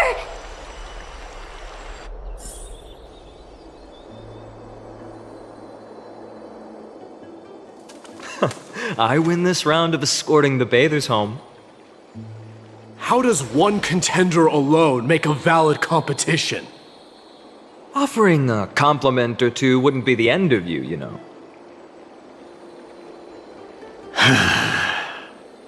Haikas. What is that word? Is that your native tongue? It means hyena. I'm likening you to a weak hyena. By the way, you emphasized the completely wrong syllable. Though we've been acquainted for some time, I have rarely heard you talk in the ancient tongue of Kremnos. It's because I'm not exactly a master at it either. I can listen and read just fine, but when it comes to writing... You can write? You speak as if you don't have a brain. That was in jest. I understand. After all, you spent all your childhood wandering far from home. Worry about yourself first, Deliverer. You also never mention your hometown, apart from when you need to introduce yourself.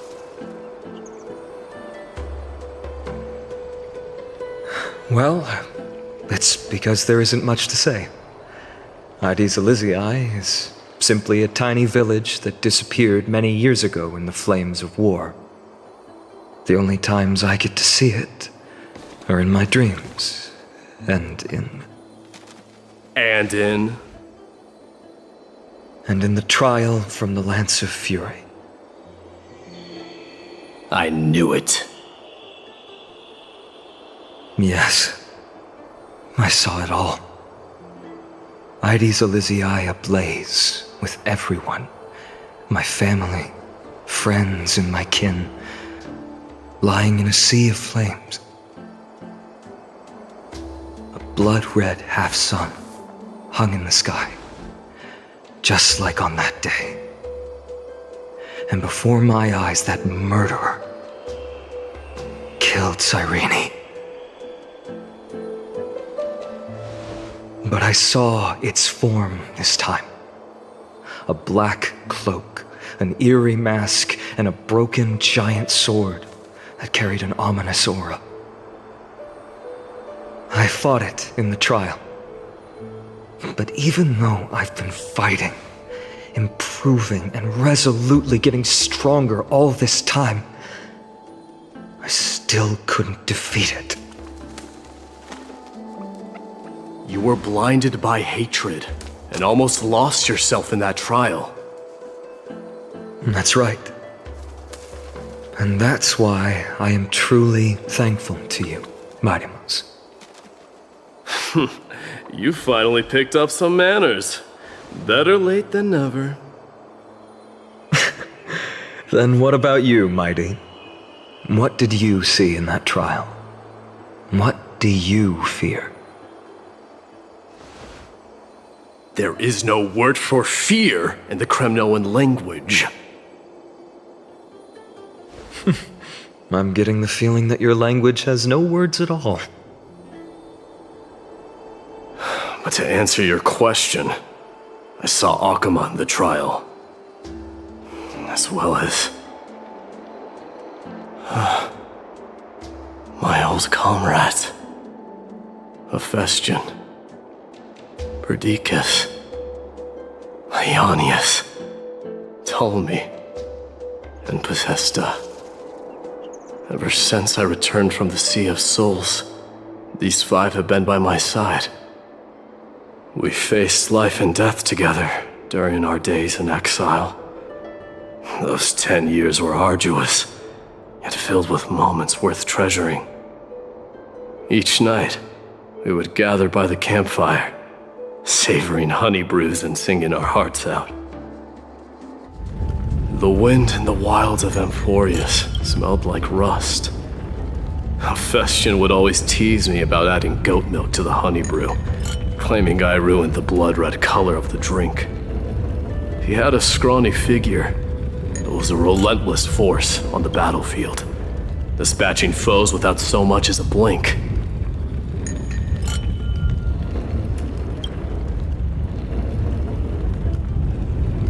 Perdiccas was an expert in concocting medicines, delving into all those strange folk remedies. Ionius was a swift runner and our most reliable messenger. Ptolemy was a real bookworm, always spouting off in chapters and verses. When we left Kremnos, he made off with a stack of ancient tomes from the Grand Library. Not like it mattered, as my family owns the library. And then there was Possesta. He was the silent type, but a truly masterful musician. This is the first time I've heard you mention these 5, and their names. They died on the battlefield before the Kremnoan detachment managed to join Aglaea.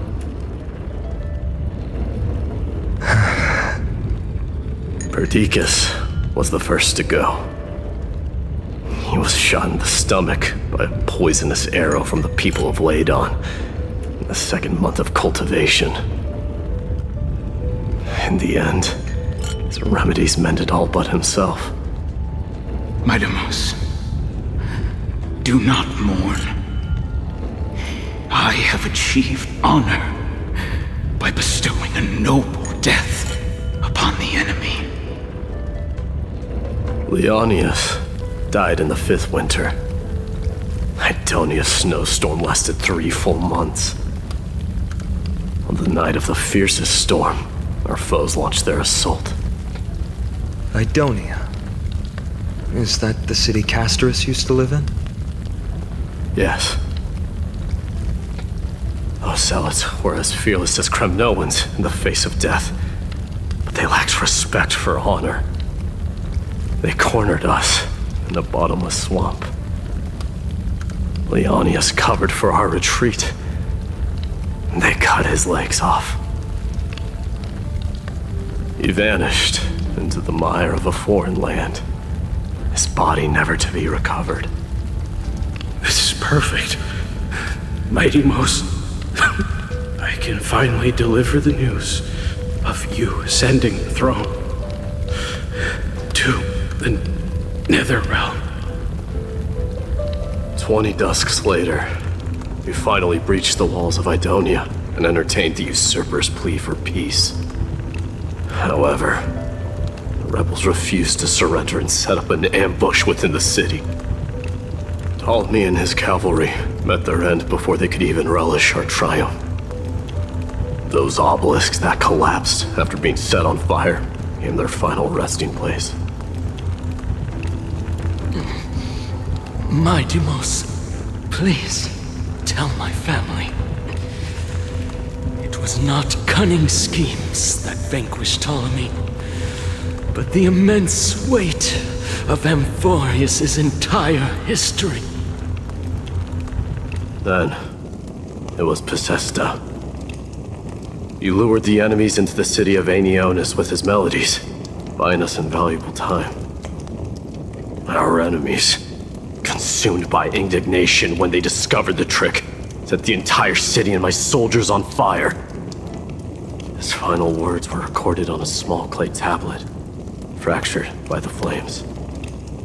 Mydei, don the crown. And at last, my most trusted friend, Hephaestion. He was supposed to stand by my side through it all. But a sudden relapse of his illness hit him on the eve of my duel against my father. He hid his condition from me. By the time I returned victorious, he had but a breath left in him. A Kremnoan dying on a sick bed? I would be a laughingstock to everyone. Hephaestion, my dear friend. Spare your strength. I'll go get a physician. No need. Even if Perdiccas were here, he couldn't stop destiny from taking me away. No! None can take you away.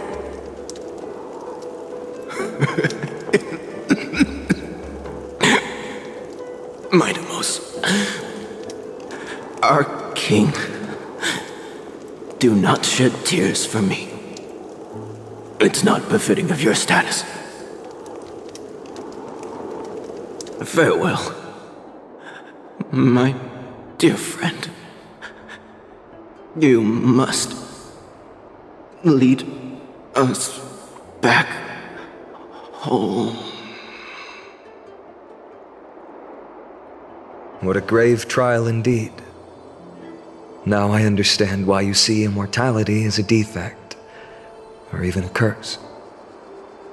My father threw me into the sea of souls to break the wheel of karma. But little did he realize it would grant me an immortal body and summon a fated revenge on his head. Following his demise, I considered leading my people back to our homeland. Kremnos had already turned it into a wasteland. Only darkness and insanity thrived there. Against the dissent of many, Kratoros included, I made the Kremnoan detachment stay in Akama. But I know that their glory will never be doused out. The instant of strife shall inevitably arrive. If you take over Nikador, then you must begin the journey back to your homeland. So, you hesitate because you think leaving your people in the Holy City is a better choice?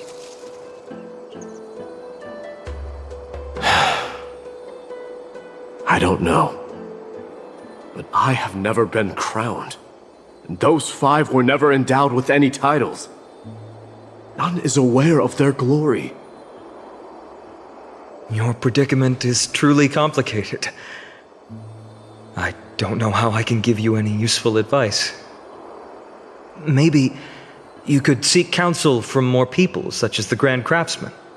Cartonis' people seem to have been through comparable dilemmas. And that teacher of yours, Crateros? Dee, we've got a big problem! Big problem! Lady Tribbie, what's making you so flustered? Hurry up and go save Trinan! She got abducted by Crateros! Crateros! What's going on? Mydei. It seems I was the one who exposed my vulnerabilities first. Aglaea, I demand an explanation. This man abducted Trinan by force, and forced her to bring him to the Vortex of Genesis. He then brazenly stepped into the trial of the Lance of Fury, and naturally failed. Is she telling the truth? Why did you do that? Because I don't want to wait anymore. Your hesitation made me desperate. If you want to run away from your destiny to become king, then keep running. Someone will eventually stand up and fill in the gap left by strife. Then they will lead our people home. Age has blinded you, teacher. Can't you see that I'm hesitating because of this very recklessness seared into your blood? Crateros, do you truly believe you're worthy of entering the trial? To blaspheme against the prophecy? Does the mission we Chrysos heirs bear seem like child's play to you? Do you know how the Kremnoans see you, Aglaea? You're a hypocrite and a megalomaniac. The prophecy of Genesis and the Flame Chase journey are just excuses for you to seize power. Silence, Crateros. Do you even know what you're saying? Are you defending this woman, Mydei? How many wars did people start because of her and her so-called prophecy? How many cities fell in the past millennium, their people massacring each other? Even if this so-called Genesis really exists, will there be a place for the Kremnoans in that new world?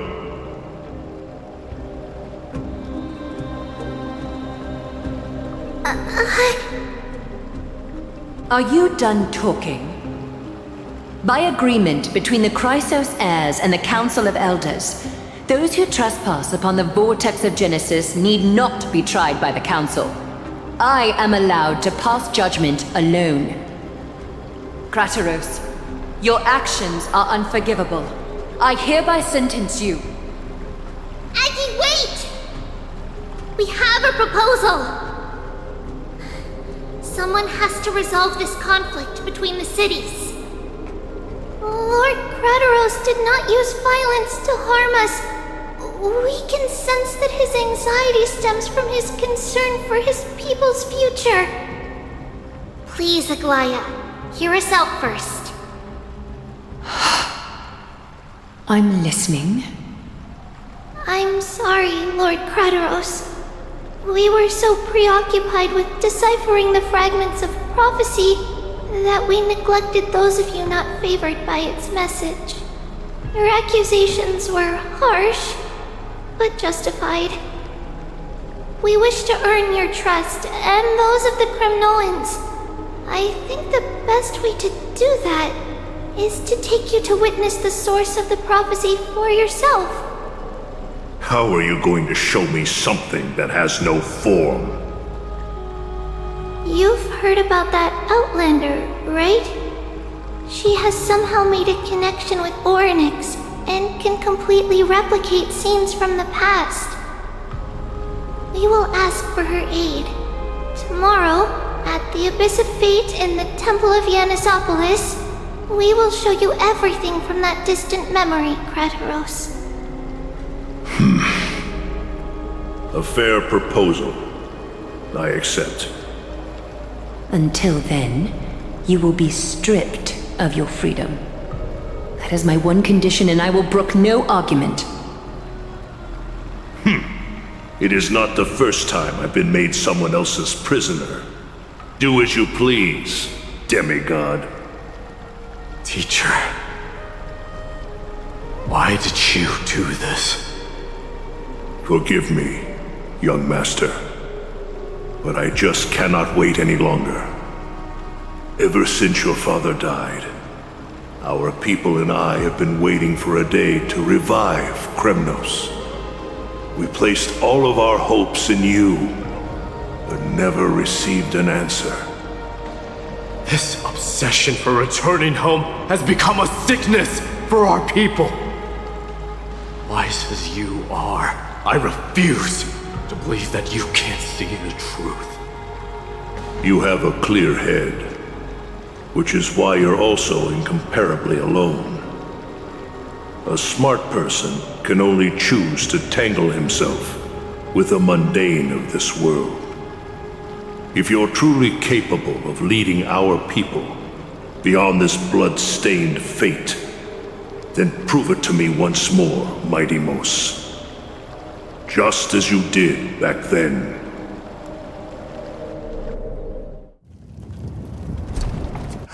A fierce fighter. I did not expect such heroism from a feeble Acheman.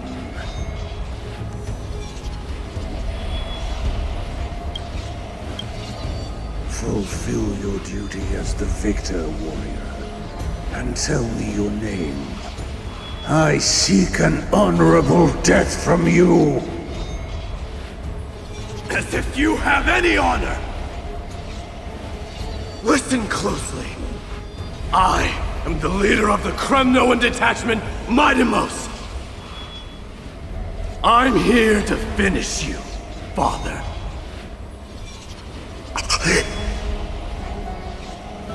It is you, the beast spurned by all. So you did defy death. The prophecy was true. You will bring an end to my Kremnoan dynasty. Defy? You're wrong. Death fears me. It's the reason I have this body of steel. As for you, you already stand at death's door, Father. You were the one who threw me into the Sea of Souls. The one who tried in vain to enslave a Titan. And the one who desecrated the body of a god. Hyacine! You're a weak king. So weak that even the lowliest hyena is a more noble existence than you. And now, fate's reckoning is upon you. Then swing your blade. Take my crown, coronate yourself with an old king's blood, and inherit it all. Become the new rightful king of Kremnos. No. I don't want the crown. Listen. There's only one end for the kings of Kremnos. Then the crown means nothing to me. All I want is your life. To avenge Mother and my comrades. But the walls of Kremnos will not fall with me. Do you truly think you can escape fate's grasp, my son? You and I, we're both the same. We feast on strife and fear. Now, kill me! The son of Gorgo is destined to be crowned in blood!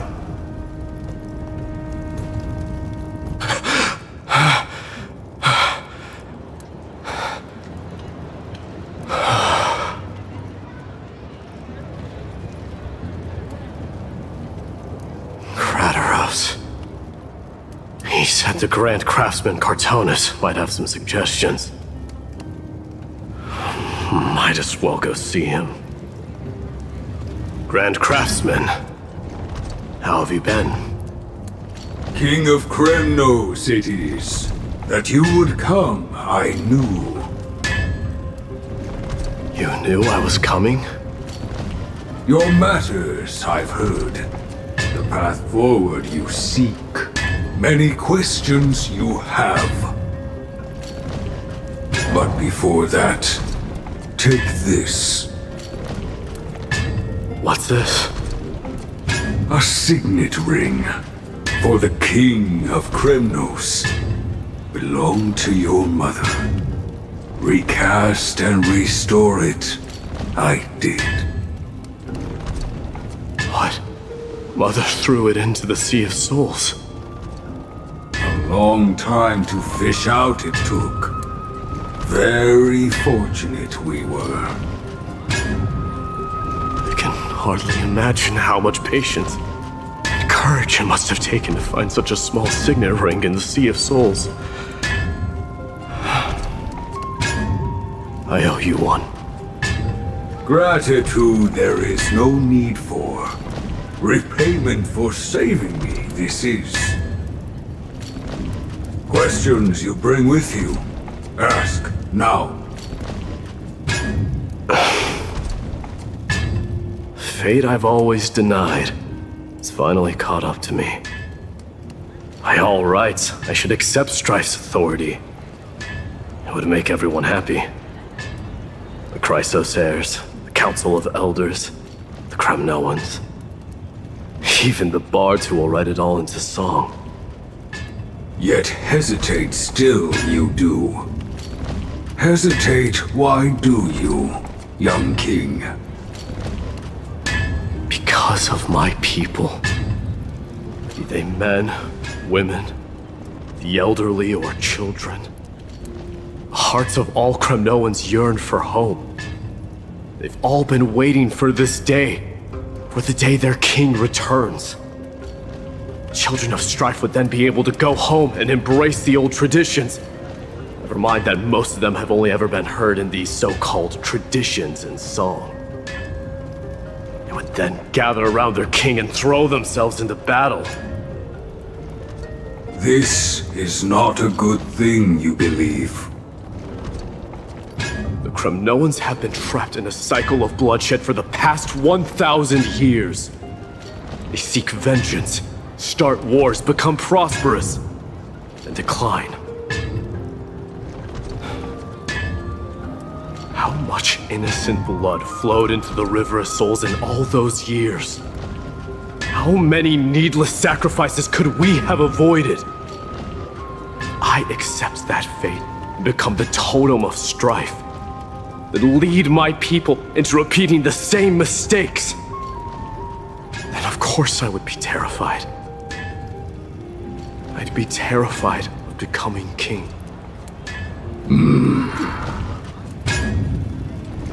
A different kind of Kremnoan you truly are.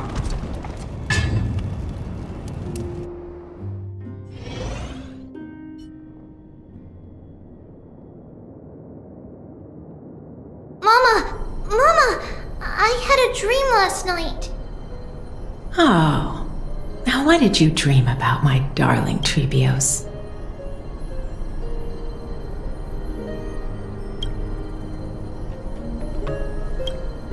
I had a dream that I turned into many me's. Then we made the moon into a ship and made the stars into our sails. Then we floated on the ocean and let the wind blow us in any direction it wanted. Well, that sounds like a lovely dream. Yeah! The ocean and the sky were really, really dark, but there were so many of me that I wasn't scared at all because we'd all sing together. The ocean wind blew us onto an island where the wind tasted like flowers. There were bleating sheep and chirping birds inviting us to be their guests. There were so many animals on the island, but none of them ever fought. Yanis's holy maidens can receive guidance from the god of passages. Perhaps what you saw in your dream is a divine land somewhere in Amphoreus. You think so? What's wrong, Tribbios? You look unhappy. Because on that same island, I saw a dark mountain on the other side of the ocean. And it was very, very tall. The mountain looked alive, and it kept getting closer to the island. Then I realized it wasn't a mountain, but a very, very tall wave made of water. When the wave smashed against the island, it looked like it was going to eat the island up. The small animals tried to chase it away, but they couldn't stop it. Then there was a bang and I woke up. A dark wave. Mama, does something that scary exist in real life? Yes. Unfortunately, it does exist in Amphoreus, but it's very far away from our temple. We call it the Black Tide, though it has nothing to do with water. It has no shape or form, but it can swallow up animals, humans, and even titans, turning them all into monsters. Oh, the Black Tide is a baddie. I don't want everyone to turn into its food. Can't we chase it away? Of course, my dear. You only need to behave well and listen to what the adults tell you. Study all the knowledge and etiquette you need, then grow up and become a proper holy maiden. The divine Yanis will then give you guidance and help you light the way for the people. Wow, I'm gonna eat a lot and study a lot and become a holy maiden.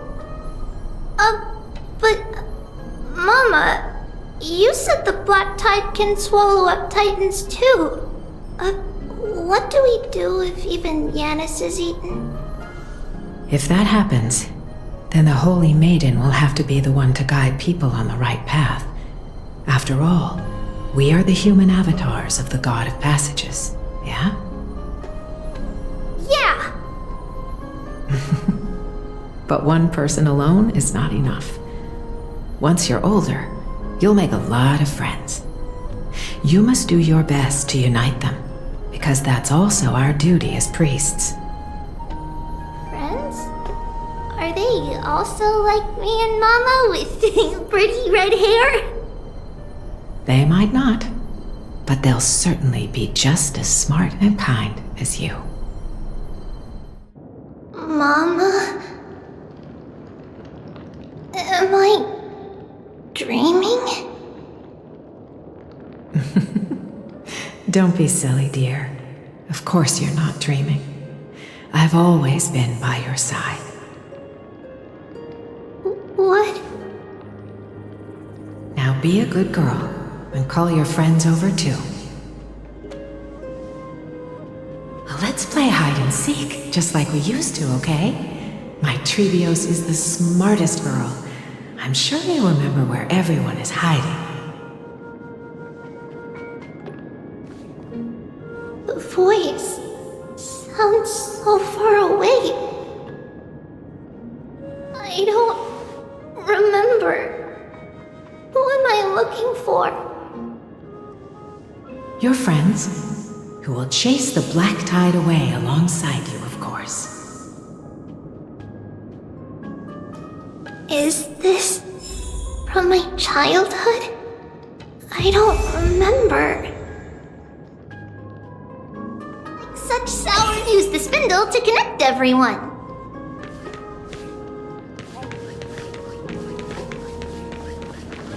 I used to sit here and listen to Mama tell stories. Oh, how I wish to see you again, Mama.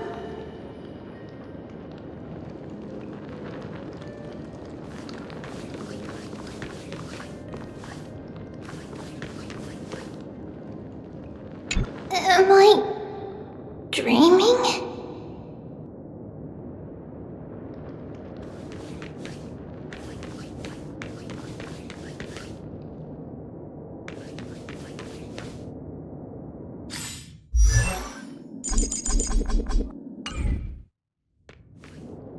There's strength in numbers!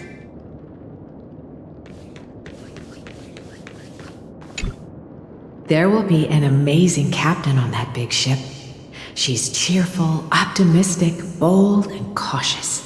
She'll be able to get everyone together. Wow, that's amazing! Can I be the captain? Of course you can. But you'll find someone else who's better for the job, my dear. I think that person lives in a beautiful temple that sits atop a hillside, covered in golden fig trees. There's a noble girl there who's very smart, but also very delicate. Just like Mama? Perhaps. But before we find the captain, the ship also needs someone who can navigate it. Who could that be? Let me think. I know! She's Tribbie! I named this doll after myself? I don't remember it all. Is this a dream or something that happened in the past?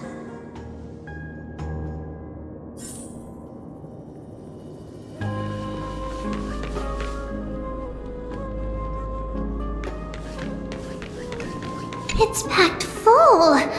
Mama must have left all of these for me.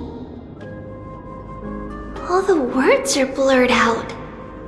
Could it be that my memory is fading?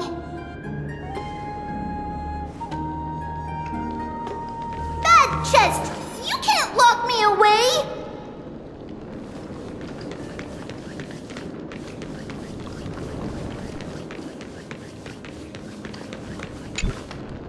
Huh? Why is this doll inside a chest? It's holding a sword. Why? Many years later, many brave warriors will board this ship. They're skilled combatants who fear no danger. Ooh, I can learn how to fight too and protect everybody! Silly girl. You're Yanisopoulos' holy maiden. It's not your duty to fight. There will be many others to protect you. Alright. Then where will they come from? I believe one warrior hails from a lovely village where bulrushes flourish, while another comes from a magnificent royal city. Though each has their own troubles, both are ready to lend their strength for the ship's long voyage. In that case, let Trianne fight by their side! This way, they'll always stay on course! How could I have known the name Trianne back then? Was it just a coincidence? Or...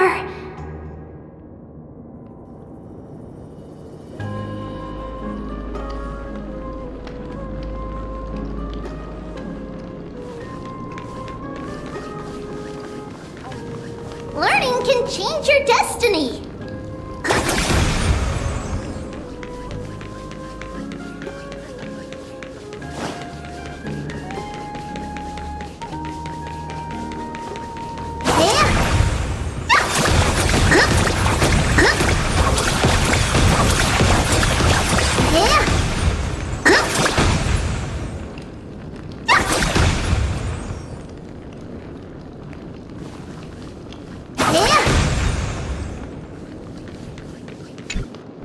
When navigating at sea, you need to know both astronomy and geography. Isn't Yanis's knowledge enough? Oh, sweetie. The ocean isn't like the land. It's easy to get lost. That's why it's important to learn to recognize the miracle of Aglaea. Alright! Even though my brain is already super duper smart, I'll still try my very best! Circe also favors children who try their best. They will send a wise scholar as everyone's teacher to help you reach your dreams. I want to be a teacher too! Oh, wait, I'm super duper smart. So I want to be the teacher's teacher! Why not? But if you're going to be a teacher, you might need to tone down that hyper energy of yours. Then Trinan can do it! She's well behaved and would make a great teacher! Mama and the others always said that I had a great memory. But now, I can't even tell if this is a memory or a dream. Come, let's line them up.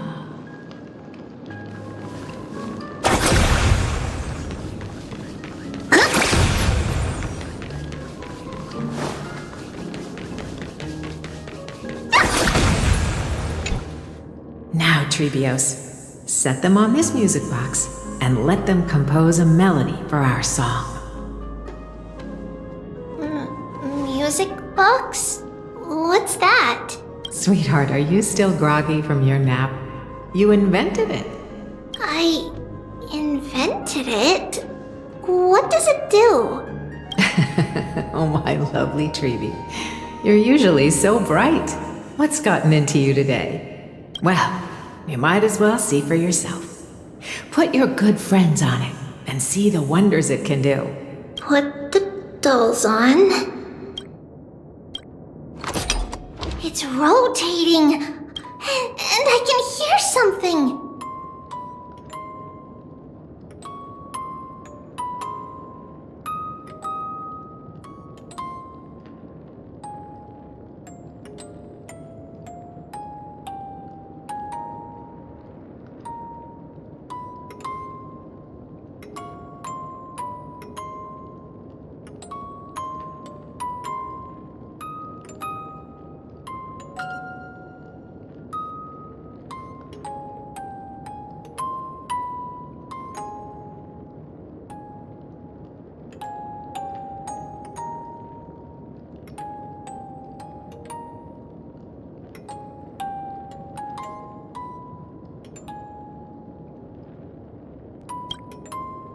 That's right, it's a music box. If you place the dolls in the right spots, it will start rotating and play beautiful music. Out of all your inventions, this one is my favorite. I don't remember. It's all right, my child. I'll sing along to the tune, and it will help jog your memories. Happiness abounded in this lush land by God's chosen. Giants raised their glasses in a toast, beheld by the 12 constellations. 3 carved the heavens and the earth. 3 wove the threads of fate. 3 molded life with their hands, and 3 guided Calamity's gate. They declared the world too unstirring, hence wished endless laughter upon the living. Thus you and I were created, with words and song to weave, and love and intimacy to give. Thus creation was complete. Who then will bear the weight of humanity's souls, to lighten the steps of the living as a whole? O great Kephili, all-knowing Father of stature so tall, yet low does their gaze willingly fall. With light of dawn heavy upon their shoulders, golden blood spills unto the land, converging into a boiling river that flows to the heroic heirs of this world.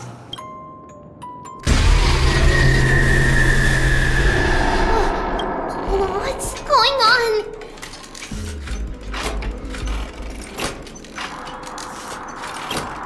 Oh yes, please lend me your ears.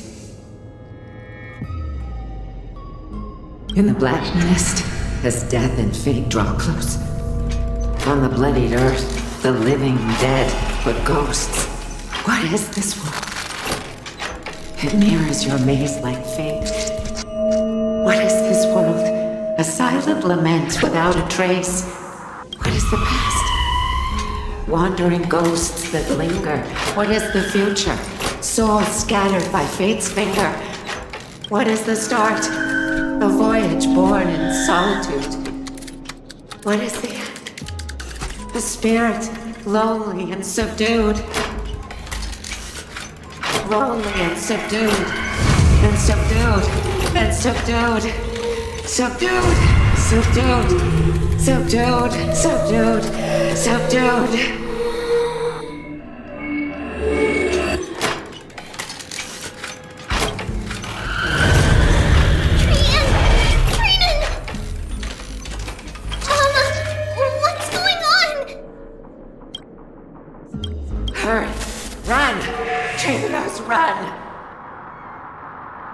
The black tide has arrived. Where can I go?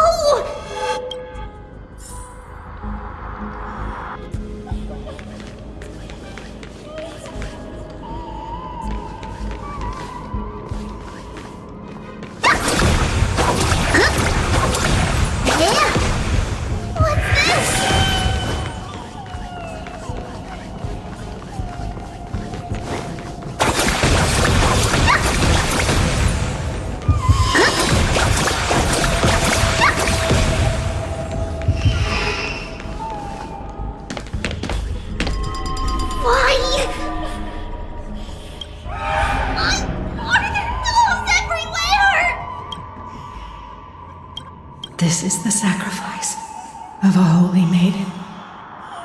You won't make it to the goal. Only one person can. I know! It's fine if we can't reach the end. Our minds are made up. Go. Bid your farewells, Tribbie. Time is running out.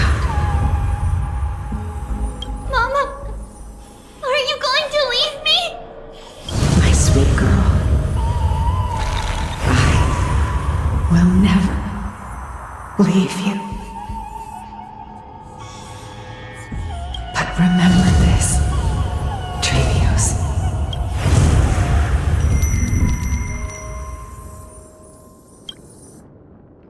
All shall bid farewell to one, and that person alone will witness the miracle.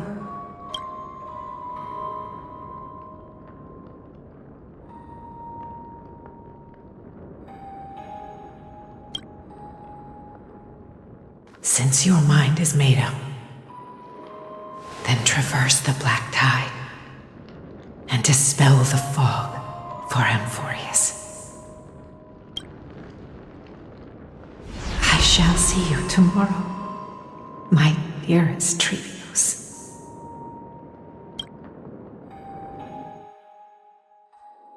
Mama!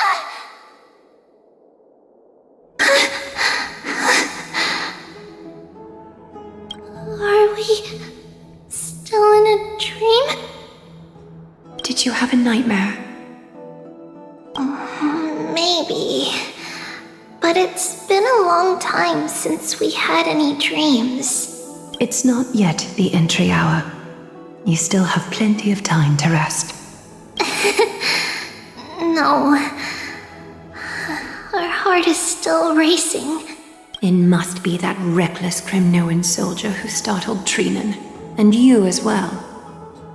If you want, I can pass through his chest with the golden thread right now. Aggie, cut it out with the scary talk. I'm just kidding. If I were serious, I wouldn't have waited until now. Do you want to talk about the dream? Keeping it bottled up is not good for your health. We had a dream about Mama. The dream itself was nothing. It's just the timing that feels a bit unsettling. You mean... It's Trianne. Even if we refrain from ever using the power of the Century Gate again, her soul continues to slowly drift away from her body. There isn't much time left. Perhaps it wouldn't be such a bad idea to let her relinquish her role as the gatekeeper and live out her days as a carefree child. You have a point, Aggie, but our decision has already been made on that matter. I believe there's still another way. Souls will be spent until they dissolve into dust. Such is our fate. Once we had a whole and connected body. If that body were a tree, then its trunk and branches would share the same fate, decaying at the same pace. Now we are fragmented into numerous selves. Despite the absence of a trunk, we are offered another possibility. We can choose how our branches will perish in a way that is most beneficial to the flame chase journey. Compared with saying farewell to one person, watching many fade away before me is even more sorrowful. But advancing is the destined end of Yanis's trial. There's no retreat in our path. Don't feel sad about saying goodbye to us. We have already agreed on this, right? It won't be long before I forget what sorrow tastes like.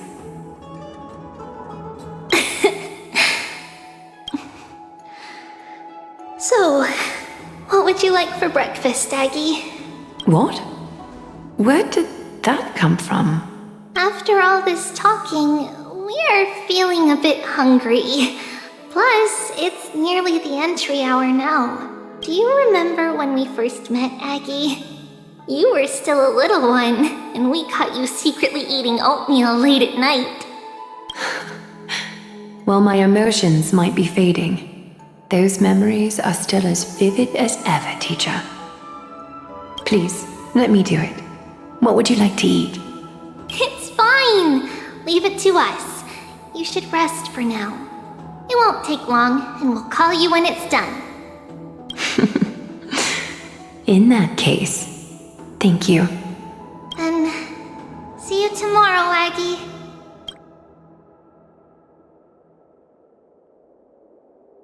Nevertheless, that nightmare is ominous. Memories are slipping away, even the image of Mama. Just as expected, another trip must be made into the abyss of fate. Hopefully Orynyx will be willing to help us.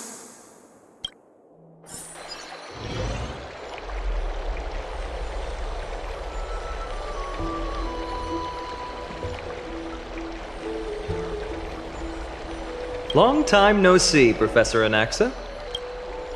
Who are you? It's been a while. I'm the one who once overthrew the entire classroom in that spiritual physics lecture. Oh, it's you. No way. Do you really still remember that, Professor? I remember that glib tongue of yours. What brings you here? Surely you're not here to reminisce. You could tell. Of course. You only beat around the bush when you have a hidden agenda. That's not true. I'm here to seek enlightenment, as always. Could you please teach me everything you know about the black-robed swordmaster? Rumors sure travel fast. Unfortunately, I too know nothing about it. I can only tell you that it is clad in a black robe and wields a greatsword. At least, it looks like a greatsword. It's shaped like a twisted half-sun, and a peculiar dagger resembling a crescent moon. By the way, take this with you. I got it from the sneak attack. It's yours now. I was right. It is this thing. The one who torched Aedes Elysiae to the ground. And killed everyone. Don't try to be a hero. No one in Akama stands a chance against that thing right now. Is that what the Titan said as well? Not at first. But the god relented after having had a taste of its power. Even with the god possessing me, I couldn't fight against that blade. That incredible power doesn't seem to be granted by any Titan. Are you suggesting that it originates from beyond Amphoreus? It's possible. Much like the Black Tide, no? Nonetheless, it's an enemy we must overcome. We? Drop the pipe dream, Phainon. No one wants to see you fall by their blade. His mere presence will endanger the Holy City and the Flame Chase. You know that I don't believe. You don't believe in the so-called prophecy, I know. However, I'm here to seek your assistance, not at the request of Aglaea or Tribbie. I just want to eliminate a threat to the city I pledged to protect. That's all. The tragedy at the Grove must never happen again. Take a seat. Since you are sincerely seeking enlightenment, I suppose I can tell you one more thing.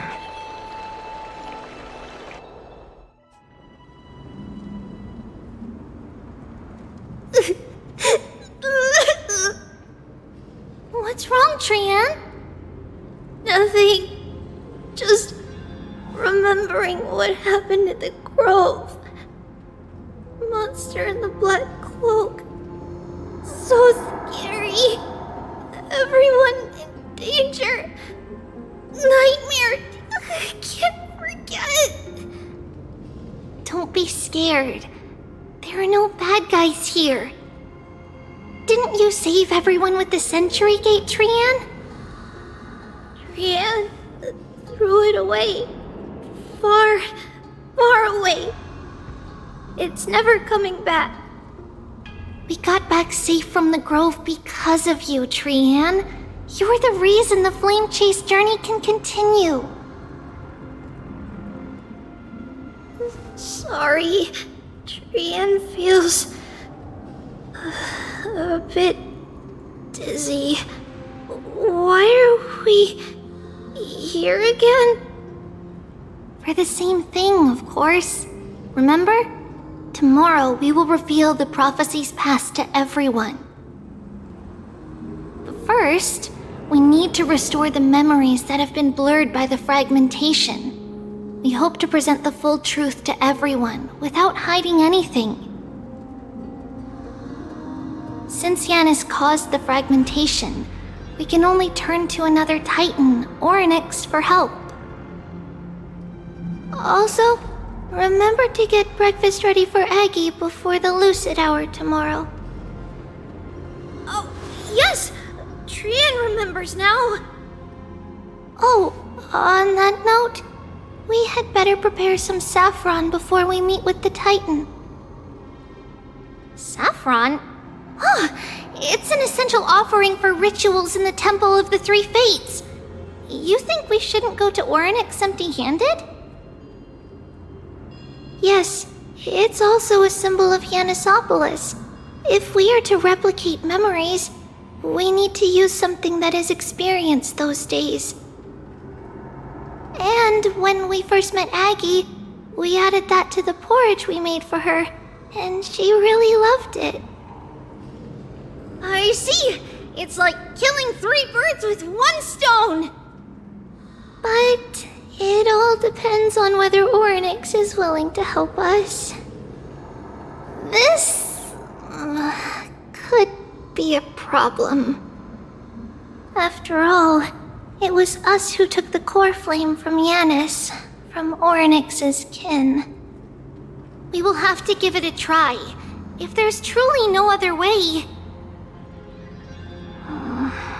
In our current state, we probably can't do anything to them. We'll cross that bridge when we get there. Leave it to Trian. Trian knows how to play cute.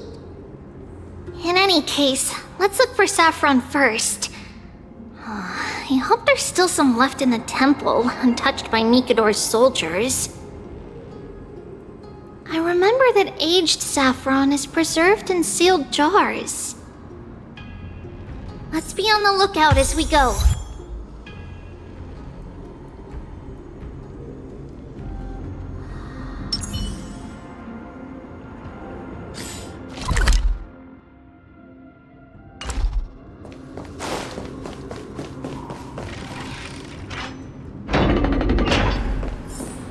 It's a dead end ahead. Turn back, teacher. What? Aggie? No, it's an illusion.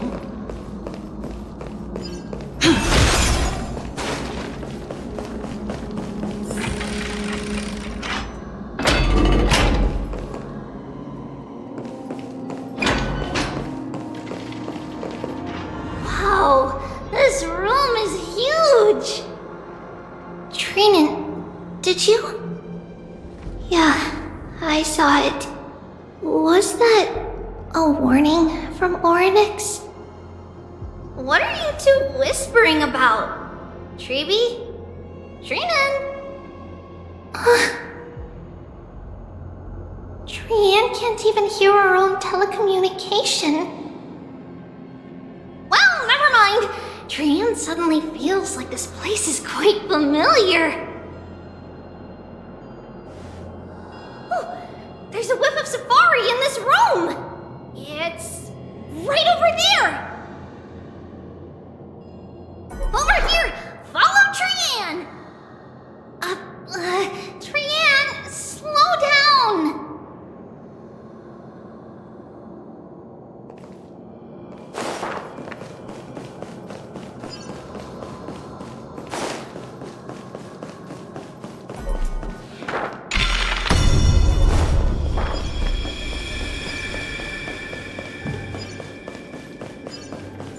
Even if separation is our fate, a futile death is not the solution.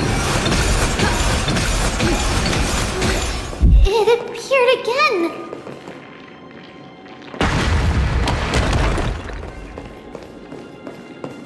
Right here! I summon thee, Orynyx! Stir up ripples of past reverie! Something's appeared! Wait, we should read it first.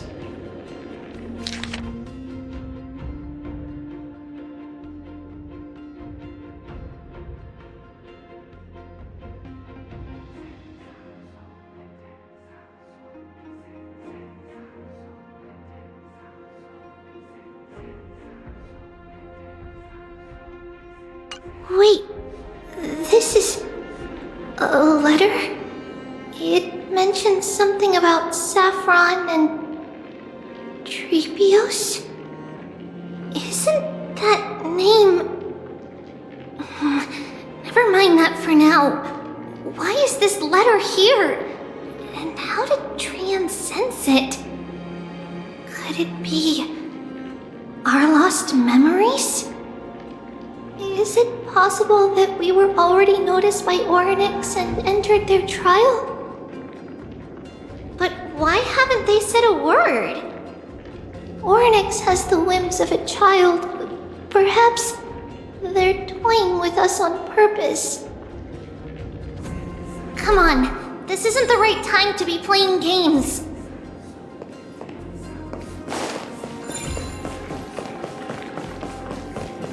Separation and death, reconciliation doesn't come easily for a mortal. Are these visions also fragments of the past?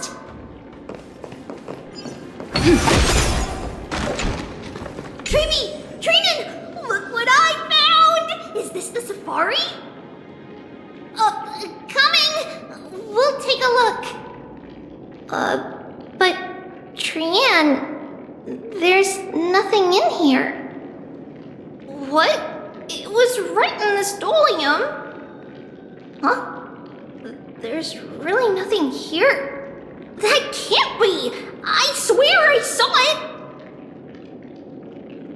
I swear! Trian is telling the truth. It was right there! Where did it go? Trinan, Tribbie, why aren't you saying anything? Trian can't seem to hear you at all. We were just lost in our thoughts. Don't worry, Trian. What you saw was likely, Yanna's hair. We must have startled it away. Okay. Could Orynyx be trying to make us falter? But why would they do that? Something feels off. Tribbie, don't you think this temple is a little too quiet? What do you mean? It might just be an illusion, but Trinan wonders, is Orynyx really putting us through a trial?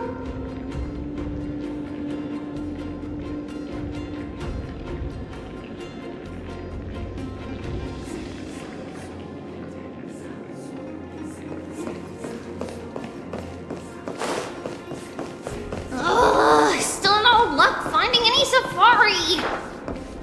I suppose we can do without it. Let's try to convince Orynyx. At least they didn't toss us out straight away.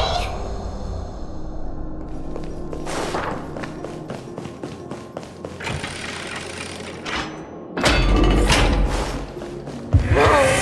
Tribbie, Trinan, look at this! So cool! There are so many of us now! Trian!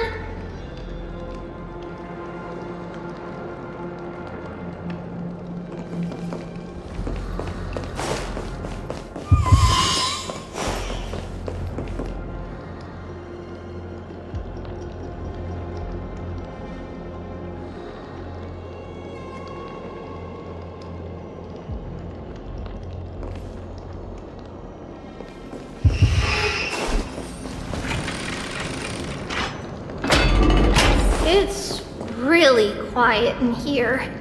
Do all Titans live in dark places like this?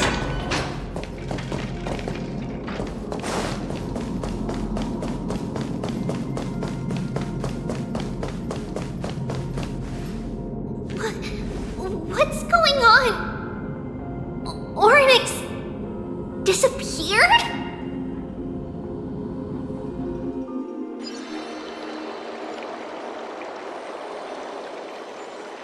Are you saying that the black-robed swordmaster is not just tied to the Black Tide, but is also hunting for core flames everywhere?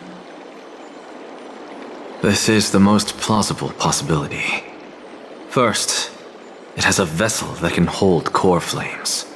Second, I'm one of its targets. Let's start with the first premise.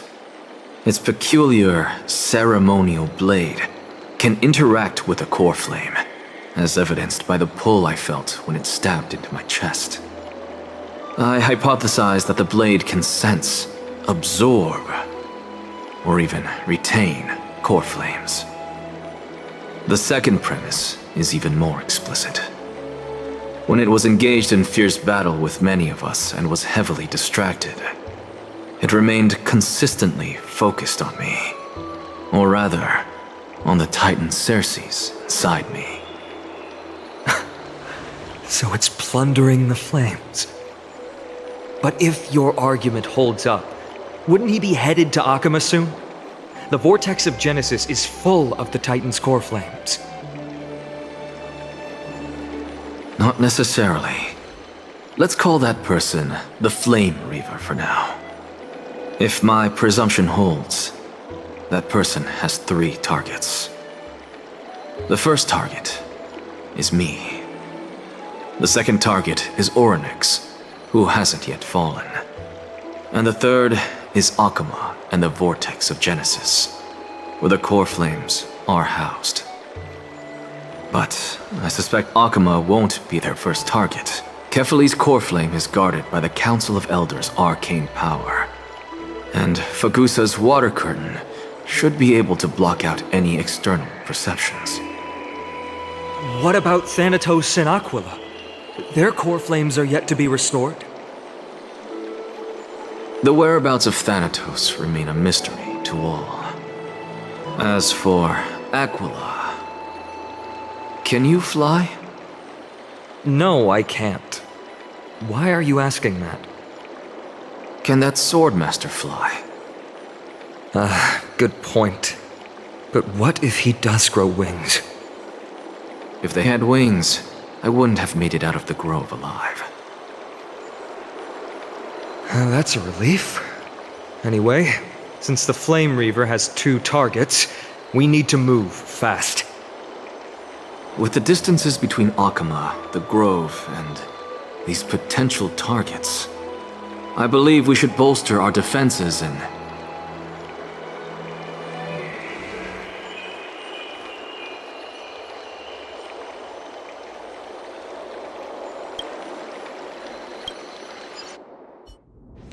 Orynyx! Are you in here? No response at all. Did they foresee that we were coming and hide in the fog, or...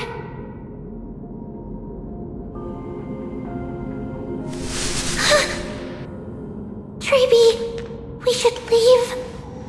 This temple has other people in it. What? Oh. Listen, footsteps. Fast ones. 3 or 4 people coming this way. Come on, we need to hide. Whoever they are, we can't let them see us. Tribbie, Phainon, come check this out. What's this? Tran feels like it's so familiar.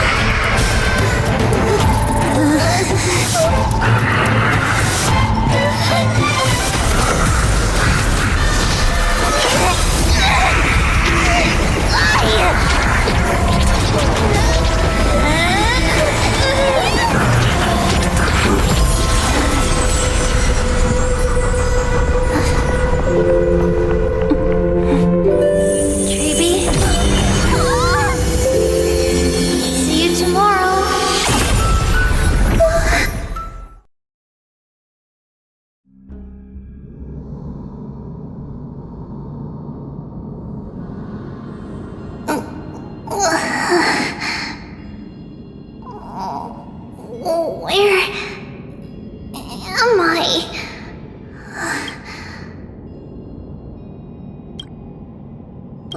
Little Gray? Snowy? And...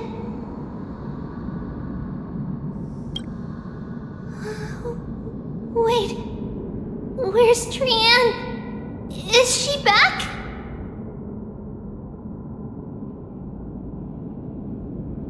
We only saw the two of you collapsed on the side of the road when we arrived. Danny and I looked around, but we couldn't find any traces of Lady Trianne. What about the black-robed swordmaster? Blast it! Of course it's him. We were still too late. I fear something bad has happened to Orynyx's core flame. Then Lady Trianne... She doesn't have much divine power left. We can barely sense anything. That you're both safe is already a blessing. Everyone, we must take action now.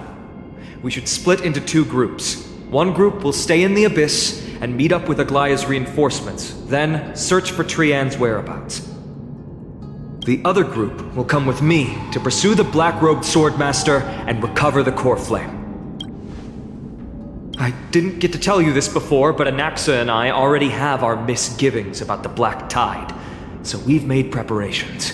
I'll tell you the details as we move. Opportunities are fleeting on the battlefield. We should hurry. Lord Phainon! Lady Tribbie and Lady Trinan. I'm glad you're all right. Did Aglaea's people get here? Yes. Lady Aglaea already knows about the situation and sent along a message. Phainon, I understand that swordmaster is of great importance to you. But if you charge in without a plan, I fear that you won't be the only one who dies in vain. I understand. Hatred is a hero's deadliest poison. I have no intention of fighting alone. If that swordmaster really is related to the Black Tide, the Chrysos heirs must not take them lightly. I have indeed planned to return to the Holy City and discuss the strategy with Aglaea. We'll need all the help we can get for this encirclement.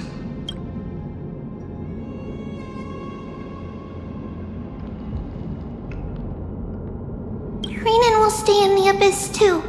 That way, both sides can communicate with each other if anything happens. Thank you, everyone. Partner, Tribbie, let's go. We're back, Aglaea. You should have come to me first, Phainon. Aggie, there's no need to scold Snowy. Wakama is currently in grave danger. I know. It's beyond my imagination that the only two titans humankind can still rely on fell in such quick succession. I've never seen the golden thread pulled this taut, as if it could snap at any moment. Phainon, tell us your plan. Time is of the essence.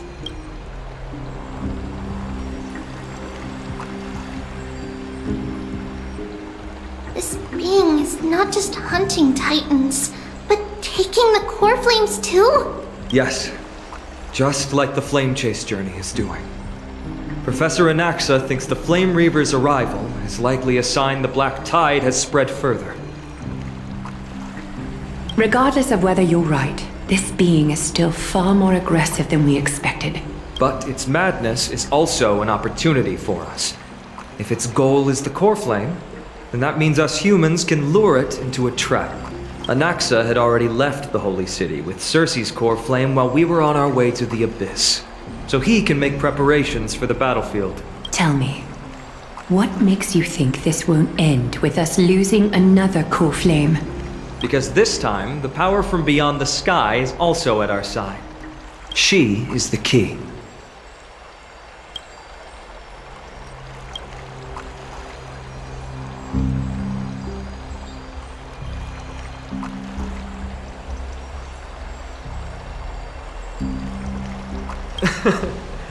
We need your other companion, too.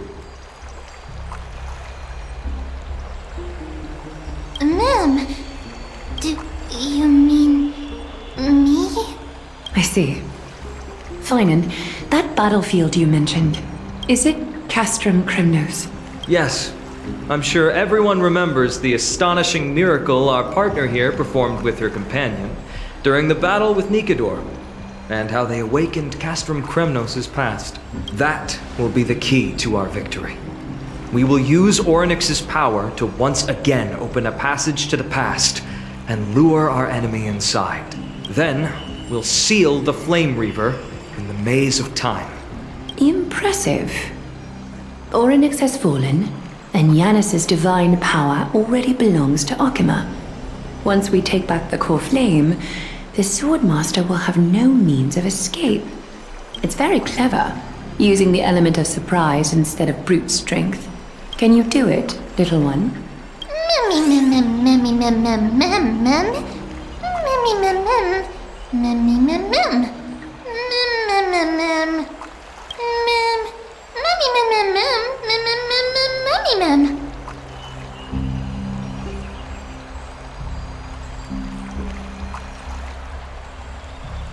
Oh, come on!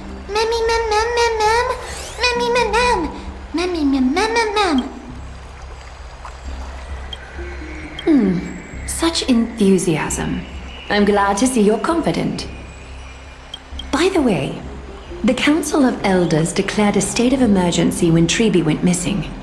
Kainos and her following have heard tell of the incident at the Grove and are galvanizing support in secret. I fear she'll make her move before the next assembly of the citizens. What are they plotting? That short-sighted politician likely believes the Chrysos heirs have outlived their usefulness and is making preparations for her next step. That ugly side of humanity is something we'll have to deal with eventually. But that's a problem for another day. I've sent Castorice ahead to the council with a message. She should be able to keep the situation under control for the time being. Phainon, it is my hope that we can come to an understanding on this. We must take down the Flame Reaver in one go and retrieve the core flame, and in doing so, grant ourselves an advantage against the Council of Elders. Of course. You may count on me to lead the charge. I apologize for tasking you to spearhead the plan once again, but Akima is currently beset by enemies from within and without. The situation brooks no delay, and we have precious little time to confer and discuss the plan with you. That being said, you are the key to our success, and I shall respect any decision you make. I may not be as masterful as Trian when it comes to the Century Gate, but even I can open a nice big gate if I have enough time. As for whether we can take back the core flame, that will be up to Anaxa's capabilities. Based on what I know of him, he can do it. I'll be honest, we can't. But the Flame Reaver will have to step over my dead body if they wish to do you harm.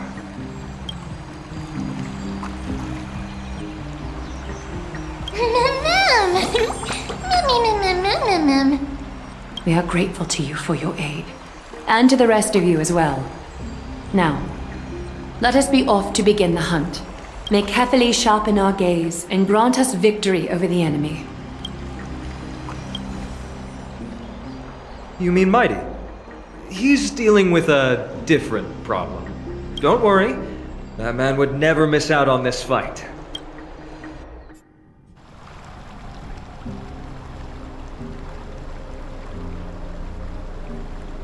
Farewell, my dear friend. You must lead us back home. You and I, we're both the same. We feast on strife and fear. If you're truly capable of leading our people beyond this blood-stained fate, then prove it to me once more, Mydei.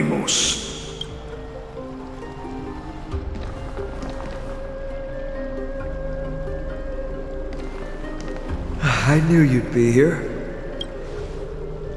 I heard you're about to set off on an expedition. That's right. It's going to be a tough battle, and our destination turns out to be Castrum Kremnos. Is that why you're here? To pray to the dead Nikador? No, just the opposite. I'm here to tell you, you can entrust the front lines to us this time. You can't afford to lose your upcoming battle either.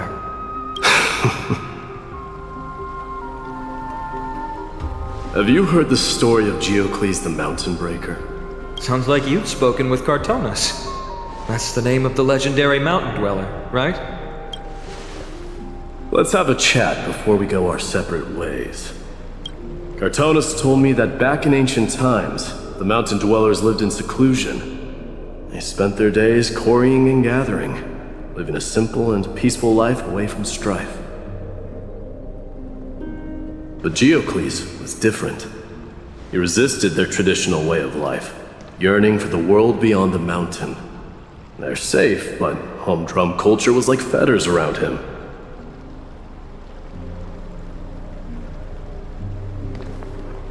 He sounds a lot like you. Yes, that is why he too faced the same dilemma as I do.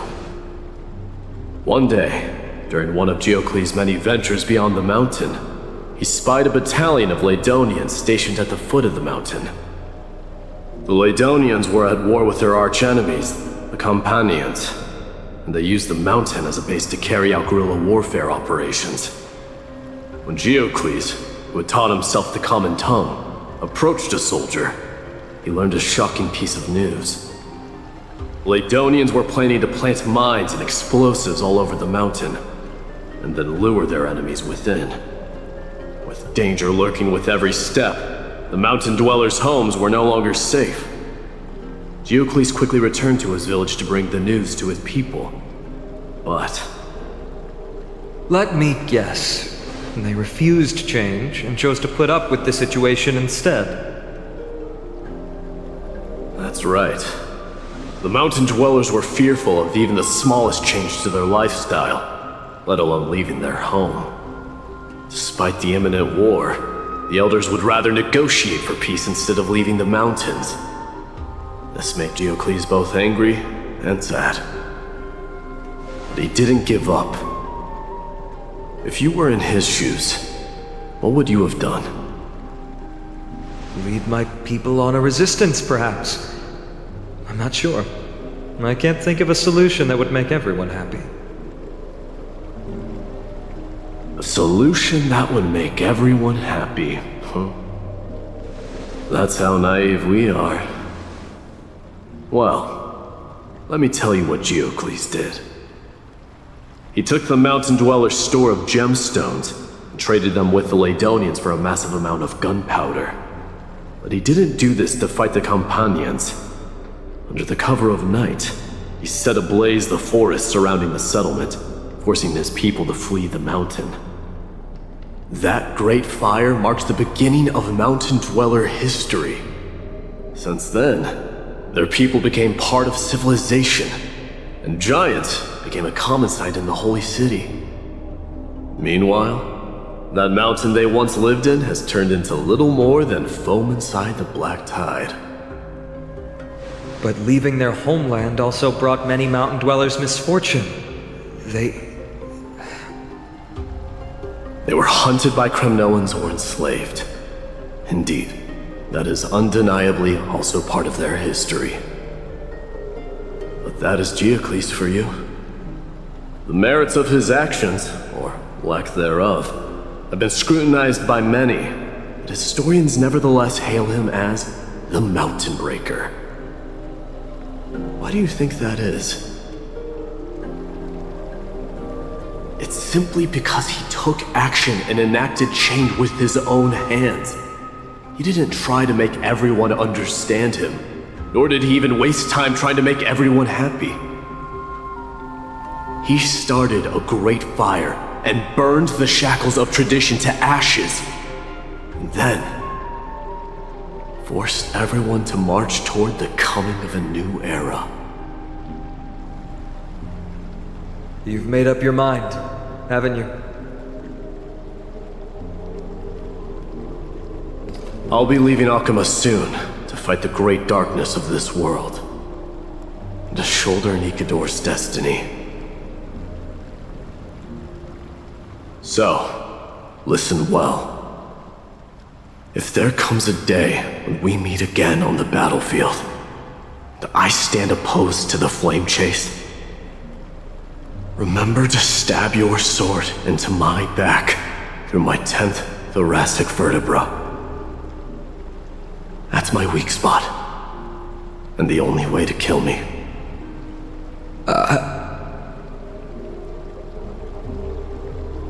You have my word.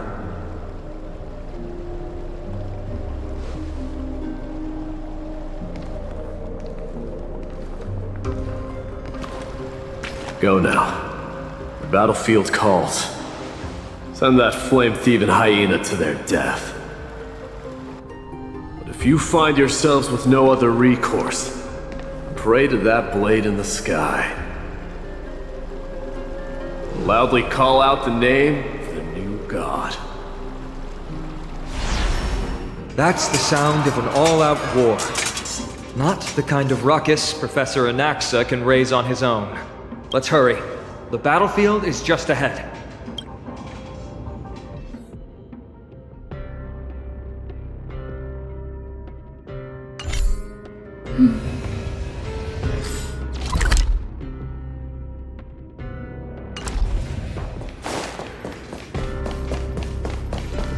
No way.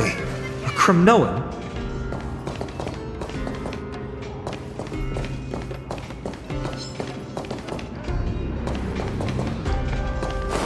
We won't bring dishonor to the king! I didn't think she'd manage to send the Kremnoans to assist. Brave warrior, what's the situation on the front line? Nakaman, why are you here? What? Didn't Aglaea tell you? We have been instructed to assist you in trapping the Flame Reaver. Aglaea, that vile usurper. I spit on her name.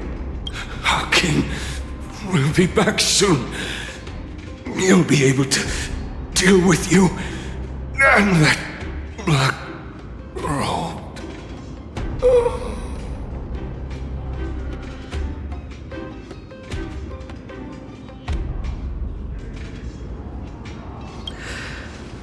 The Kremnoans really are just like their king.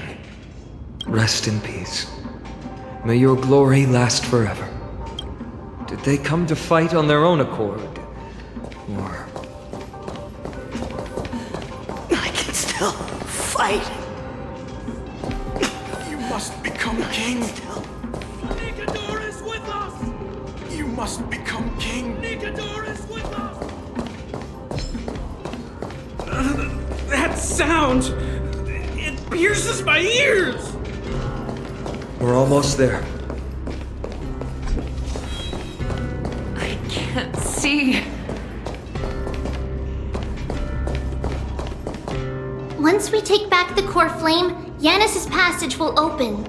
When that happens, you must evacuate immediately. Don't stay behind. The rest will be up to how well we work together. But remember what Mydei said before? Cast aside all distractions once you're on the battlefield. Let's go, partner. Today, destiny shall stand with us!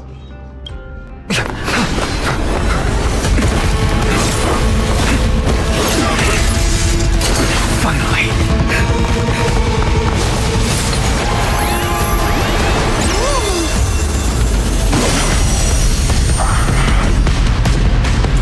Pent in the memories of the dead! Executioner! You sure know how to keep a man waiting. Any later, and I fear the Titan would have sacrificed him. Frail child of humanity, 'tis more effort keeping you hale and whole against that blade than it is in seeking the truth of the world. You've just got to expand your thinking. It's gonna hurt. Curiosity. Endless riddles. But the answer is nothing but a void. Time to twirl!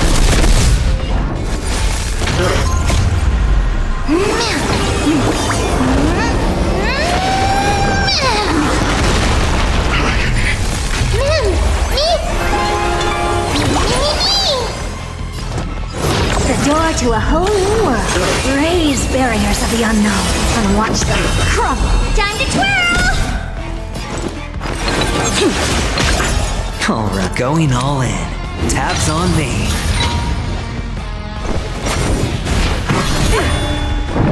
Flush! All in! Do you know who I am? Ever see a diamond this big? It's all yours! The dice have been cast. Bust.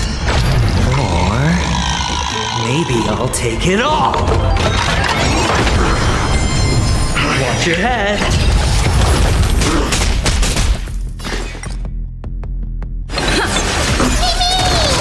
Never seen perfect. Open sesame. Time to twirl! Curiosity. Endless riddle. Nothing but a void. Time to twirl!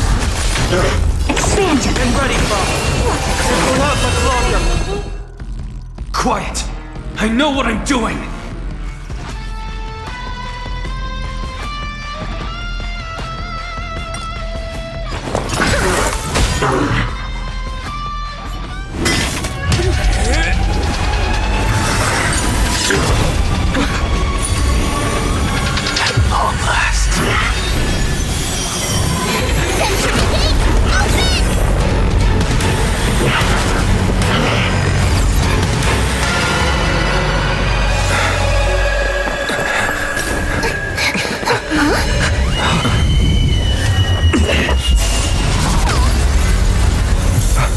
Embarrassing.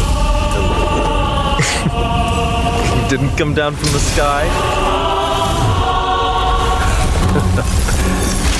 The city is mine anyway. So why shouldn't I go through the front door?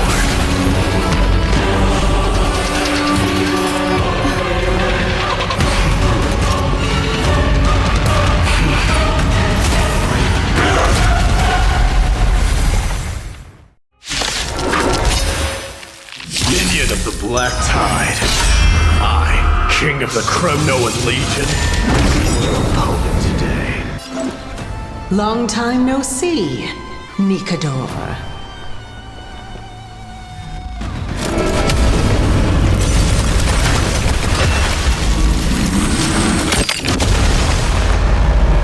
Time to twirl!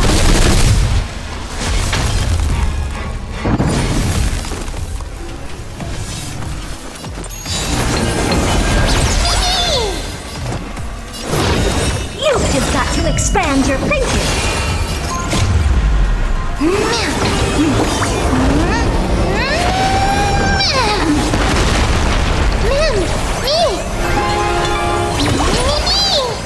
What's wrong? The door to a whole new world. Time to twirl! Curiosity. Endless riddles. But the answer is nothing but a void. Time to twirl! Do you know who I am? Ever see a diamond this big? It's all yours! All at once? It's gonna hurt. Time to twirl!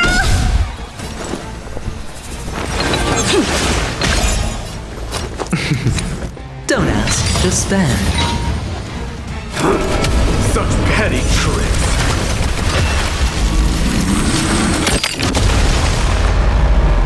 Time to twirl!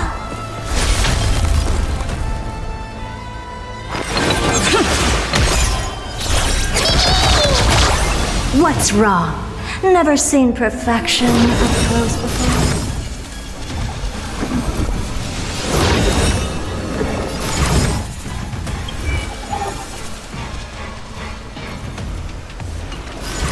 You've just got to expand your thinking. Glimpse the unknown for a moment and let it captivate you. What are you looking at? Leads to self-destruction. I sent the dynasty to its end. A opener to the ceremony. Don't calm your bet. Now, we honor the fallen gods with this fight to the death. Can't lose this one.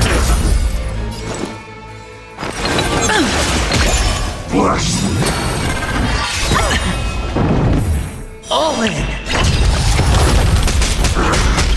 Curiosity. The endless riddles. But the answer is nothing but a void. Time to twirl!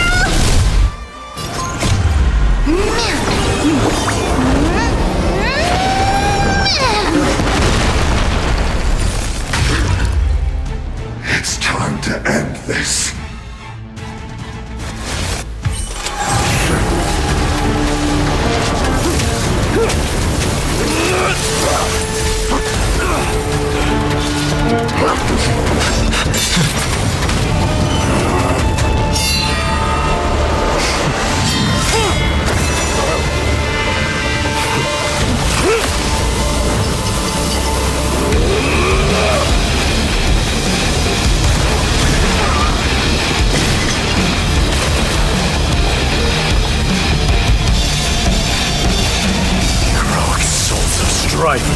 Heed my call! I am the Lance of Fury. The agony this world needs!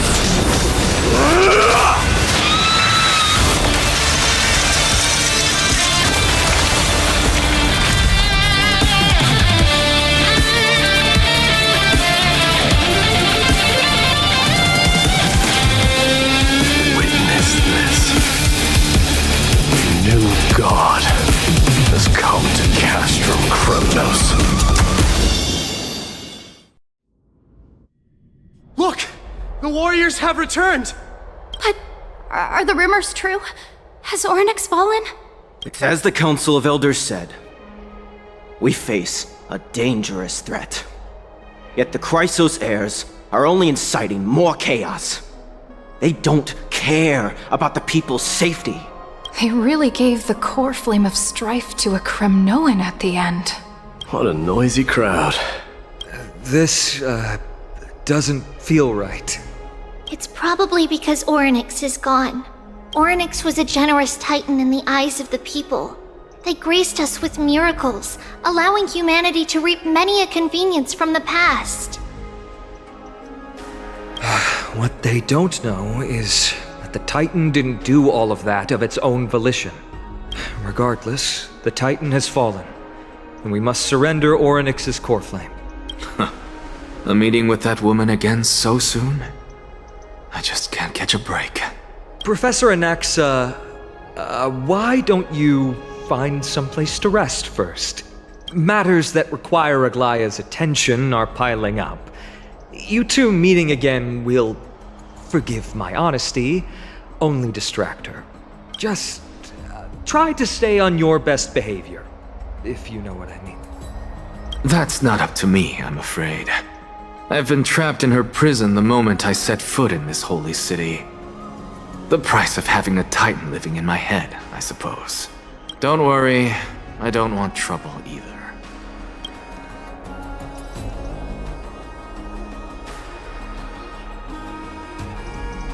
They have differences in ideology. Alright, I suppose that's putting it lightly. Don't worry, you'll figure out the intricacies of these relationships sooner or later. I'm sure you don't need my help handling Orynyx's core flame. So I'll be off. I have some personal matters to attend to. It somehow feels like D has closed himself off even more after he completed his trial. Yeah, a lot has happened in the past few days. You've been lost in thought for a while now too, Tribbie. Did Phainon bring news? Yes. She has found Trian. She was at the bottom of the valley outside the temple. But that's where the good news ends. I'm sorry. It's alright. They also found someone else besides Trian. He was no better than a corpse when Trinon and Hyacine arrived. He had suffered more cuts than could be counted and leaped off a cliff from a great height, all to free Trian's body from the clutches of the black-robed swordmaster. What a brave soul. Do we know who he is? Yes, it's Crateros.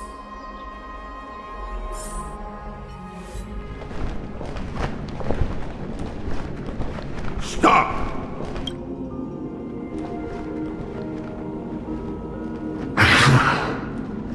If you want this girl dead, you'll have to kill me first. How ludicrous. Your body made of flesh and blood as it is will not survive more than a single strike from me. Better to die in battle than return even in glory. As a Kremnoan, I know not the fear of death. She's lost her divinity. I have no interest in an empty shell. But answer me this, child of strife. Why do you raise your shield for her? As the leader of the God Shield Brigade's elite, I protected the king against the Black Tide with this very shield. And I've done this over and over, hundreds and thousands of times. A pathetic killer like you could never understand the weight it bears. Pity. And crumble like rusted iron. Good! Supreme glory shall be mine, as I indulge in the libations and incense offered by my descendants. Come, let us fight! For Kremnos! For my king! For Amphoreus!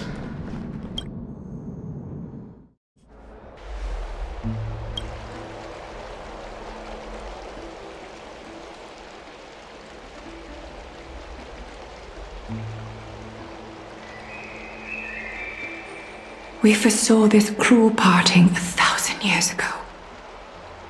Today is but a reminder of that bitter taste. But Lady Aglaea, I don't understand. It wasn't life itself that Lady Trian lost. Why does she look like she really turned into a doll? I don't understand. Don't be sad, Hyacine. Trian has used up her borrowed time from Yanis, that's all. Her spirit is now riding the west wind, flying ahead to a world free of sorrow. If a world like that truly exists, does that mean everyone from the Grove is there too? It exists, Hyacine. Do you not remember? The prophecy that guides the Chrysos heirs is the voice of Kefili before it fell silent. It loves all of its creations dearly, and would never bear to lead us astray with lies.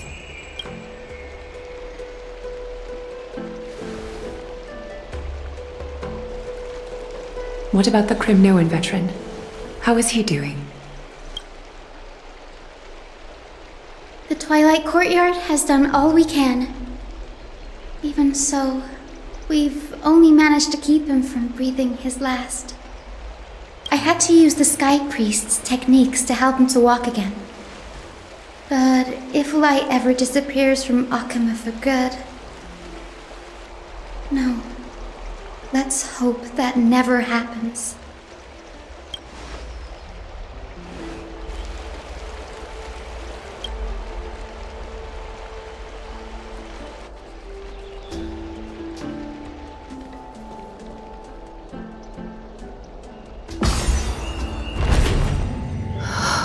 The parting hour is upon us. Yet the golden thread runs slack. The heroes have returned with their spoils. Everyone, please take this opportunity to rest and prepare for what awaits us. You've returned unscathed, and brought tidings of triumph. Truly a moment worthy of celebration.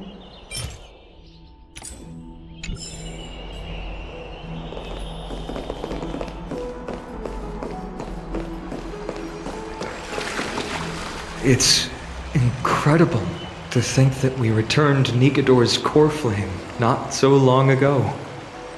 It wouldn't be an exaggeration to say that you and your friend's arrival has melted the glaciers of history.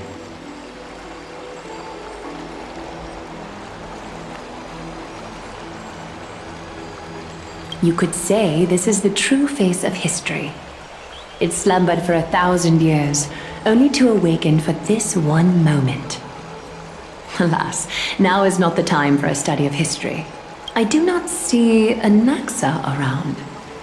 Was this under your instructions, Phainon? Yes, it just seems much more efficient than letting you two go at it endlessly. A rash decision. After all, he still bears a core flame with him.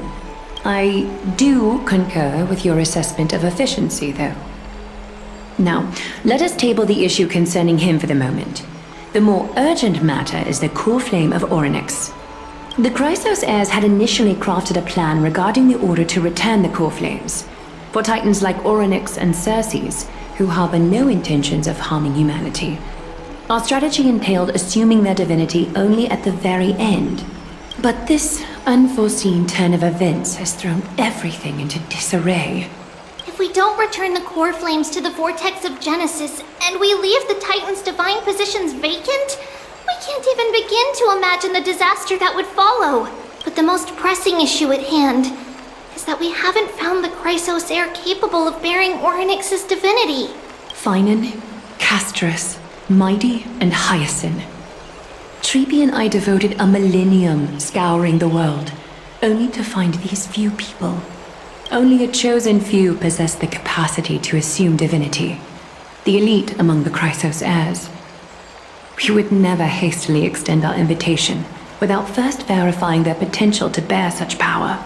Yet we cannot compel anyone into divinity, as it would be no different from sentencing them to the gallows. Truly a dilemma. Yeah. How about letting her give it a try?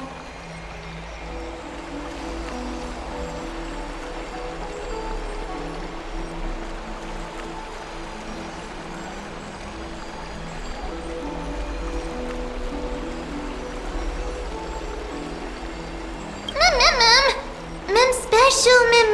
Mem.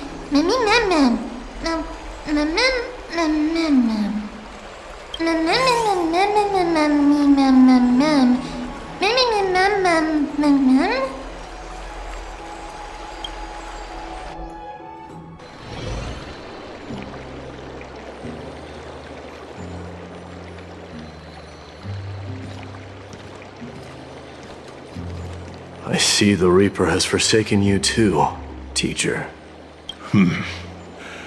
It simply put my life in the hands of the Twilight Courtyard. That priest girl's medical talents are truly exceptional. She might be far from the ordinary girl we envisioned, but this isn't about me, Mighty Mos. I saw it.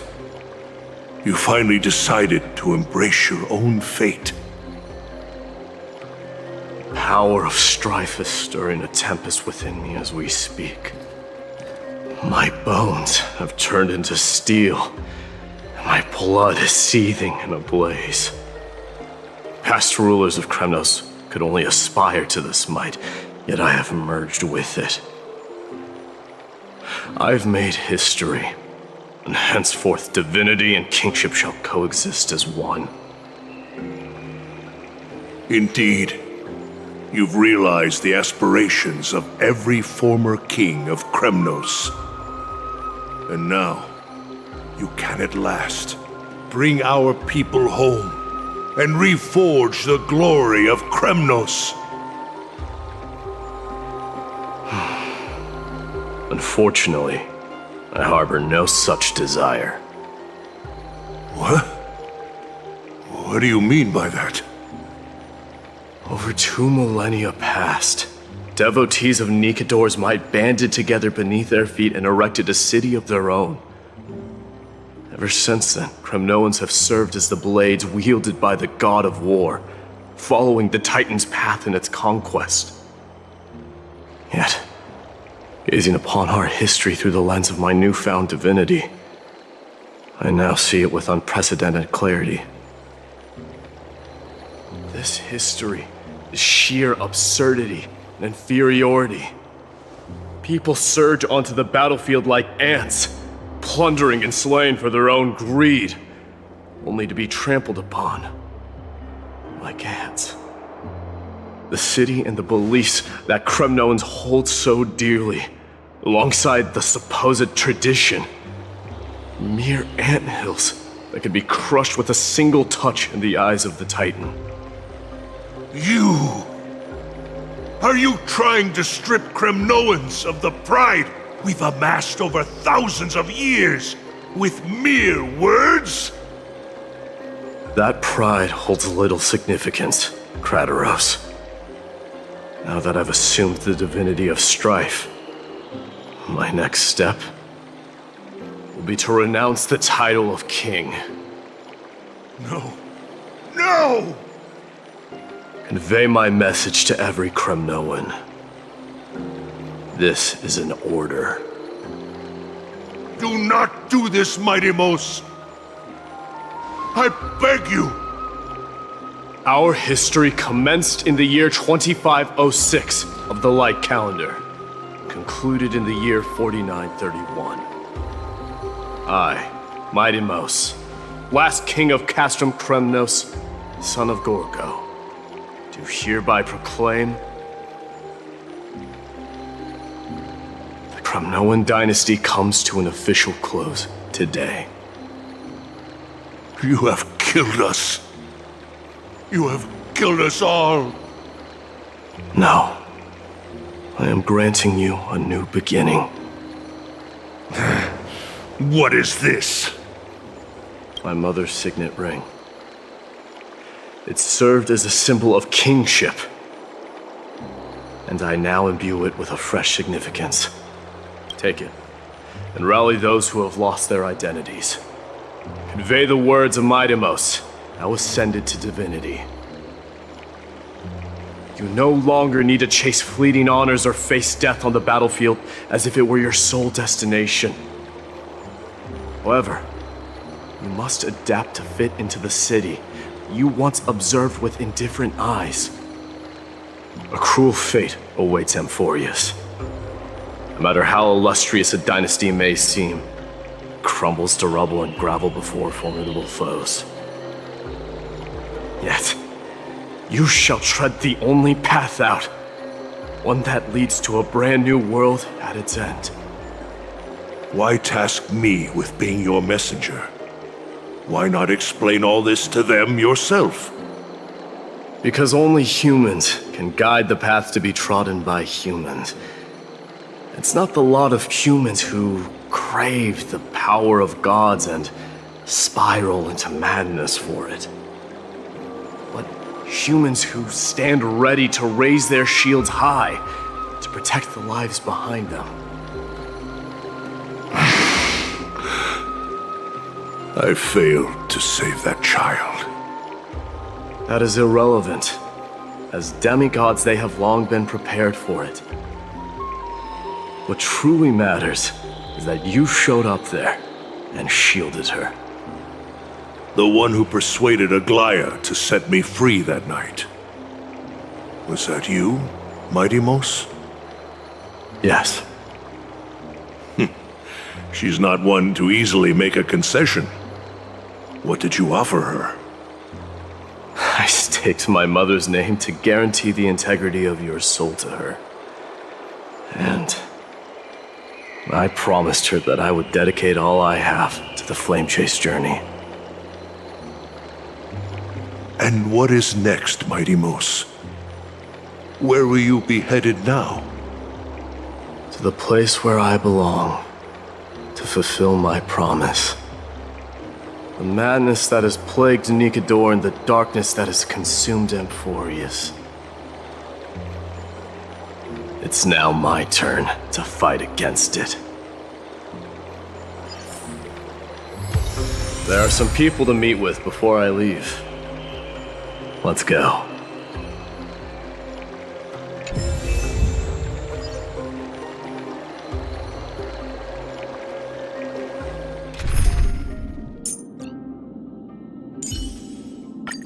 Cry out, for victory will come. Play like how you usually do in the simulator.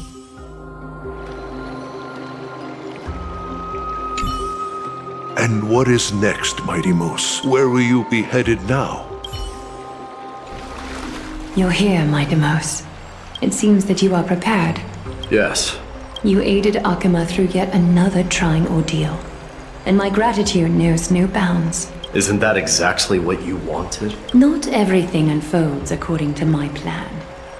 In the current state of the world, I can only proceed one step at a time. Furthermore, you are ready to dedicate all that you have, regardless of the promise you made to me, aren't you? Throughout my time in the Holy City, I've gleaned valuable lessons from you. Strategy, leadership, and adaptability to change. Yet, it's only recently that I've come to realize the truly remarkable quality you possess. And what is it? It's the magnetic allure in your presence. It draws people to gather around you willingly, to seek your guidance. They strive not to disappoint you, not due to fear of repercussions, but out of sincere alignment with your ideals. That is precisely what every ruler of Castrum Kremnos has been missing. I am truly honored to hear that. And now, Mydei, you have risen as the most powerful demigod in the world. How do you intend to wield this newfound power? I shall see Nicador's aborted mission through to completion, and become the strongest bulwark for Amphoreus to defend against the Black Tide. I will secure enough time for the Flame Chase journey, until you manage to lead everyone to reach the miracle of Genesis. Mydei, a new chapter awaits Amphoreus. Yet, the one who guides the people to the destination need not be you and I. Huh. What did you see after assuming Nestia's divinity? Despite the passage of 1,000 years, every word of that prophecy remains as vivid as ever. You shall have your final bath in warm and radiant gold. Just as cryptic as all the other prophecies. What's the reason for the laughter? I was just thinking, if an ordinary person encountered these words, they would probably stay away from the baths for the rest of their life. But I cannot forgo the delightful experience a bath offers. So, I assume you also glimpsed yours, Mydei? One day, you shall die with a wound in your back. Well, that is a rather straightforward scenario. If I were to be terrified by drivel with no basis, I would not have attracted your gaze and joined the Flame Chase journey in the first place. You speak the truth. May you be destined for a powerful fate, and may we reunite in the promised new world. Farewell, Mydei. Farewell, Mydei. Is Lady Tribbie not here? Lord Mydei! Hyacine. So you are the physician Crateros spoke of. It's no wonder then that he was pulled back from the brink of death. You have my gratitude. I can take that as a compliment, right? I've heard about what happened at the Grove. I'm deeply sorry for your loss. I've heard far too much about death and grief recently. To quote Lady Tribbie, we should all focus on tomorrow, shouldn't we? That's a valid point. You've always been the most optimistic one among us. Well, I must say, it feels quite incredible to see a new demigod standing right before me. You should prepare yourself as well. Humanity has already taken hold of strife, and one day it will also reach the sky. Do you really believe I can do it? Even my ancestor, that hero of legends, couldn't conquer the core flame of Aquila. Given your good rapport with the demigods, you should know that the path to assuming divinity is never limited to swords and spears. You've always been so perceptive, Lord Mydei. Rest assured, if fate has truly selected me, I'll be ready. Right. You are here looking for Lady Tribbie and Lady Trina, no? They're not around at the moment. Is there a message you'd like me to pass on to them? No need. I've already bid farewell to Aglaea. Meeting with the Oracle is simply a matter of courtesy. You've bid farewell? I'm heading back to Castrum Kremnos to fight against the Black Tide. In all likelihood, I will never again return to Akuma. Oh. On second thought, there is something that I'd like you to help me convey to them. I'm all ears, Lord Mydei. I'll make sure to convey every single word. Tell them that there is no longer a need to send scouts behind enemy lines. With a single message, the Lance of Fury will target anyone who dares oppose Akuma.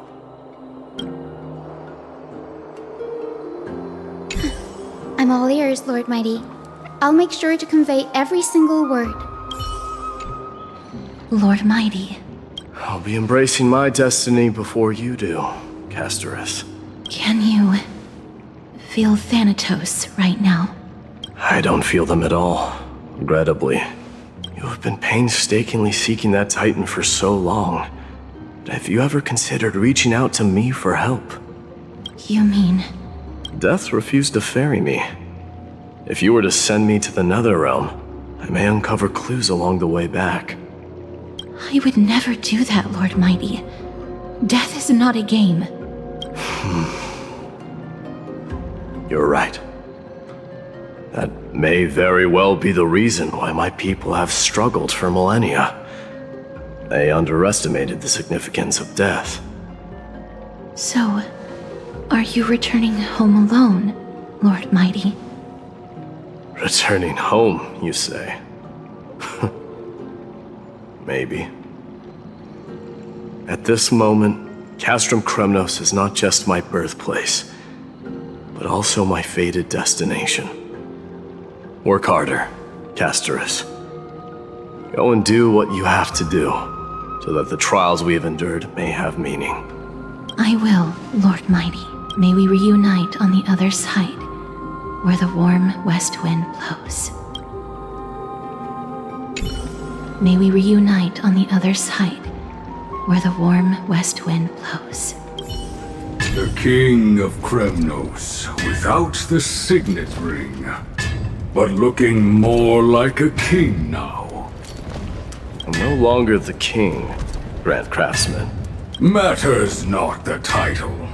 Surpassed all former kings your achievements have. I will honor your trust and liberate the world from the clutches of fear. Nevertheless, I must request that you continue to watch over Phainon, Cartonis.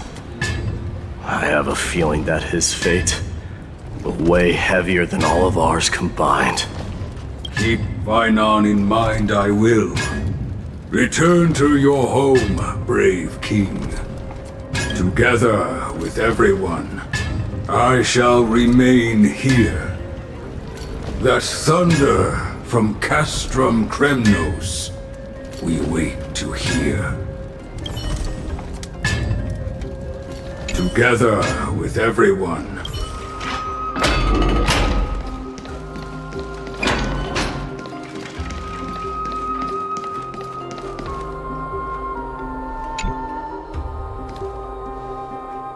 Outlanders?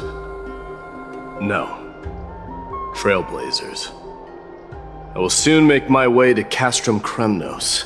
If all goes according to plan, this may be our final meeting.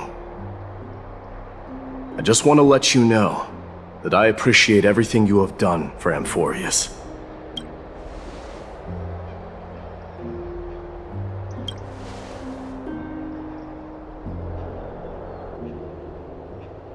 That means a lot to me. May success accompany your trailblazing wherever it leads. How about you let me guess what's on your mind?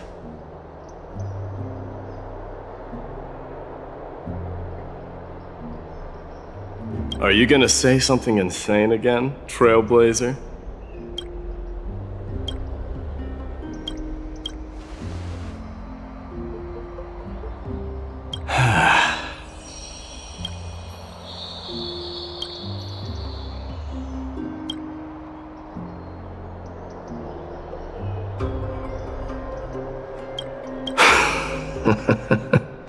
Now that I bear the divine within me, I can get the vague feeling that you have a great significance for the future of Amphoreus.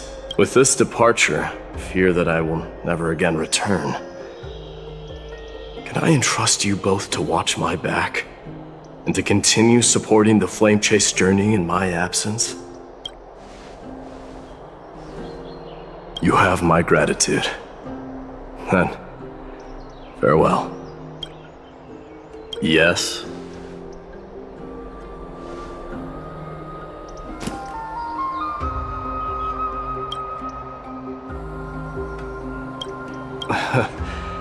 Sure, let's do it.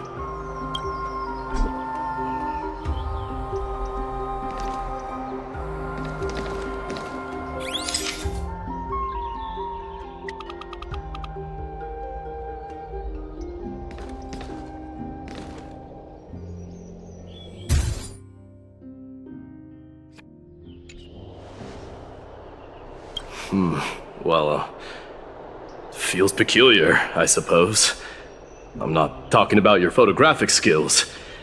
It's just that I rarely take photos.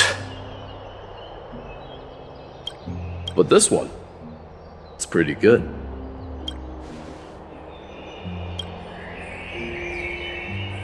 I wish the same for you during your time in Amphoreus. I wish the same for you during your time in Amphoreus.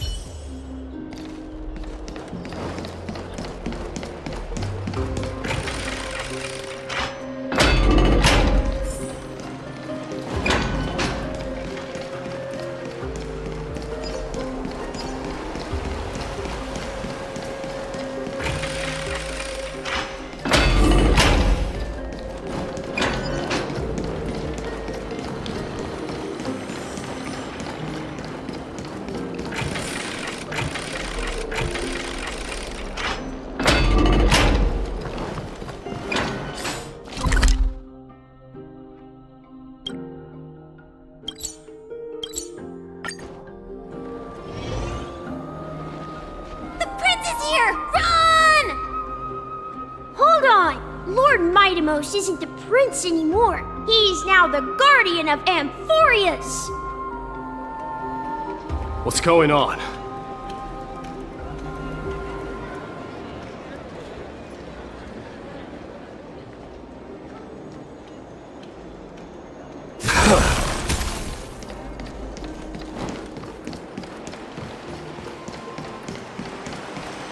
We salute the guardian of Amphoreus.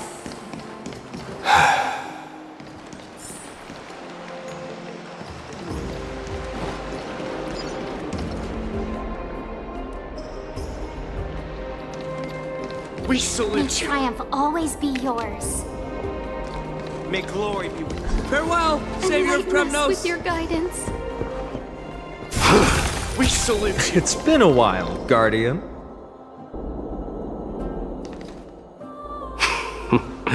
I should have known you were the mastermind behind this. Hey, don't go pointing fingers without cause. I swear I'm innocent this time. See those kids over there? They're the ones who brought everyone together.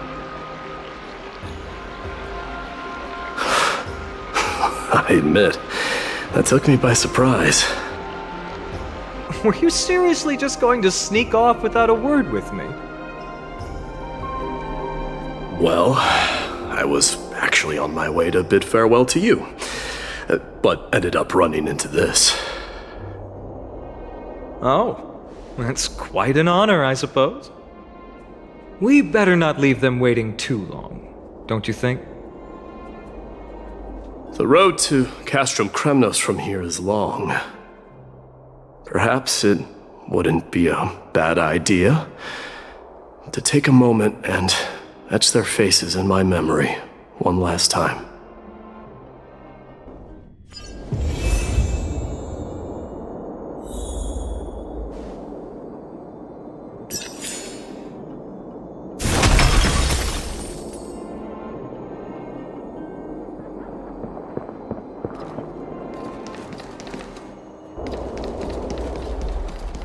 I think I see more than just the Kremnoans here.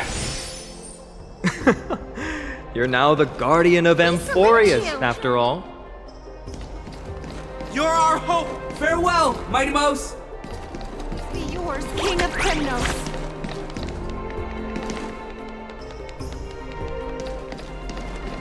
I'm thinking maybe it's about time the god of strife gets a new name. How about the god of solidarity or preservation? Dong Hung mentioned that one to me. I recommend that you steer clear from any situation that calls for naming things. All right. It's about time for us to part ways. Any final goodbyes you want to share? This might be your last chance.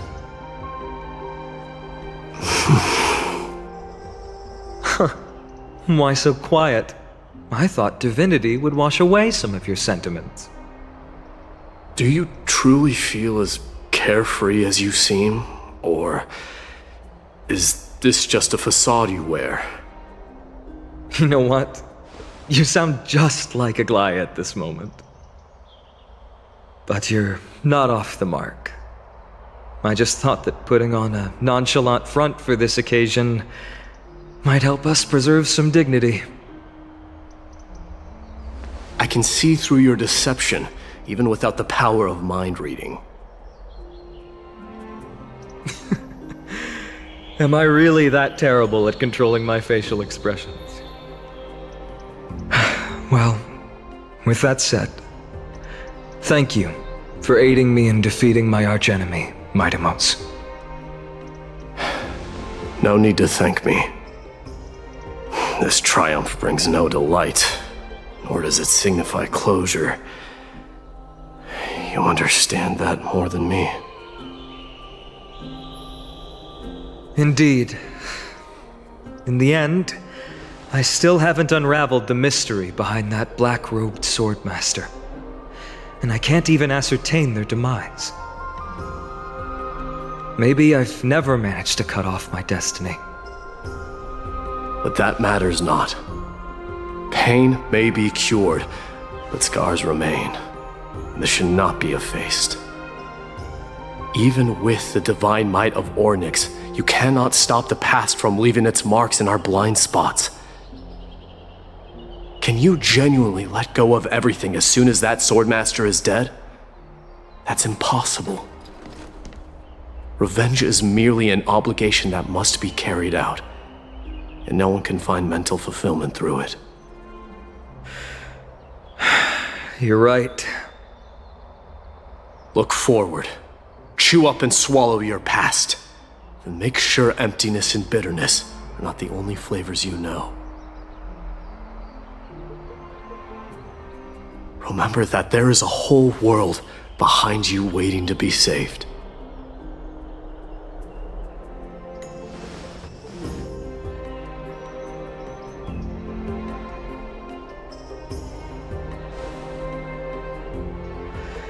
I will keep that in mind.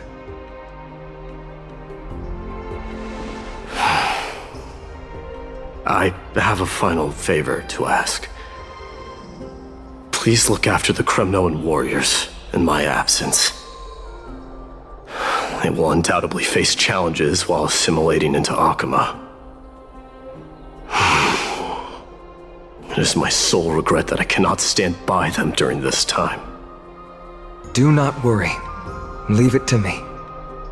And, while I'm at it, I'm going to find out if the Kremnoan language is really missing that many words. The Kremnoan philosophy can never be encapsulated in a mere dictionary. But if there's a chance in the next life, you should come visit my library.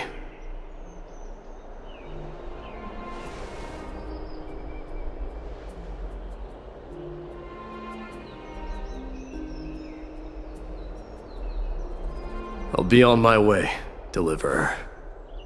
Remember to stay alive till the final act. Yes. Same goes for you. Don't die too easily.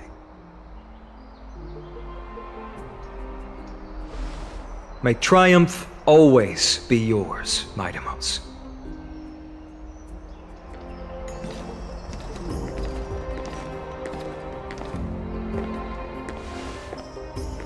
Oh, right. One last question. Go ahead. You better not leave any regrets behind. Are you the one who told Cartonis about the signet ring? Well...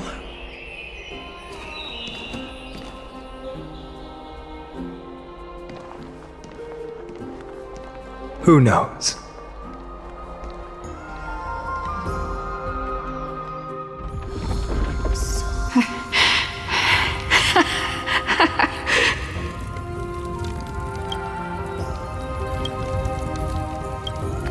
Get up, my son.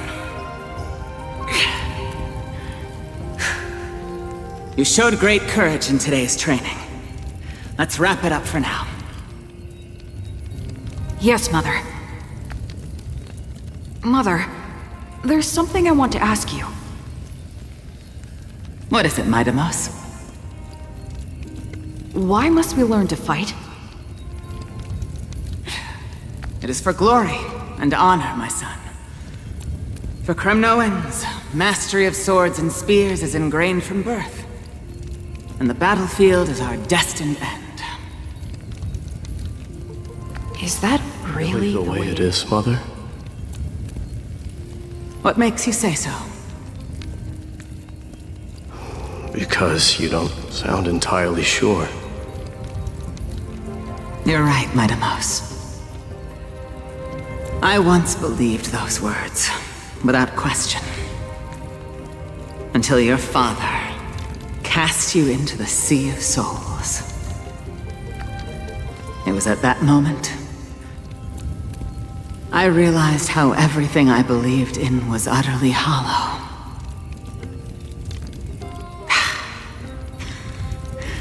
Perhaps the spirit of Kremnos had once existed. But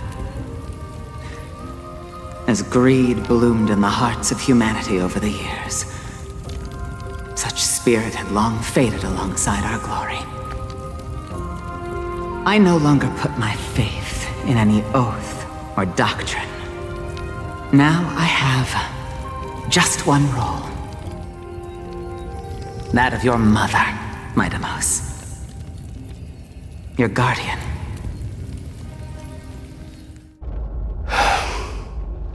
That dream always ends there. The journey back to Castrum Kremnos is proving to be longer than expected. Kratoros said that shortly after my fall into the sea, my mother challenged my father to a duel. She died through father's treachery, and I never saw her face. Yet each night she would show up, waiting by the flickering firelight. I always anticipated the sequel to that dream, believing she had more words of wisdom or guidance to offer.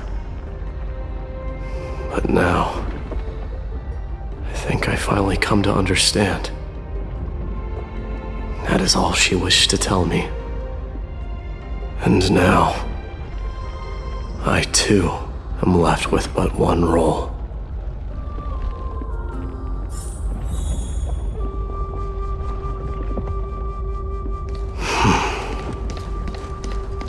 It is time for this journey to reach its end.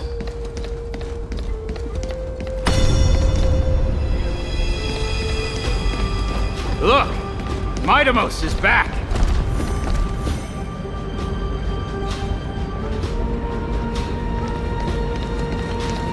Glory belongs to you! We've got fresh pomegranate juice. Welcome Want to try back. some? We meet again, Your Highness. Welcome back!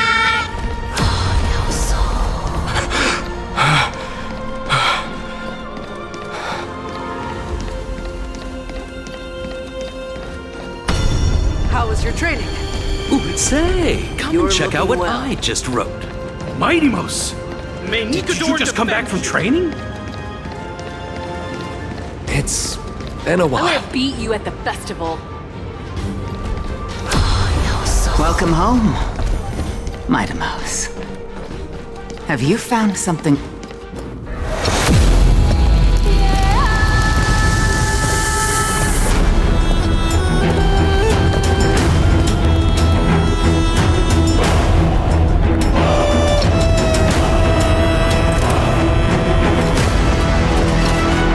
The son of Borgo will be crowned in blood! The son of Borgo will be crowned in blood!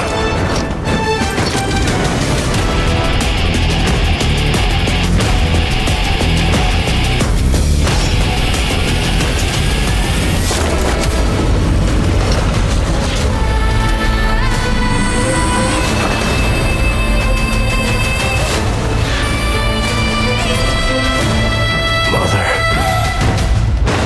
I'm home.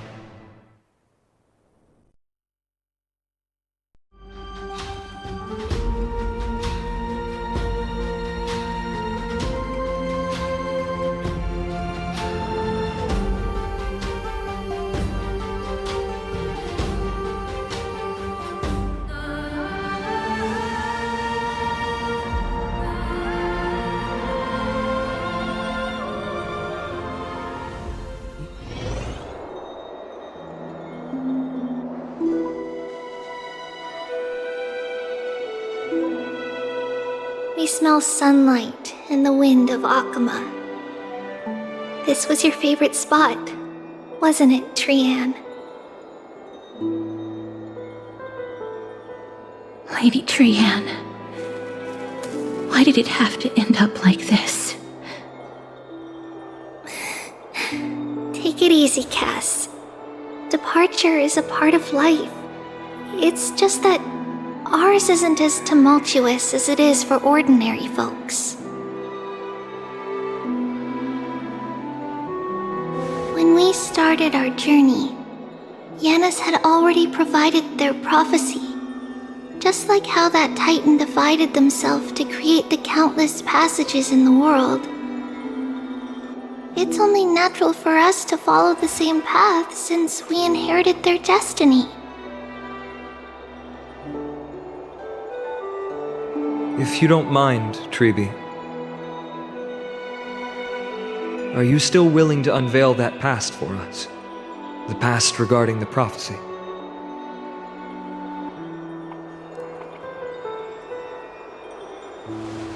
What do you seek to learn, Snowy?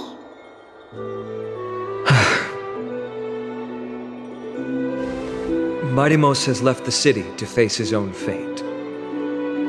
That is, the fate of every demigod. We will all eventually let go of our past to follow the same path as his. So, what I want to know is, as Amphoreus' first demigod, what compelled you to take the first step on this journey? And what has sustained you to make it this far without looking back? Despite the fracturing of your body and the numerous departures you have endured.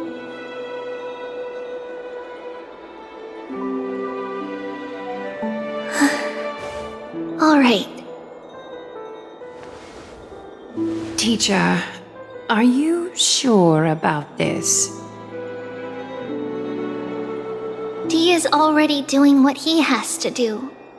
What reason do we have to keep it from them? Let's go, everyone. Let's go to the Abyss of Fate and see how it used to be.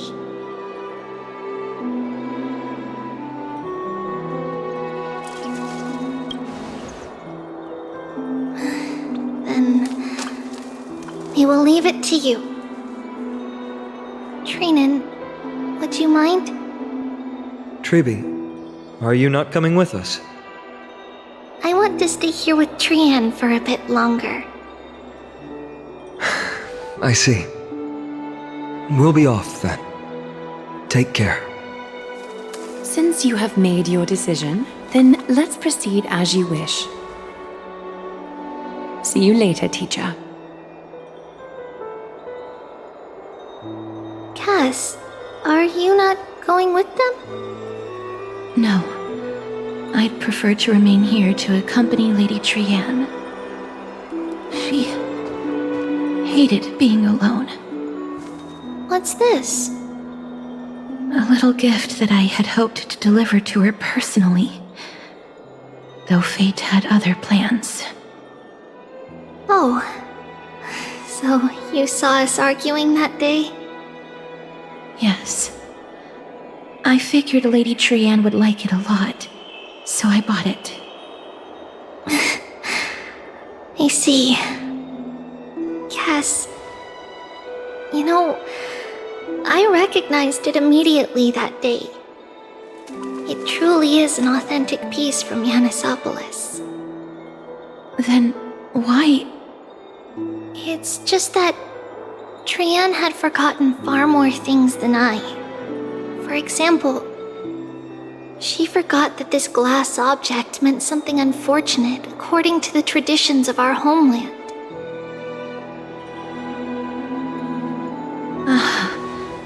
I'm sorry, Lady Tribbie. Should I... No need to apologize, Cass. At that time, I simply didn't want her to be trapped by our past, especially considering how much time had passed since we left home. But now... it might just be the perfect gift for Trian. All shall bid farewell to one, and that person alone will witness the miracle.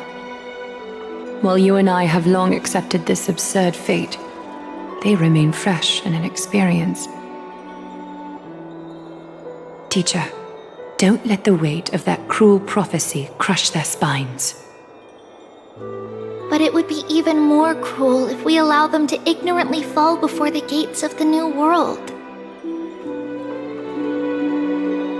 They will eventually need to know the truth. We just need the right opportunity.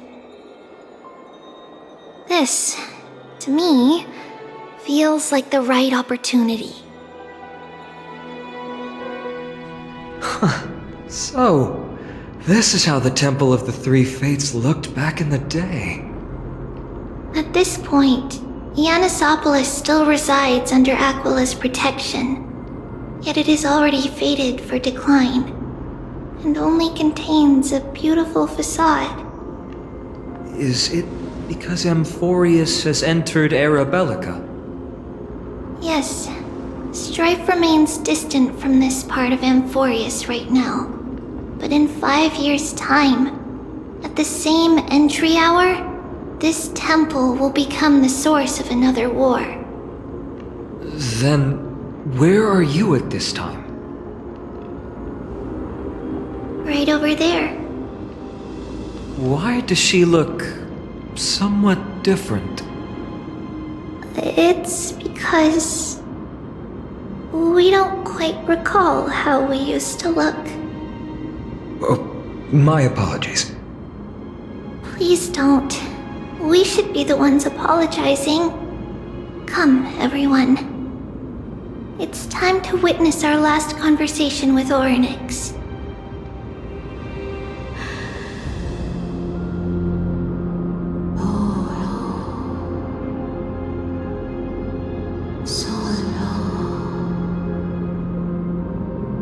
You're here, Orynyx.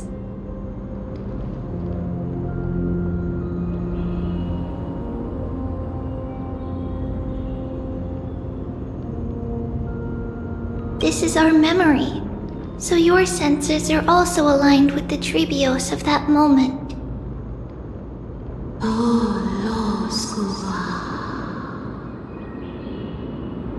False prophecy, huh? So you still think that way?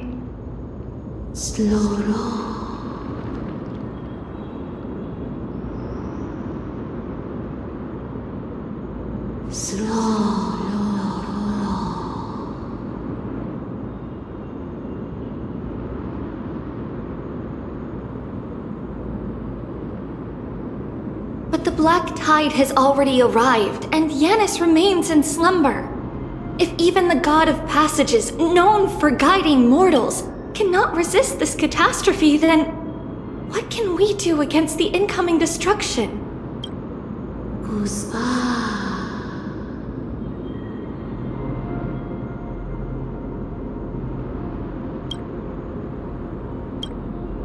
Those chosen by fate would never have their family taken from them. And how can I alone remain safe and secure while watching the entire world crumble before my eyes?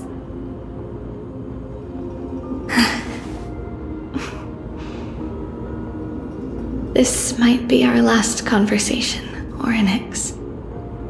I will do everything I can to protect you from the Black Tide.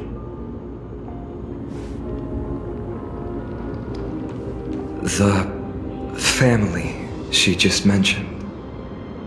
It's our mother. She fell from the spot into the valley a long time ago.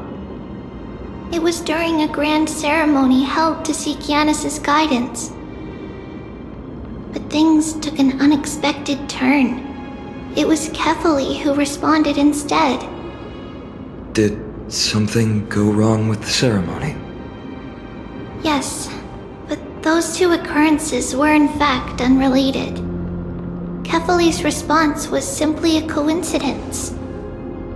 On that frosty night with treachery abound, as the Holy Maiden of Yanisopolis met her demise, the world-bearing Titan also fell in another corner of the world. Let's keep up with her. This story...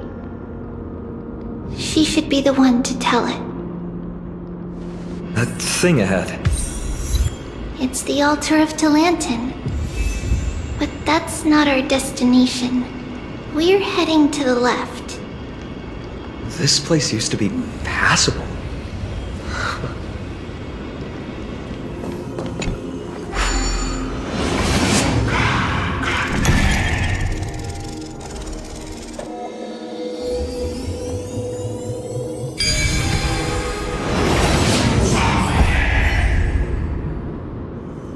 No match for me.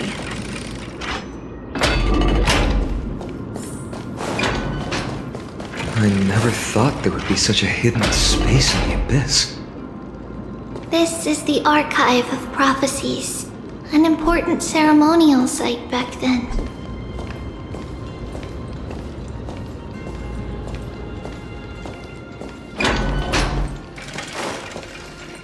Is this Yanis' maze that Phainon used for divination in the past? Not only that, it also serves as a lock.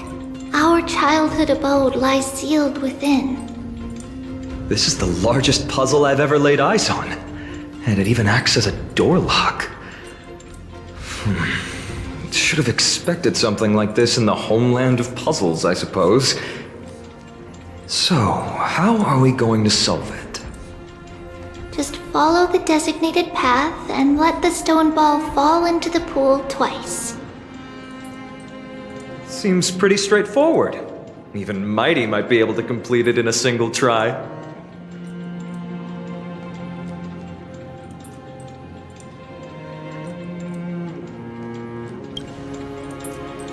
You still don't know him well enough then.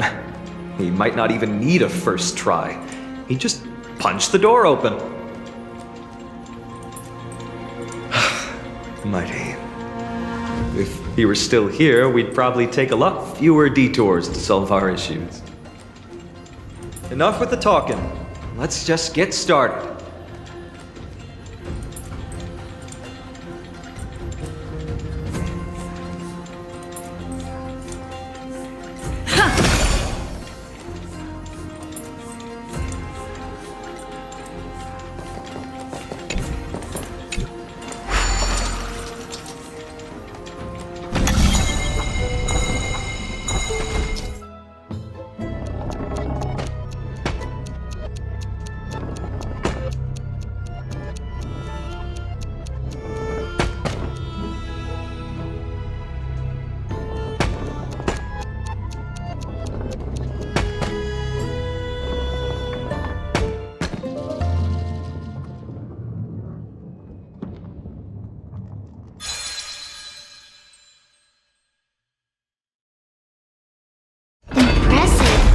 You too have the makings of a high priest now.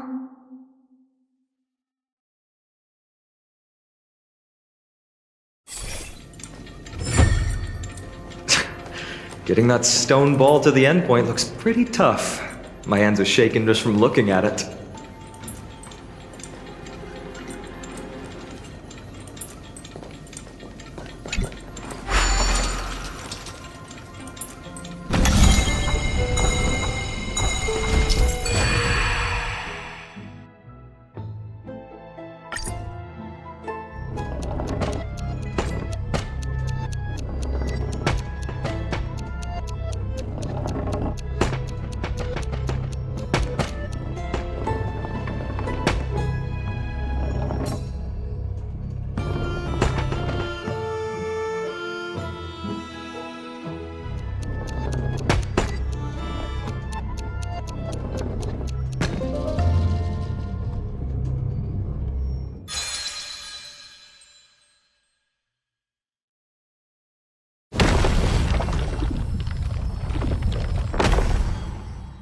The secret door is open.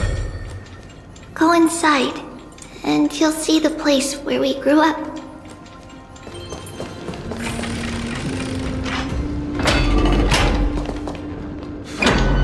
You grew up in a place like this? By the time we were born, the role of the Holy Maiden had already diminished to a mere title. Those in tune with the Titan's guidance are bound to become messengers for others. To maintain appearances, those in authority added some embellishments. And with Mother around, our childhood wasn't entirely without joy. Even so, I still find it hard to imagine. 20 years can go by in no time.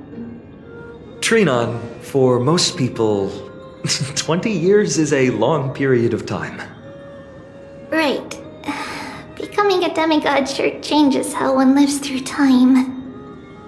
It's hard to believe it's been so long. Your power is exceptional, little Grey.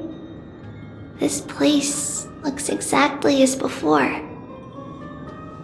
Let's explore the room a bit. There are so many boxes here. These should be our belongings.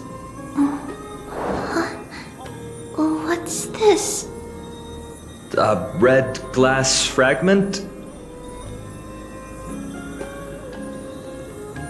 We were still very young the first time we saw it. Mother came back with a beautiful glass piece, but her face was streaked with tears. She simply placed it on the table.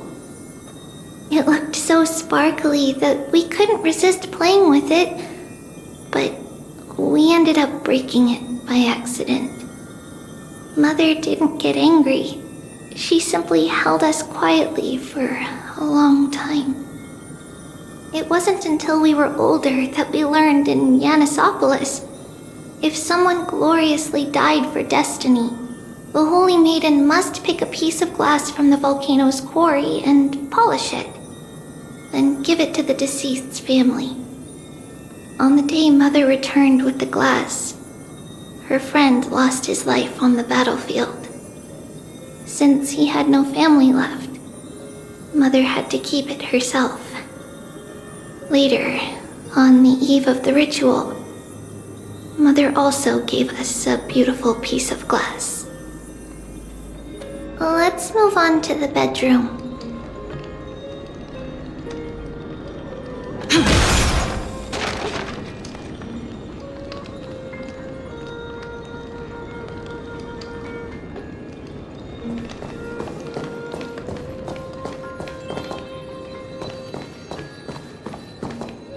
It's Tribbie's. Just as expected. It's time to get going after all. Mama, are you going to that ritual tomorrow? That's right, my sweet girl. What's the matter? I wish I could go too. I have something to ask Yanis. What do you want to ask? I want to know how to chase the black tide away. Ah, I see. Unfortunately, it's a secret ritual, and only I can preside over it. If you want me to consult the Titan on your behalf, you'll have to promise me something. What is it? Be a good girl and go to sleep now. And whatever you dream of, don't be afraid. Just sleep through the night until morning comes. Until the next time Aglaea opens their eyes. Can you do that for me, sweetie? That's it? Of course I can! Tribbie is the most amazing holy maiden of Yanis! Well, little holy maiden. But why, Mama? Because this ritual might take a long time. How long? Tomorrow, my sweet child. I'll be back tomorrow. If not tomorrow, then the next tomorrow. If not, the tomorrow after that. But if I still haven't returned for a very long time, that means the ritual has succeeded. It means I found a way to chase away the black tide and reach the new world on the other side. But for various reasons, I can't return to bring my sweet girl with me. But I'll be waiting for you there. As long as you stay brave and kind, we'll meet again in that new world. It's the end of the west wind, the black tide's other shore. A radiant sea of flowers, blessed and protected by the gods. In the rosy horizon, you'll see a silver-white shoal. It marks the end of your voyage. A haven, free from storms, cold, and heavy rains. No sorrow can linger there. That is where I'll be, waiting for you. Wow, that sounds just like the island from my dream. Oh, I know! I'll turn the moon into a ship and the stars into sails to go find Mama. Pinky promise? Pinky promise. As long as you sail toward tomorrow, as long as the sun will rise for the next day, our wishes will come true together. If the final murmurs of the Titan are true, if such a place really exists on the shore beyond the black tide at the end of Genesis, then our promise still stands. Please, wait for me, Mother.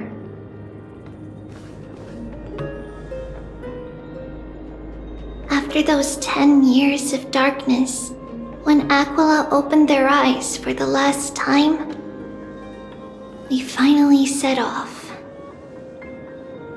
Where did she go? this way. Now, we'll go through this shelf. But how? With Yanis's power?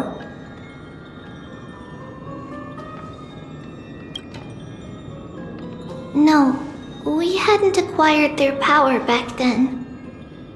So, this obstacle, it was simply a mirage? Yes, the answer is right on the shelf. Go ahead and give it a try.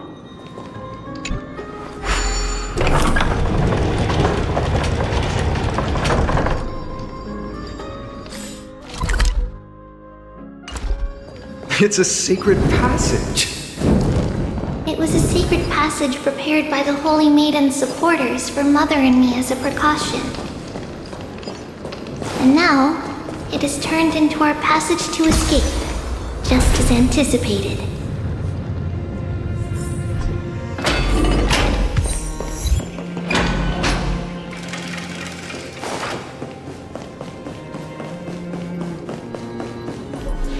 The path to the temple was in quite a state. Did someone do it on purpose? No surprise at all. Some people caught on to what we were planning and tried to intercept us, while others were willing to clear the way for the Holy Maiden. I can't move it. I can't climb over it either. I can't move it. I can't climb over it either. Time Titan? Is that you?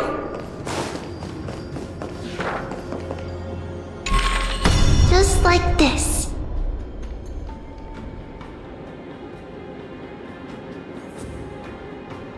Regardless of our actions, the past will remain unchanged.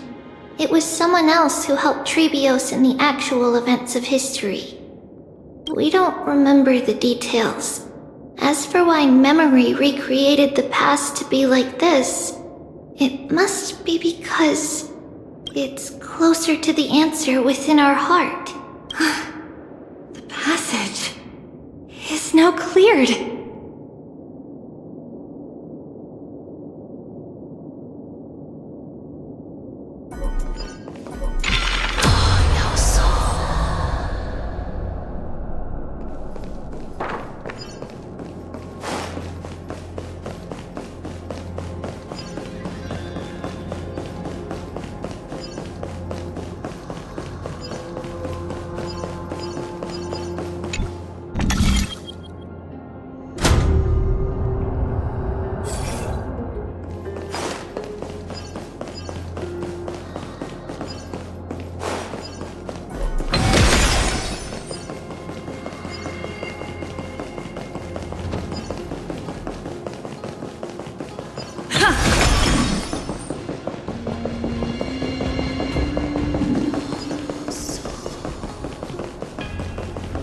Ornix.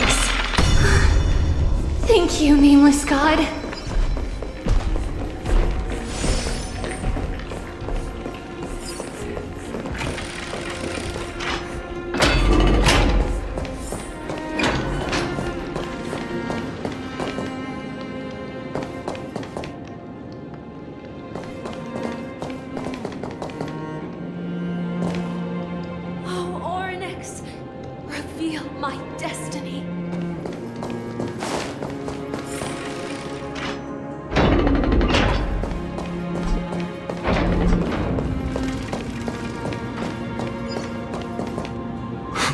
Whoa!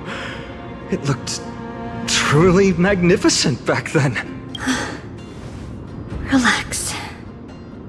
Take it easy. All these people, they're just civilians, not enemies, correct? Mostly, but it might not be the case later on.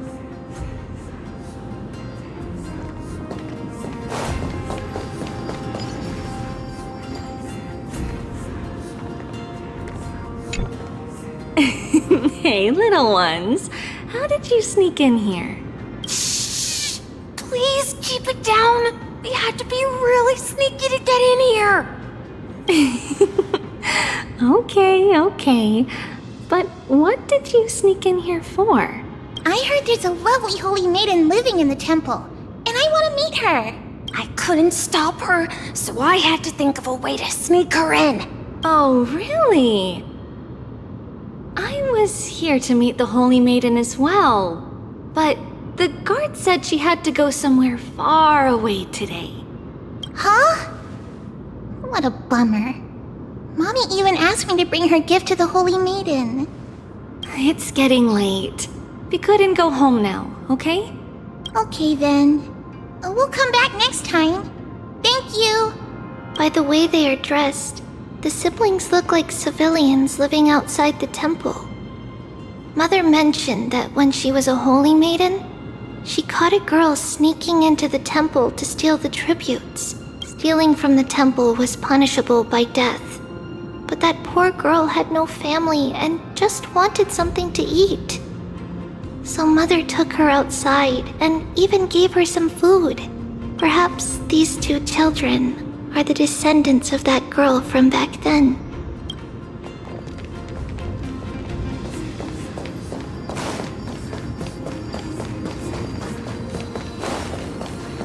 Ah, Lady Maiden.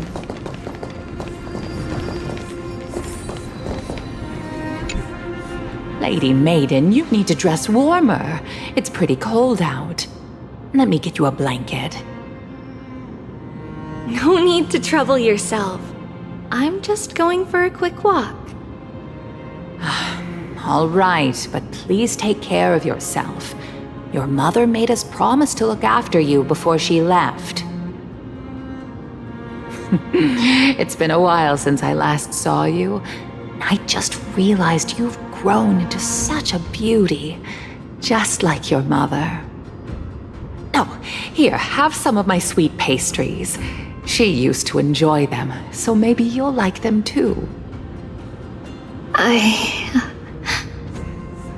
What's wrong, Lady Maiden? I'm fine. It tastes really good. This lady is Mother's old friend. When we were little, we sometimes got to eat the sweet pastries she brought back. We've always remembered the familiar taste, and only now do we learn where it came from.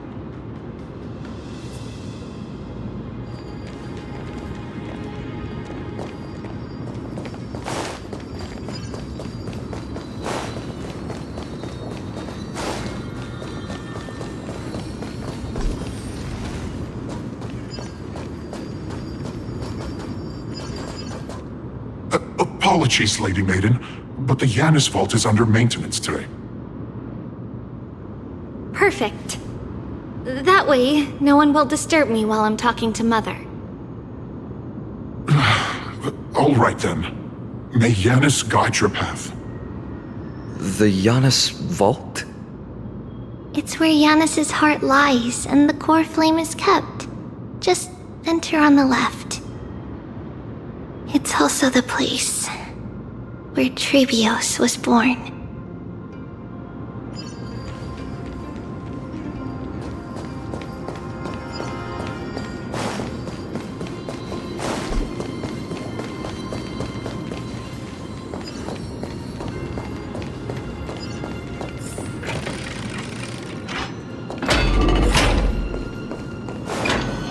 Tribbie. What does that name actually mean? The one with 3 lives. Mother believed our birth was blessed by the 3 titans of fate. She named us thus to express her gratitude. Looking at how things have unfolded, fate might have had a role in it.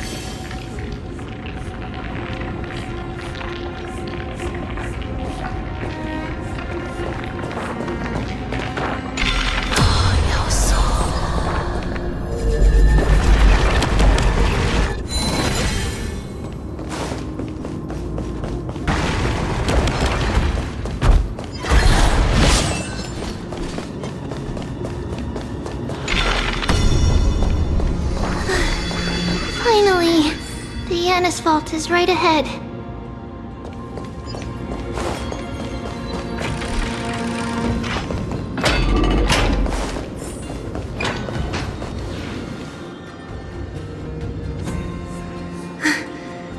At long last.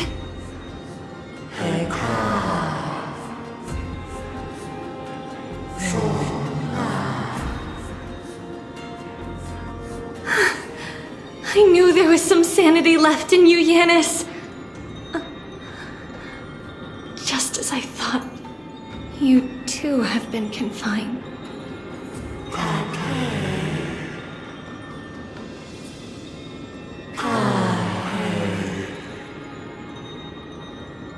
No, Janus. I've come here to take on your fate.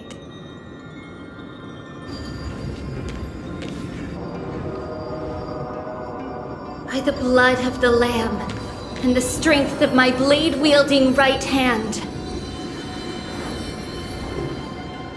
I am Tribbios, the listener, the announcer, and the witness of the prophecy. I, the Holy Maiden of Yanisopolis, the Walker of the Infinite Paths, have come forth to assume your duty.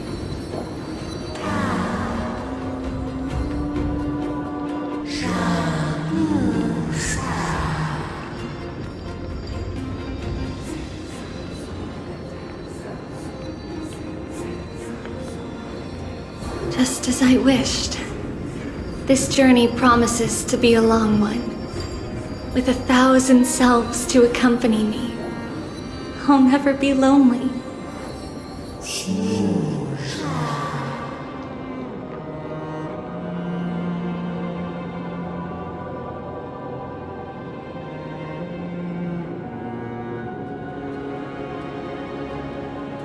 No matter.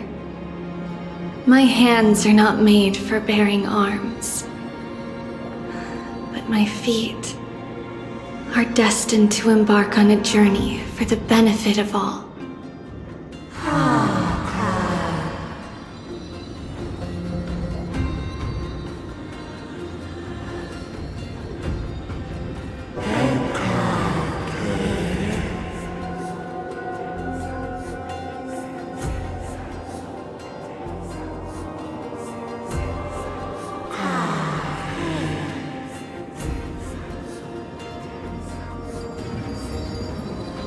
Without a doubt, Titan. Let the prophecy shatter me, so that I may open a myriad of paths for this imperiled world.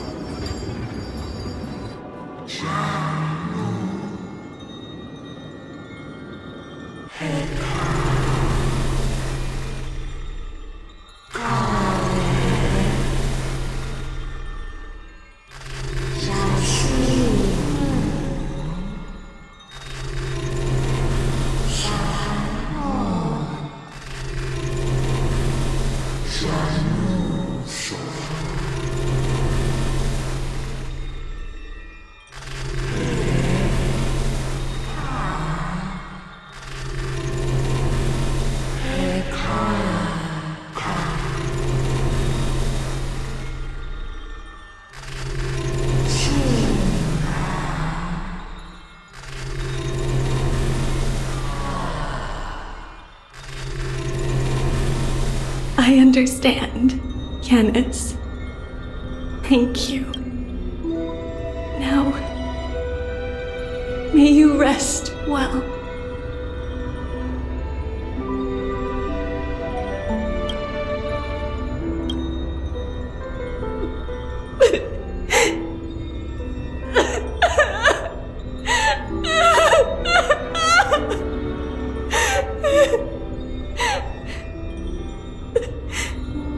Mother, did you see that?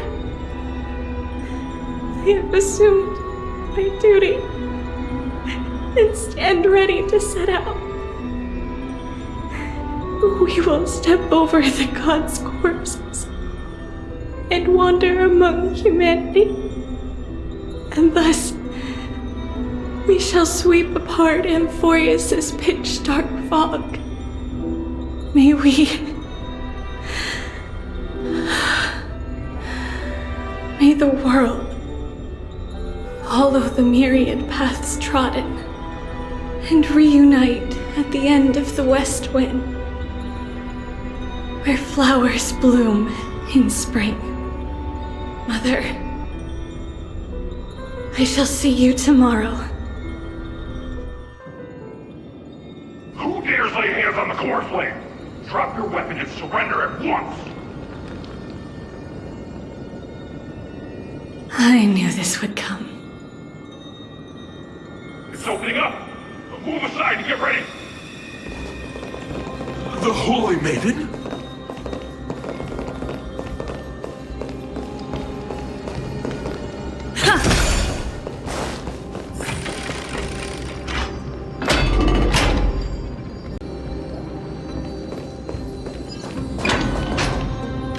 What's happening here? Lady Maiden, where's the thief who stole the core flame?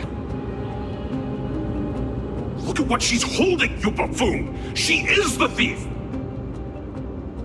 Take your positions and ready your arms! We're taking back the core flame! Bring it on! What? Come forth, loyal guards. At least do it properly. Pierce me in the chest. What are you scheming? This is your last chance. If anyone wants to earn a promotion and rise through the ranks, I'm right here. You all know who I am. Go ahead.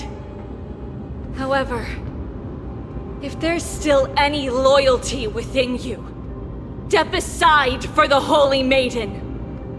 Otherwise, by the decree of the Holy City's Codex, anyone who dares to harm the Holy Maiden shall face execution! Captain, what should we do?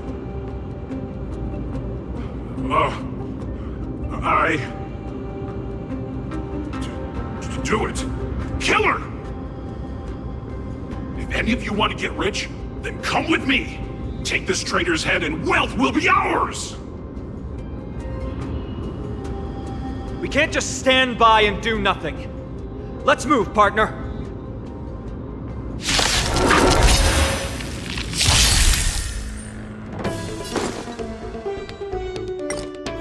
How's that possible?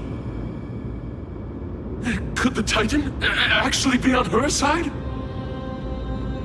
That woman is the traitor!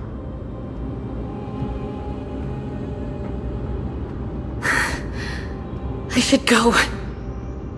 Let's keep up.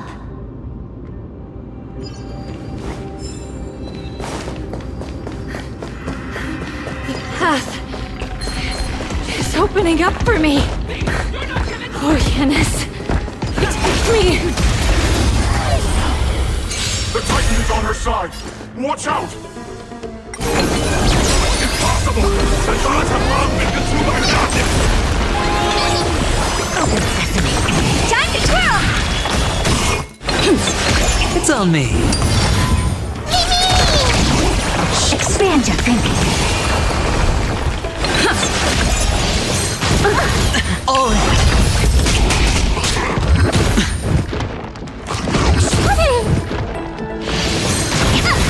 Watch your head.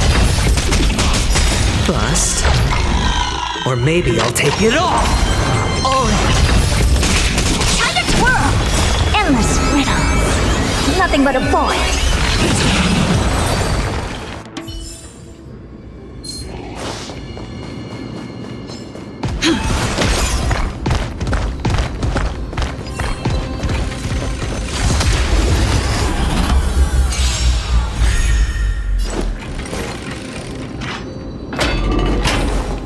The main path is likely well guarded. What do I do? Just as I thought. Inside!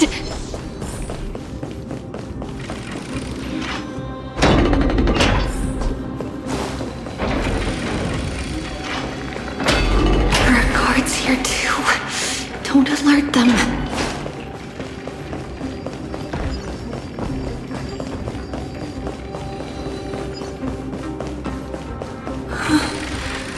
Long last.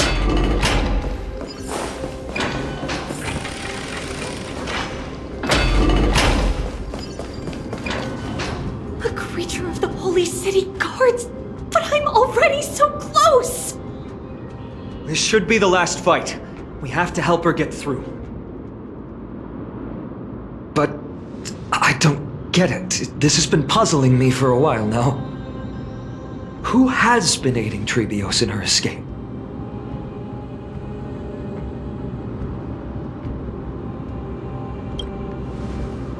While history might be blurred by memories, seeing how the whole city is hunting her down, she clearly had no allies. If she pulled it off alone, were we too involved in this process? Tribbie had been on her own since she entered the vault. But what did we truly mean to her? You'll find that answer at the end of this memory. In that case, let's focus on the mission at hand now. Let's do this, everyone!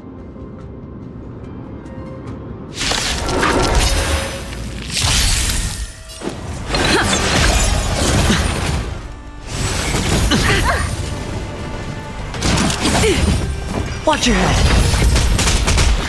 I won't break. Open sesame.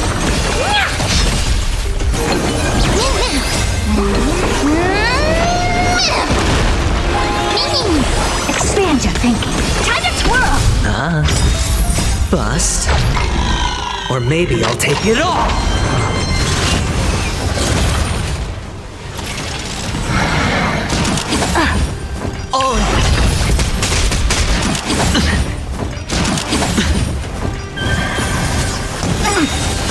Endless riddles. Nothing but a void. Open sesame. Glimpse the unknown. Watch your head.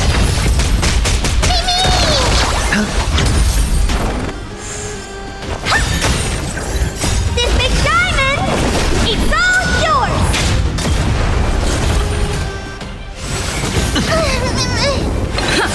Expand your thinking.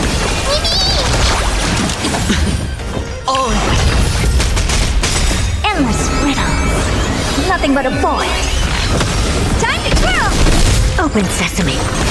Watch it chrome.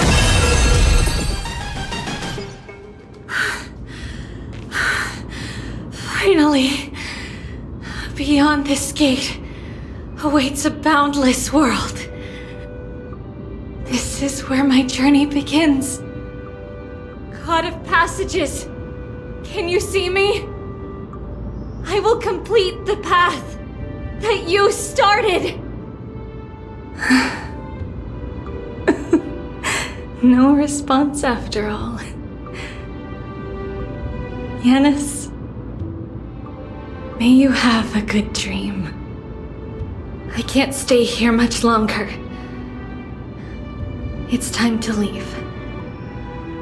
Well, looks like this is the end of the memory. Not yet. The question that has been puzzling you. She's about to reveal the answer.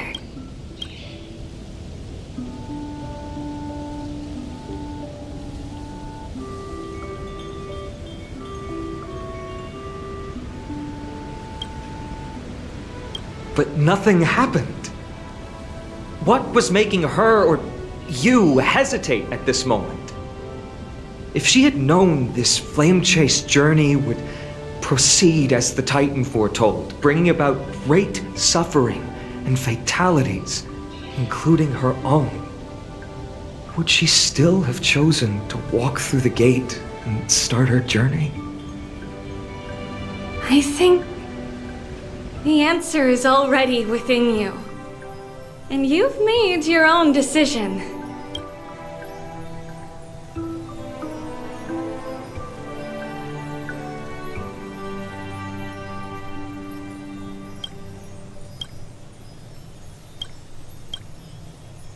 What? You can hear us? Not really. She can neither see nor hear us. She knew that one day, someone would return to unveil this dust-covered memory. We can never know for sure who helped us back then. But that kindness was forever engraved in our hearts, motivating us to move forward.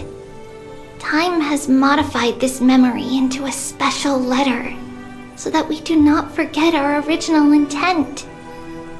It's a letter written by Tribbios of the past and sent to her future self.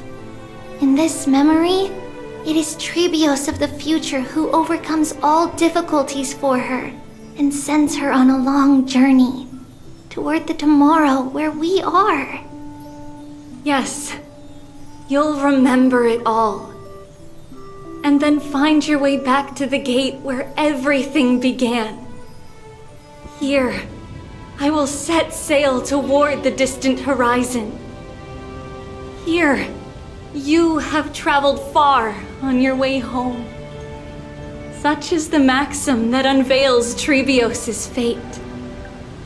You shall shatter into 1,000 fragments and wither on the soil of foreign lands. So, if you ever feel lost, return to this place. I'll keep this memory here for you. Or for me, to embrace it again. Worry not. Though loss is something we've grown used to, our resolve and our pledge are what Tribbios will never forget. Each one of us has never failed to remember. Losses are a constant on the flame chase journey, among which even life itself holds little value. The hot blood of the sacrificial lamb will not be spilled in vain, like my mother and I. The libations poured are guaranteed to bear fruit, just as my blade-wielding right hand is not a hollow formality. Surmount the myriad passages of Yanis, and we will once again ride the west wind and let the wings carry us far away. So, this is your answer? That's right. In the name of the three fates, I stand by my answer with no regrets.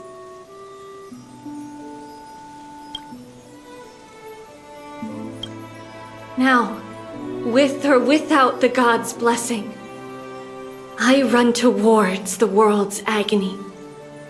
If I can truly pierce through the utter darkness, we will meet again at the end of the west wind, where flowers bloom in spring.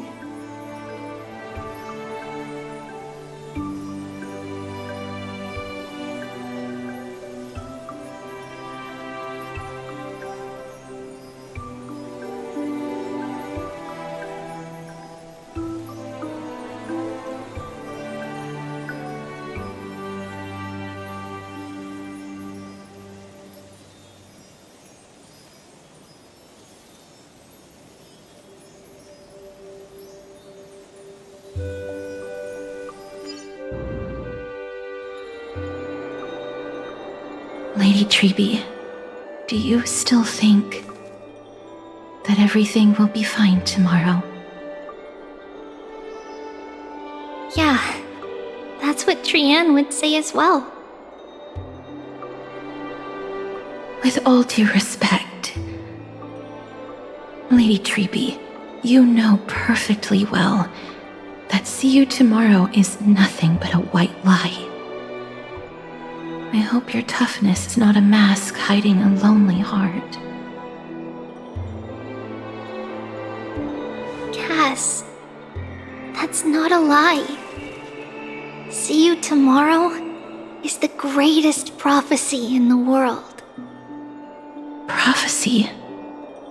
Listen, in every corner of this land, every heartbeat carries a prayer for that prophecy to come true. It may be that only a few heroes will bring tomorrow to the new world, but the prophecy of leading everyone to tomorrow belongs to all in Amphoreus. But not everyone has the chance to see tomorrow. How can such words be called a prophecy? Because people believe it will come true, and they are trying hard to hold on to that belief. Even as the world teeters on the brink of collapse, everyone is pressing forward, longing to reach farther and move toward tomorrow. And that is why a holy maiden exists to lead the world toward tomorrow, and why Yanisopolis' prophecy unfolds as passages. Fate is not about the outcome, but the journey. It's not the flowers that bloom at the end of the road, but rather the paths that lead beyond the gate, where people tread toward the sea of flowers.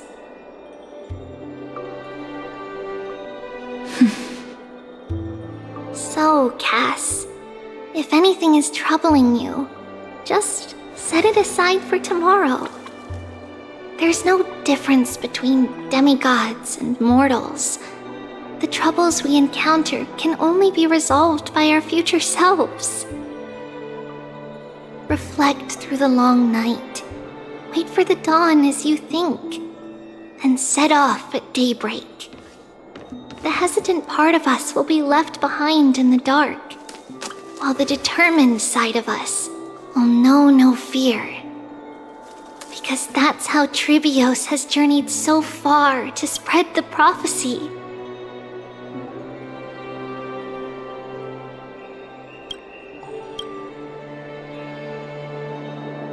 Beckoning the morning sun, and the tomorrow it promises to bring. We will now continue the journey and face our destiny. We will step over the gods' corpses and wander among humanity, and thus we shall sweep apart Amphoreus' pitch-dark fog. And at the end, all will reach that silver-white shoal, that end of the journey, that new world and new tomorrow. It is a haven free from storms, cold, and heavy rains. No sorrow can linger there. We've made a promise to meet again at the end of the west wind, where flowers bloom in spring. See you tomorrow, Brienne. See you tomorrow!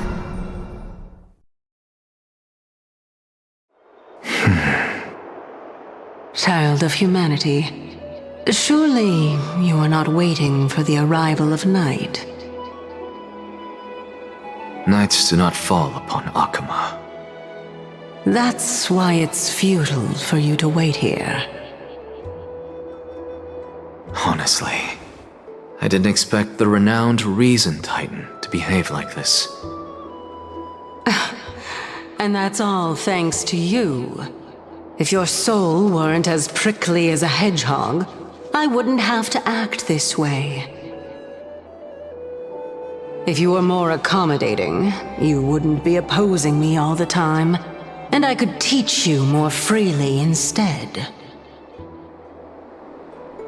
It was you who insisted on implanting the core flame in me.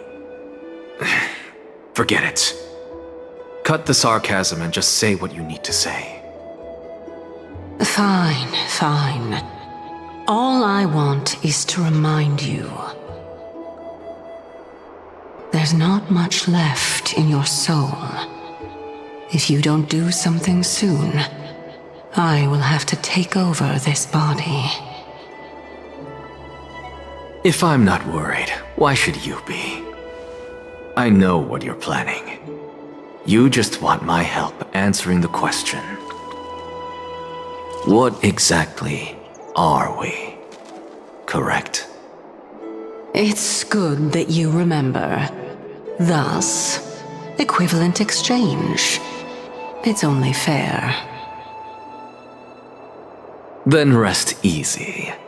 The answer will soon be revealed, and you'll have to return my body shortly. Is that true? Certainly. I initially thought this extremely frail state would hinder me from getting my body back. But I didn't expect the answer to be right within it. That saved me a lot of trouble. I don't even need the black-robed Swordmaster's ceremonial blade. That's certainly worth celebrating. Regrettably, I can't carry out the upcoming experiment alone. The girl who's walking with death, is she fully prepared? Be patient, Titan. If we're always so guarded, how can death reach us easily? Unfortunately, on behalf of Okima, I must ask you to slow your pace. I forgot about you. My apologies. A child's words are always carefree. I'll just dismiss these words as nonsense from a cheeky child. Come now, conceited performer. It's time to address your relationship with that Titan. What if I refuse? Provocation will only tip Talantan's scales further toward your demise. There's no need to go to such lengths. Oh, monster neither human nor divine. Don't forget that you won't dare kill me. If you snuff out the core flame of reason, what else can you use to stand against the Council? Do you two mind if I cut in? I warned you. Do not interrupt me. I just have been meaning to ask. Does death really matter to you? What do you mean? What I mean is, before I implanted the core flame into your heart, you were already a silent, cold corpse.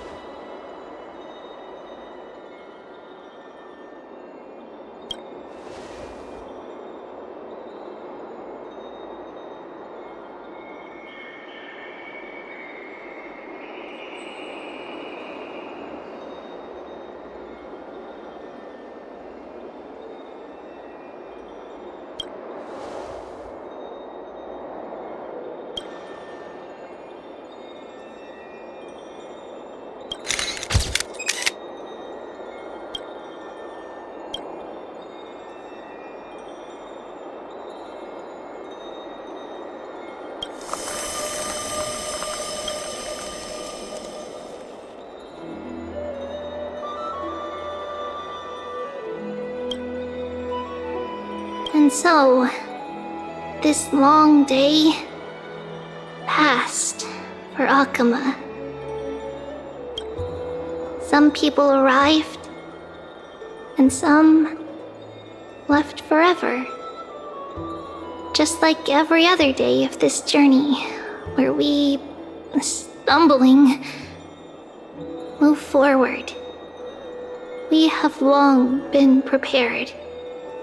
If we are to chase the flames, then we must grow used to farewells.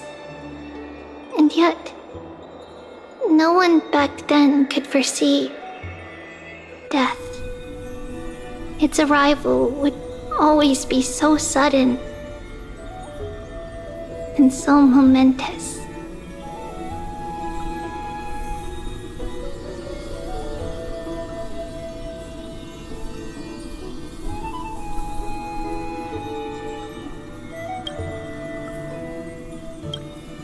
Even little Gray, coming from beyond the sky, could not escape the Reaper's two hands. And what people gained and lost in that trial of death was far heavier than life itself. Just like the destiny that the prophecy revealed for Cass. At the end of the Sea of Flowers, the souls of the living shall warm thy fingertips. And after an embrace, there shall be eternal separation.